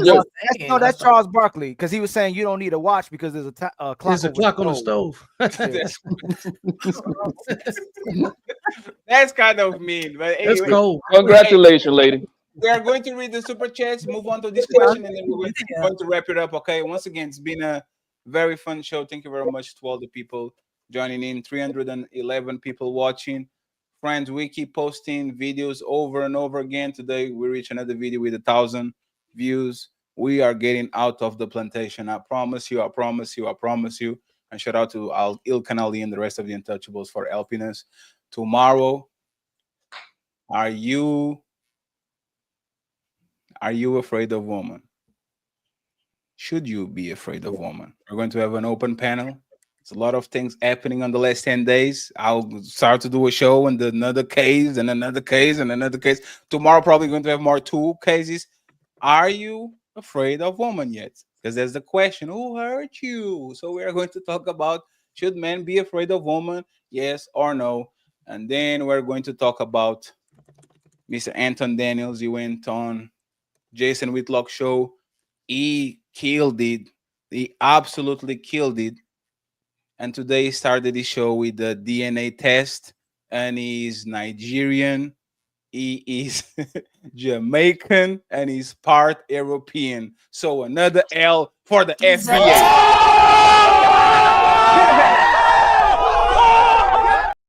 Hey, Kelly, you are next. You gotta do that DNA test, Kelly. He's a tether. Well, I traced my ancestry. Hold up, Anton is what? I think he's saying he got Jamaican. Nigerian, He a scammer.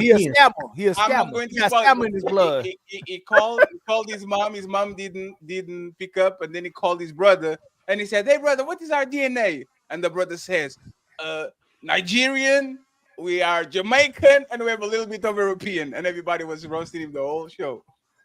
I traced my ancestry back to slavery. I'm just saying. Really? And what is I it? traced mine You back better to go ahead slavery. and check your motherfucking Kelly, you clearly got some slave master in there somewhere. European. You better watch out. I'm just saying, man. And some Ethiopian. nigga. All of y'all were Theo cousins and you were calling him a terror. That's crazy. Yeah. Carl Alex. Anderson, $2. Cuatro, dog. I want to be a cuatro dog. I have no idea the reference, but I trust you, Mr. Carl Anderson. Matreon, $20. He says, Tory was only protecting his woman. Meg was known to fuck her friend's man, so the only one who was out of order was Tory girlfriend. Thank you very much, brother, for the $20, and I appreciate your support, man. Thank you very much. My boy Jason Jamieson, member for 19 months, has super salute panel and the chat. Very much, Jason. I appreciate you, T.O., carrying the squad every day, all day. He's the MVP. He's going to be the one that has the statue in front of the Staples Center when we have the Untouchable Center. Shout out to you. He became a member of the Untouchable Empire. The Untouchable Empire, baby. He comes in with a 22 membership, says, so are all O's bad now or just bad for relationships? Hoes, we love hoes. In every area code. Greek philosopher. I don't know what he said. Who said that? Carl Anderson, $5. Shout out to Anne, who believes in 304 woman, ISIS fighters, Dallas Cowboy fans can be redeemed and made into an awesome woman. The last one is going to be difficult, so I don't know. Rather the 304 than a Dallas Cowboy fan. Juan Solo, $5. Just because you fix a crack phone screen don't mean your factory reset the phone. This ain't about this is about cracks. I see what you did there. Kelly Corinne, of course, with the beautiful comment. She's in the panel. She says, you may not remember, but like 10 years ago, I used to watch your channel with you and your husband. You used to watch my beauty channel. That's funny, Kelly. I found that channel. I was trying to find your new channel, and you were like with the Louis Vuitton bag. This is my outfit for today. How long D you been doing content? Oh, a long time. I used to do beauty content. I used to do beauty content. That's how we met. Yep, that's how I met Kelly. And then me and my husband, we did like live streams for a little bit talking about Umar Johnson. We did that for about a year or two or something like that. Yeah. Y'all talking about the school he opened up? Yes. The king of Pan-Africanism. Shut the fuck up. Yeah, no Umar You slang. better. You better. He opened up the school finally? I can't scam you because you ain't got no money to scam. I got Negro saying Dr. Umar is scamming and they ain't got no money to scam. You the brokest Negro on my Instagram live talking about stop scamming people. And you the Bahama scam you. You got 2 quarters and 3 nickels in your damn pocket talking about stop scamming. How can a broke man complain about getting scammed? Brother, please hit the Cash App family, $FDMG school. Hit the Cash App family. You know what? It was more than 10 years, Ali. This might have been about 12 years ago. Dang. But yeah, it was maybe 2010. You think, Dee? It's been a while. Yeah, it's been a minute. Wow. Yeah. Wow. Yep. Yeah, I've been on the YouTube streets for quite some time with different content. Then I But got she stayed consistent and I didn't. yeah. Yeah, I stayed on it. I've been on here for a long time. Yeah, beauty. I had a beauty channel first. So yeah, and then it kind of got into this space here. I got into this space after Kevin Samuels. When I saw him with him, that's what kind of got me into this. But yeah. Yep. Now you got to come on my show since we old friends. Yes. Email me. I will. Yeah, for sure. Yeah. Everybody. Hold on. We found her. You lost her. We found her. You can't do that. I knew her first. We found her. Hey, Ali, we are better than Kevin Samuels, making friends of 10 years, joined together, married people. We are killing it. Theo, she need to go become a nun. And finally, the legendary Valerie, she says, hello, Fatty, and the panel and the chat. And this is what Carl Anderson was meaning. Thank you very much, Player One, for translating this shit. Swarthathon L. Gooding Splat, Saskatchewan University. Quattro, San Jose State University. I have no idea what about that reference, but Key and Peele actually are fun. Quattro. I have no idea what happened there. And the Ashanti warrior, I hope he didn't die, because it sounds like you just fell in the camera like. It's so weird. Yeah, I don't know what's going on there. So last question, once again. Are women the greatest threat to a man's freedom? I will start with Kelly and Mr. Fantastic and Papi Blanco, because they were the last ones to come in, and then wrap it up. We need 8 members, friends, to get to all the goals today. 8 members, please. 8 members. Become a member. Become an untouchable. We are 600. We want to keep that number, okay? Mr. Fantastic, Kelly, are women the greatest threat to a man's freedom? Me first? Oh, go ahead. Go ahead. You got it, Kelly. I already said something. Go ahead. I'll go off you.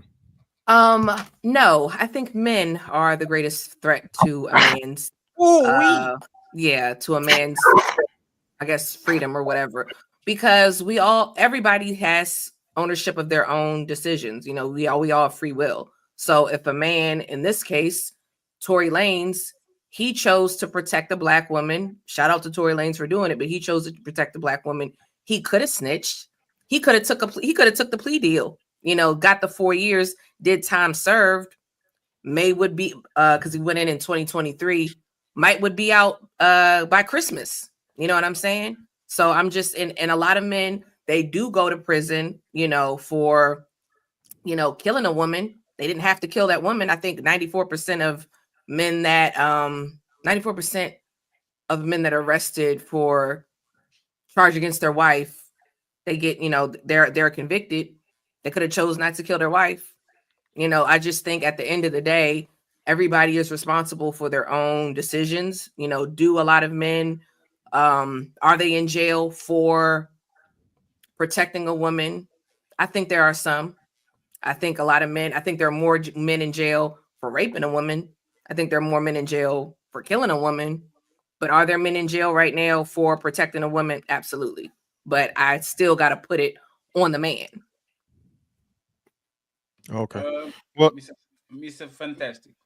Yeah. So again, in this day and age, and as we said before, a woman is a man's biggest downfall. Always going to be man's weakness, so on and so forth. Even when you trust a woman, like you said, I just looked up today because everybody was talking about the fact that DDG had a restraining order put on him. Did you know that 70% of restraining orders are false? Do you know? I did not know that. 70% of, and you can Google it, look it up. Don't take my word I for it. believe you. I didn't know that. I believe you. So women can lie on men due to men making it that way. Okay. Men are automatically seen guilty until proven innocent in a lot of these situations whenever it comes to a woman's accusation. To believe all women, feminists, I don't know if you want to call it curse or whatever, has poisoned the fabric of American society. And like I said, even when a man does what he's supposed to do for a woman, at any point in time, she can retract her her participation, right? We're seeing this now with the Diddy situation. You know, the details of this thing that was going on when these freak offs is, you know, oof. But you know, then it comes to find out that, you know, hey, she was orchestrating them at some point in time. She was planning them and having her pick of the pissers. She was picking the pissers, bro. You feel me? Yeah, bullshit. But anyway, that's what I'm saying, man. Of course, men still have a responsibility. It's your own personal responsibility. But if and when any person at any time or any woman at any time can again retract her her participation and or just flip and make a false allegation, yeah, it's women. Kelly, do you agree now that he actually made it? He talk about the particular case. Do you think she's a victim, or do you think she's just a part of the just she, like I like to use this term, right? She was in the ice. She just didn't like her cut. Okay, For people that are willing participants, they just don't like how the money was split, but they were in it in robbing the bank. They just didn't like the cut. Do you think she's one of these, or do you think that she's for the most part a victim? And shout out to my boy Twisted Cup. I don't. Marco Nisier. He offered Dil Canali 5 Untouchable memberships. So thank you very much, brother. And shout out to Jason Jamison for completing the hamburger fund with $25. I forgot to celebrate it. So thank you very much, Jason. You are the best.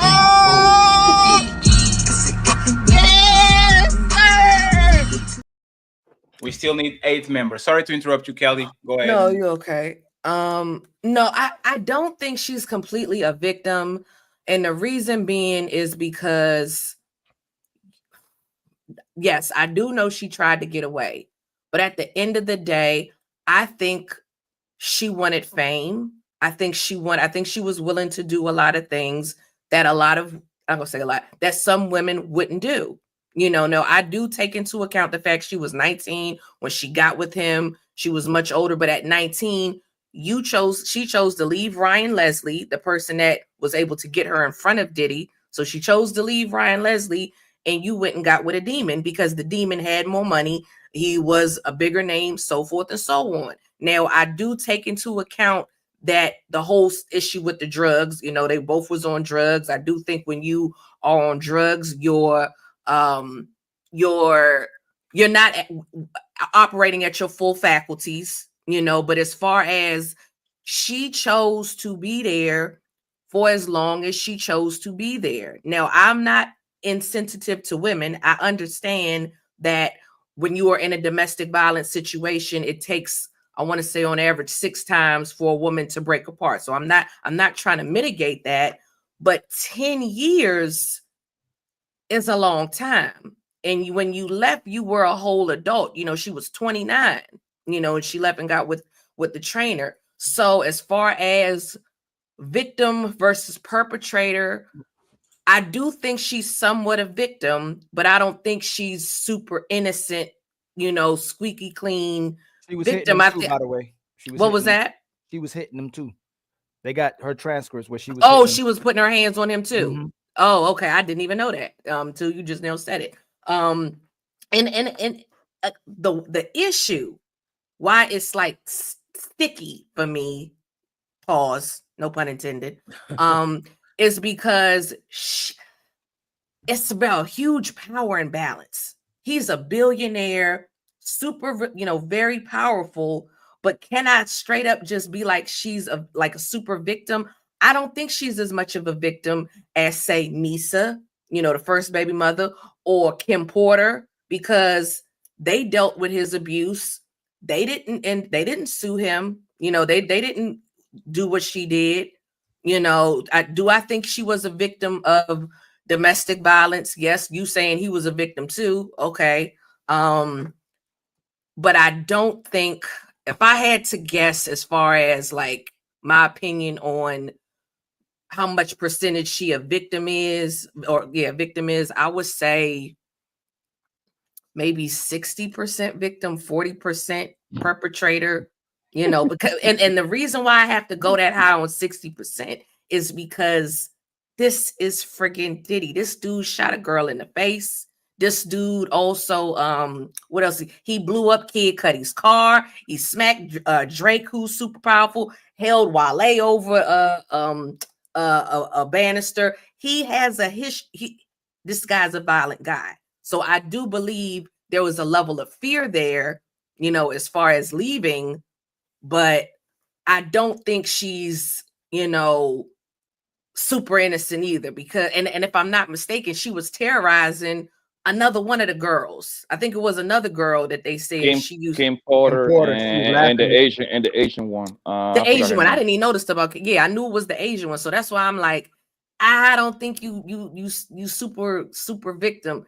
And she was made whole. You know, you got your $30 million. That's what you know. She got 20 restitution. $20 million. You got your $20 million. That made you whole for those 10 years of drinking pee. You know, that's Yo, mute, fatty. What about when she got raped though, and then she went back to him and consented to having sex with him because she said they were together 10 years. They asked her While she was with the husband, at least. Don't forget that part. So in her husband's house, he came to her husband's house. How did he find out the address? They had sex in the house. What she said, he raped her in the house, but then she went back later and she consented to it and they had sex. And they asked her, why would you do that? She said, because they had 10 years together. Oh, I did not even know about that till right this second, Ali. But that's not a victim, because why would you, if somebody raped you in your new husband's house, Rape you. Raped you, excuse me. If somebody raped you in your new husband's house and you went back to the man, well, you just cheated on your husband. You didn't get raped. No, the first time either. Why would you go back? That's stupid.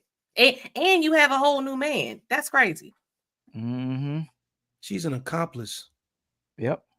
At that point, she went back to him after because all of the stuff that you describe about Diddy's behavior was known before she was in a relationship with him.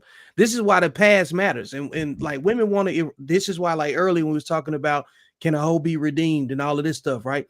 The past matters because it determines how you're going to perform in the future. Yeah, I'm not disagreeing with you. I'm just saying at 19, she was willing to make some concessions to further her career. Of course, that's the main one. That's the main one. And then too, with the other part of that conversation is that who handed her off? Like how does she leave? How does she get from her parents, you know, like guardianship to Ryan Leslie to Diddy? You know what I'm saying? Ryan Leslie wifed her up. Ryan Leslie wifed her up, then she left him for Diddy, and she knew Kim Porter was with Diddy. So it's a whole lot of flip-flopping. Even when she said she thought they were in a monogamous relationship, but then she said they had a relationship that wasn't exclusive. She was dating other men. The thing that don't make sense to me in my whole life, when I had certain activities with women, and during that night, there's be times where, hey man, we can't keep doing this no more. I can't, my body down there. She was doing 200. She said over 200 free calls, almost 4 a week. She was dating somebody else at the same time. She said she was having UTIs that wouldn't heal. And her mouth, she was having mouth sores. Her cycle. How was she still dealing with, like, how can you as a woman mentally still be dealing with other men if you're saying all this abuse is happening to you and all this trauma is happening to you and you still dating other dudes while you're having smacks with other dudes and sex workers and Puff Daddy too? And then you told the judges, I never said I couldn't say no, I was scared. But then she said I did say no. Okay, well, why didn't you leave? Oh, I thought you were black. Even worse, she was scared. She was scared about him being a billionaire that does all these bad things, but she put his hands on him. Oh yeah, right? Yep. So you're scared of me that I pull up cars and I do everything. And to back to what you saying, Ali. And again, I'm not giving this broad any type of passes. But you asked a good question. You said, how could she? What'd you say? You said she's a 60%. It's still again. This is still a super powerful person. But how do you come up with that number? Yeah, Kelly, think about this. How is she a victim if all of us are here because women don't listen? How did this woman get taken advantage of or manipulated to do what she didn't want to do? This is the other thing I was to answer what you were saying. I think drugs played a factor too. So I think she on- was hold- drugged hold out on. too. No. So Both. here we They go. both So were. in the Yeah, beginning, they both were. but she wanted to use. She was on X. She was on Special K. She was taking opioids. She was taking all type of pills. She was taking pills before. She was rolling before him. They asked her. So you like they made it seem like she was on X to be with him. When she was off X, she would still be with him. You ain't on high all the time, but she was choosing to get high all the time. But they were like, hey, how did the X feel? Like rolling, which means she was already on drugs. Like she was on drugs. She was doing this sexcapades. She was willing a participant. She was doing all these things. Yeah, today was crazy, bro. I think sometimes, and I don't know, I truly don't know, because why I have to give her 60% or more of a victim than 50-50 is because this is one of the most powerful men in the world, and she's a nobody. She's a freaking nobody. So how she You get know away? what I'm saying? So if he's how she get away from him then? How she end up with a new man with a baby in her stomach? I thought she got away because I thought she got away with to be with the man. I thought she finally was able to break away. Kelly. Yeah, the trainer. Women come on our panels, weaponize us against each other and separate us all the time. She was dating other men. She can get other men. She had other men that was involved with her. She could have easily told Michael B. Jordan, the African actor in Africa. Like it's not adding up. And the main thing that's dangerous about this is men are wrong for not getting consent. And then when someone gets consent, oh, I didn't know if I really wanted to do it. I did it because I didn't want him mad at me. He was aggressive. That's you know what did it for me, that's Ali? not cool. And I will say this: you were giving me more information than I did know, because I didn't even know the broad that dated Michael B. Jordan. I knew she was. I knew Wale showed interest, and then he held him over the banister. And I know Jackie Long went after Kim Porter, and then Jackie Long had to go to the police on Diddy. And I know Kid Cudi, he blew up Kid Cudi's car. I didn't even know about Michael B. Jordan, but I guess because this dude, he didn't kill people. I mean, unalive people. I don't know. I just think he's a scary dude. You know, I think he's a scary dude. But let me be. You saying no, he's not. I don't know. He be doing a lot of crazy. If he was that scary, he would have got Cassie out of here a long time ago. As soon as he almost got Albie Shore up out of here. He got Kim Porter believe up that? out of here. If you don't watch your mouth, you're going to be next, Kelly. You better tread lightly. Yeah, you're right. Think about it, Kelly. What's her name? Cassie was blackmailing this man for a whole year and a half. Do you think if I'm that scared, I'm gonna let you blackmail me? How is she blackmailing? Because she was blackmailing by putting a lawsuit over his head since 2022. That's blackmail. That's why it boiled down to him kicking out that 20 million.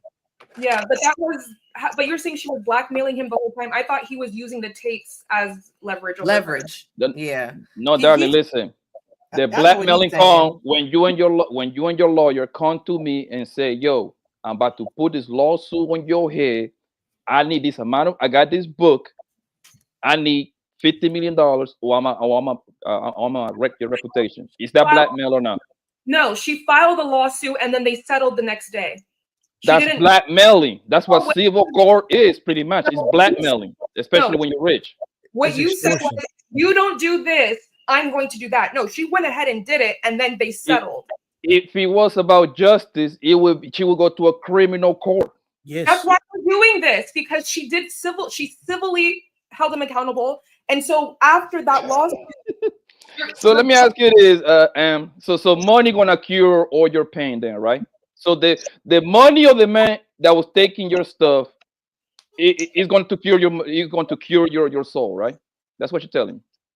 No, but he should be held criminally. He should be held liable for what he did. The reason why we have, and this isn't even a Cassie thing, Poppy Blanco. That's why we have lawsuits for damages. If somebody does something, you can sue them, and whatever amount you get at that point, you've been made whole from your pain and suffering, this, that, and the third. Correct. Kylie, if you are telling me you got this over my head, would that be qualified as a blackmail or not? She was, but she just went ahead and did it though. That's blackmailing.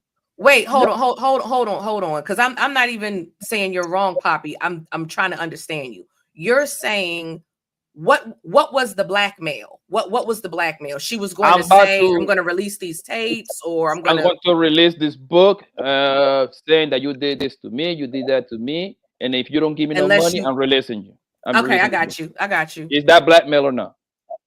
Yeah, I think that is blackmail. It's That's legal what I said. blackmail. Yeah, yeah. I Want guess him it to be is. arrested, you just want money from him. Let me ask a question to all the panel, starting with Mr. Accountability, Accountable Masculinity, Mr. Fantastic, and then we go to the ladies, and Papi Blanco takes us home. Okay, we still need 8 members, friends. Let's get 8 members before we get out of here, and I'll send everybody to 2K. 2K is live. I know he doesn't need it, but I'll send the people this way anyway because it'd be nice to the team. So, if you are her husband, do divorce her and take her, then take and ask for the 10 million for reparations. I saved you. I put 2 kids on you. Like now, this is like a giant embarrassment for my legacy, for my family. Like, hey, enough is enough. Divorce, 10 million. Yes or no? Or you stand by her since you already got what you got? Hey, this Marielle get right to the sunset. Let's go with Mr. Accountable Masculinity, Mr. Fantastic, the ladies, and then Papi last. Hold on, Fatty. Hold on. I think you should pose it as if you did not know, because remember he did know some of this stuff. So one thing is you know that your woman has 100 bodies.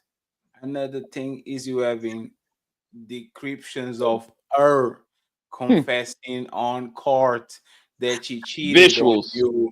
She cheated on you with their rapist on your marital house. She was just like she probably told him things, but this graphic man, she was asking for men to piss on her. Like there's a bunch of things she was asking. Technically, she was the victim, and we thought she was she was kind of an accomplice. You see what I'm saying? That especially after he raped her, he said he raped me while I was with my husband, and then I had consensual sex with him because we've been together for 10 years. So that guy saved her from Diddy, and she still went back, right? So the question is, once again, this comes to light. Men, I know how men are. A lot of men forgive cheating unless it's private. Like if it's private, if it's public, if you make a man be humiliated in public, if maintain that shit private, because public is leaving you if you cheat on him. Private might have a chance, public is leaving. If he was your brother, if he was somebody that you love, would you say, hey bro, just bounce and get the motherfucking moolah, you deserve the 10 milli? Or just say, hey bro, already are with her, stick with her and move along. So Mr. said, how are you doing, sir? Go ahead, Mr. Accountable Masculinity. Oh, Mr. I'm divorcing, and let me get some bread, and I'm about to. Damn, you're trying to get 10 million? That's crazy, sir. Yeah, like I'm gone because like like you hit all of the points. The humiliation is too much. You know what I'm saying, to deal with, and on top of that, you already, like, if you got prior knowledge of who she used to be with, you got to take that stuff into consideration too, because that celebrity dating pool is very, very small. You know what I'm saying? So they can't just go up to some random fast food place and pluck, you know what I'm saying, a woman with no type of history. They have to deal with folks that are already kind of like vetted. That's my thought process on it. But I'm not dealing with no unnecessary humiliation, you know, because I wouldn't put my significant other in no embarrassing position. So yeah, I'm out. Fantastic. Are you leaving? Cassie's husband? Yes. Brother, did you hear the deep brother? Brother, she was taking men's man fluid and putting it on other men. I'm out. Sharing is caring. No, brother, no, man. Listen. I'm giving a resounding oh hell no in the middle of the courtroom and storming out, brother. I'm kicking people in the motherfucking audience. Flip the table. Yeah, I'm flipping the motherfucking prosecution table. Fuck out of here. Damn. And are you leaving with the money, or you being an honorable person saying, Oh hell no, that's motherfucking pain and suffering like a I need that motherfucker. money. Hell no. I need a cup. How He much said you I get want from the Diddy? reparations. I'm not leaving. 20, From the Diddy settlement? 50 20, bands? no, No, 20 she's gonna mil. take it. She gonna 20 take it. million? Oh yeah, baby. I need at I least need 8 our 7 million P's, man. after taxes. I need 8 million after taxes. Bitch, you got me out here embarrassing me. Yeah. Hell Cut the no. check. But that's your wife. Let me Was my wife. let me Yeah, ex-wife. hey, let me get the girls last because I'm going to flip the question. Papi Blanco, would you leave or would you say? If you were him, not yourself, but if you were him, you're like, no, I don't know. Like, what would you do if you were him? The first thing I will do is call a surgeon so I can change my face, my nigga, because the embarrassment.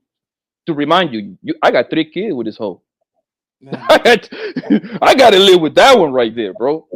So now my kids get to know that mama was a goddamn toilet in her younger days.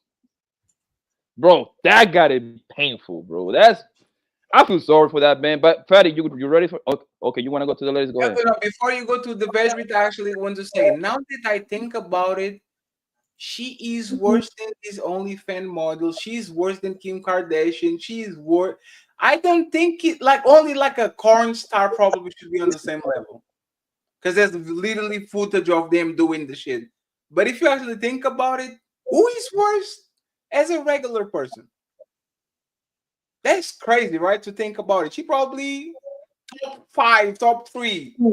I will say some of this stuff, y'all. I didn't watch the case today, and that much of it yesterday. This is insane. I did not like. This is insane.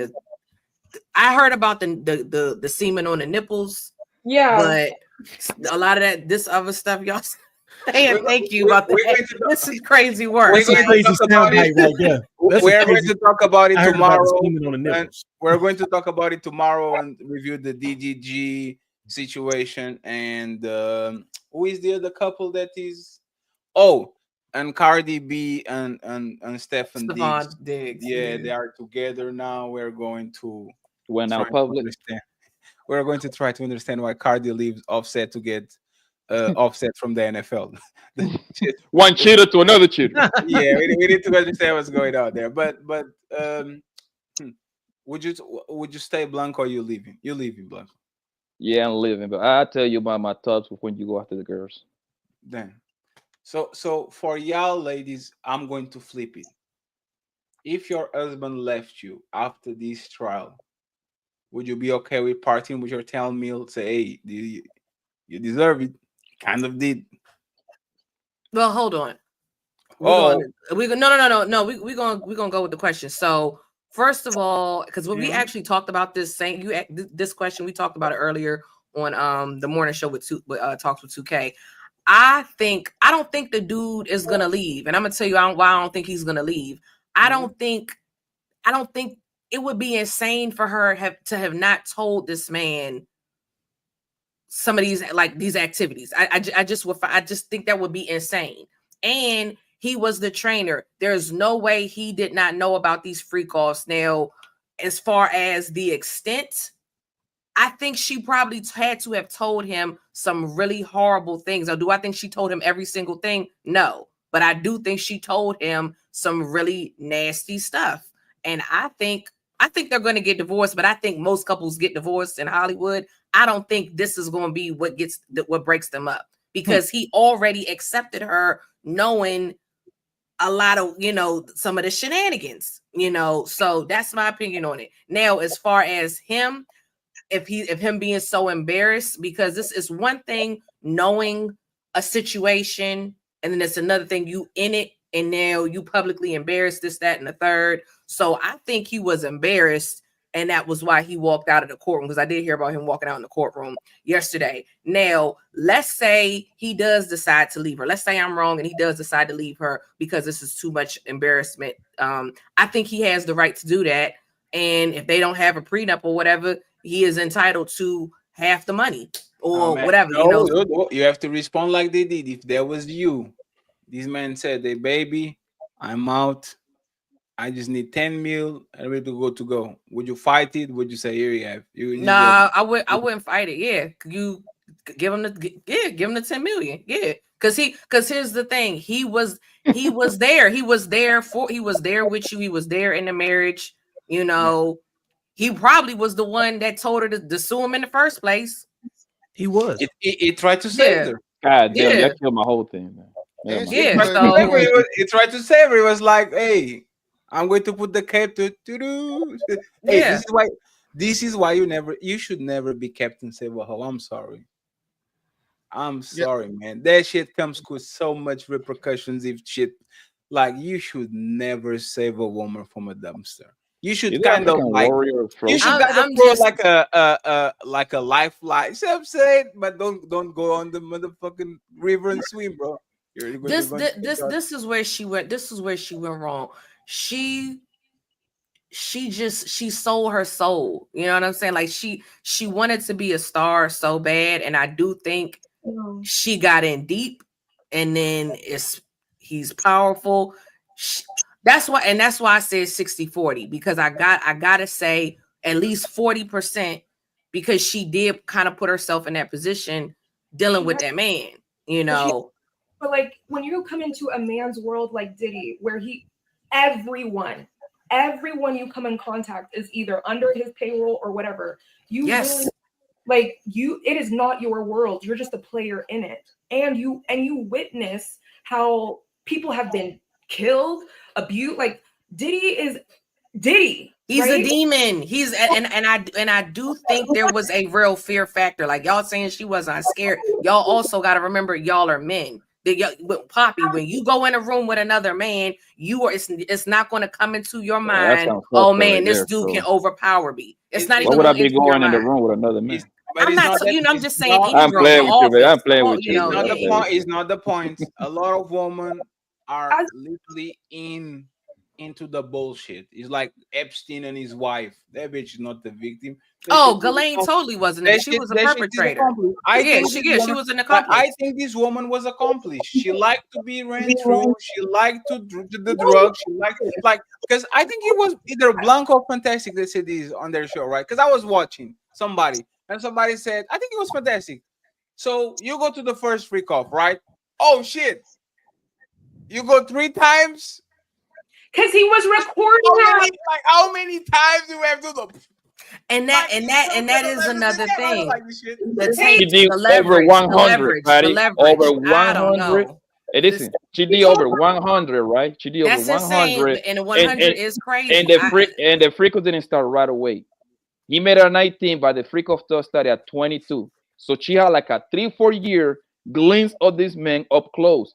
To remind you, she was the Ryan Leslie, producer guy, #1, the wifey. She got the nigga tattoo on her, right? She left to be #1 to be part of the stable of girls that Diddy have. You see what I'm saying? You can. Mm-hmm. I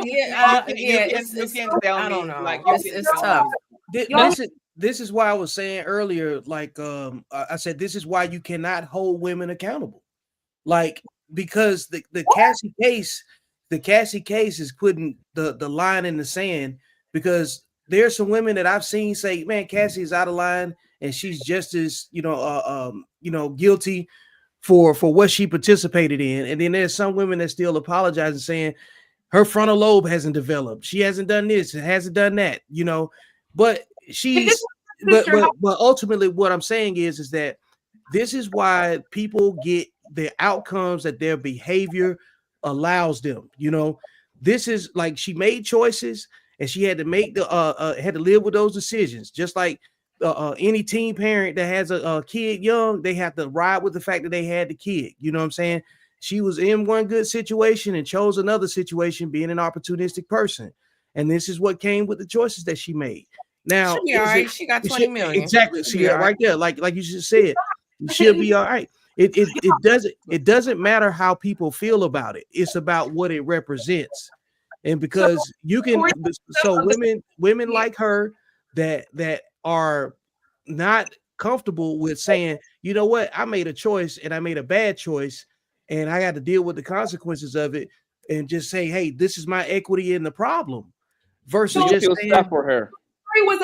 Tory was a victim of his his dick and the system, and he was just a victim. But she's not a victim of this system. No, Tory was a dummy, in my opinion, Yes, because it was plenty of behavior that let him know that you should be over there. That's just my opinion. You know what I'm saying? Every man doesn't make the same decision, and every woman doesn't make the same decision. But the men and the women that pursue sexual gratification and all of the vanity and stuff that goes with it, they're more likely going to get into situations like Diddy and Tory. That's just the truth. Yeah. Do you feel sad for? You take care, baby. Thank you, Kelly. Do you feel sad for Cassie? Go ahead. Me? Do anybody feel sad for Cassie? Everybody. No, I don't feel No, sad. sad for absolutely not. I feel absolutely. I do feel sad for her. A person that inflicts punishment on other people and then turns around like I said, you need to pick a side. Either you are a strong person or you are a victim. You can be in a relationship for 10 years, do 100 and something freak offs, get hundreds of men nutting on you, do a bunch of things like you are a motherfucking grown up. Like, I'm sorry, man. But Fatty, two things can be true at the same time, right? Oh, hold on, African Queen. Right, but like, look, I do believe that hunger is she's not a victim, she's a volunteer for most of that shit. You see what I'm saying?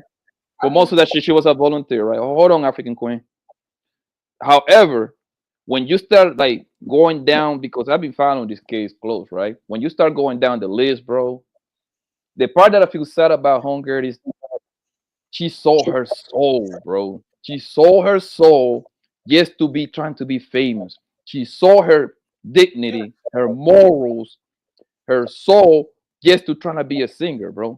Yep. That's the part I feel sad about. I'm like, yo, you are willing to do that in order just to accomplish a goal and instead taking the harder route. And this is why I am not pity over. You know why? Because she got everything she wanted. Yep. While she was young, she got the it guy, she got the drug, she got the dick, she got everything. And as soon as she got older, she left and cheated. Like she cheated with the first guy, with Diddy, and then she picked up on the other guy. She cheated on Diddy because he was the personal trainer. Then she got the personal trainer. She cheated on the personal trainer and the savior with Diddy. She went ahead, got still the family, still going on red carpet, got the family that she wanted, and now she got a $20 million retirement plan for shenanigans that at least half of it she participated in wielding up. So she got everything. I'm sorry. She literally got everything. Friday, and the thing is, and she gets still as a golden And she's party. thinking to be the victim. I feel sorry for people that actually are victims and don't go ahead and go bleed on other people. She made so many people bleed, and all of a sudden she wants to be the only one with. I don't know if pity for her. Yeah, and the reason what I say, like, you got to feel sad for her. Like, you just got to look like, damn, you got to do all of that just to get there. It's because now it's bigger than her. Now she got what, 2 kids. Number 3 is coming, right? She got 2 or how many kids she got? She has 3. She got 3. Okay. So now the whole thing that is that those kids are the ones that are going to be messed up. I'm sorry, right? You see, that's the point. Everybody like, yo, I feel because that girl now, she gonna like maybe the kids come out to be good, hopefully, you know. But it just now the whole thing got bigger than her. And I'll go ahead, Warrior. So what was interesting was earlier in the conversation we were talking about how men, once they're married and you guys are committed, you guys are all in. But now I'm also hearing, well, the moment she embarrasses me, she's no longer my wife. And I don't think you get to move we don't get to criticize women who leave because of whatever reason. But then at the same time, the moment if this were you could totally understand why that man would divorce this woman. Here's the thing.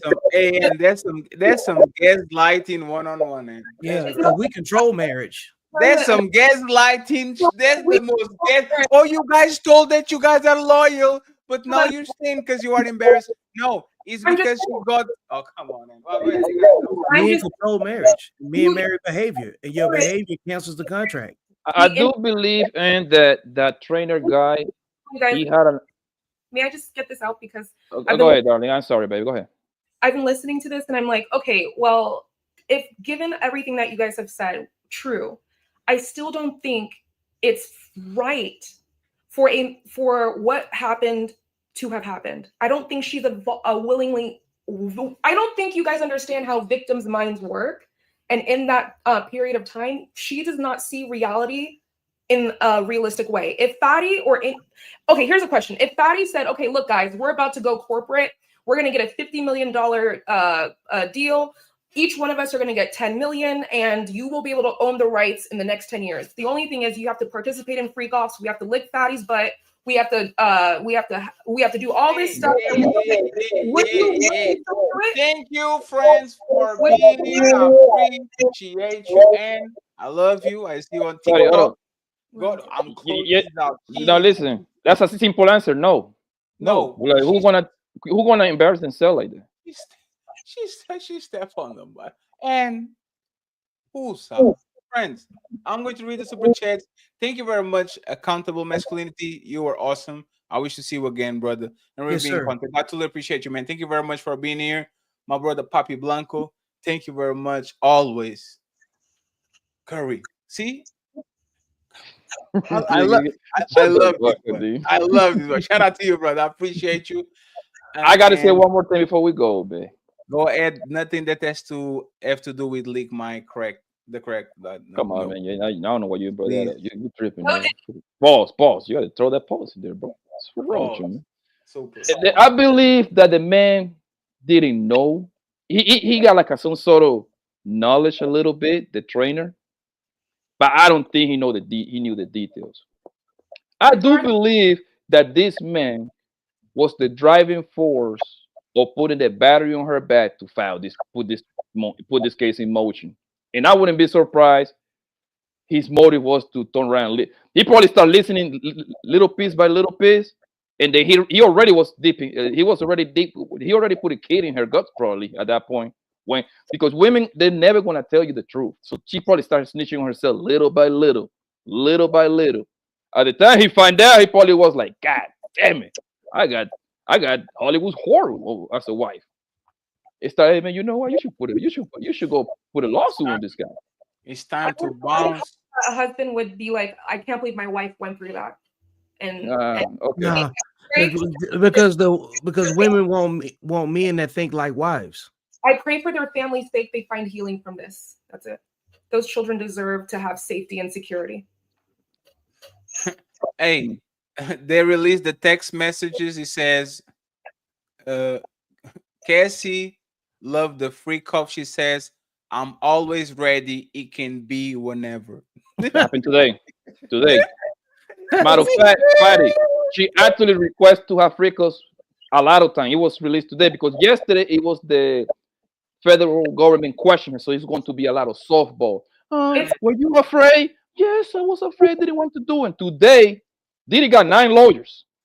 They slow cooker, bro. It was like a slow death. And they made they made her smile. She was smiling. They made her smile. We cannot see the court, but it's people testing, and they can tell you, oh, she's actually smiling. She say thank you. They call her beautiful. They slow cook her ass today, bro.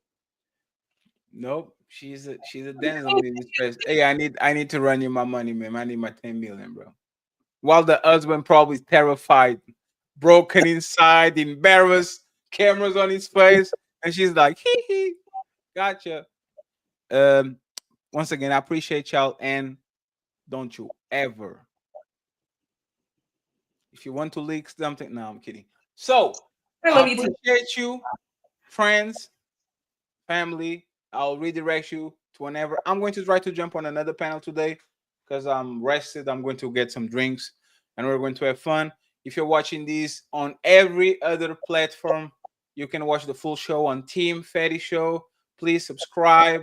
Make sure you follow all the content creators that are on our description. And tomorrow there's more at 5. Team Fatty and the Untouchables. Signing out. Bye, guys. Thank you. Peace. Swervethan L. Gooding Splat, Saskatchewan University. Quatchvo, San Jose State University. Psych! Who's calling that shit? Who's calling that shit? Who's calling that shit? Who's calling that shit? Who? Yeah. OVO Sound 2025.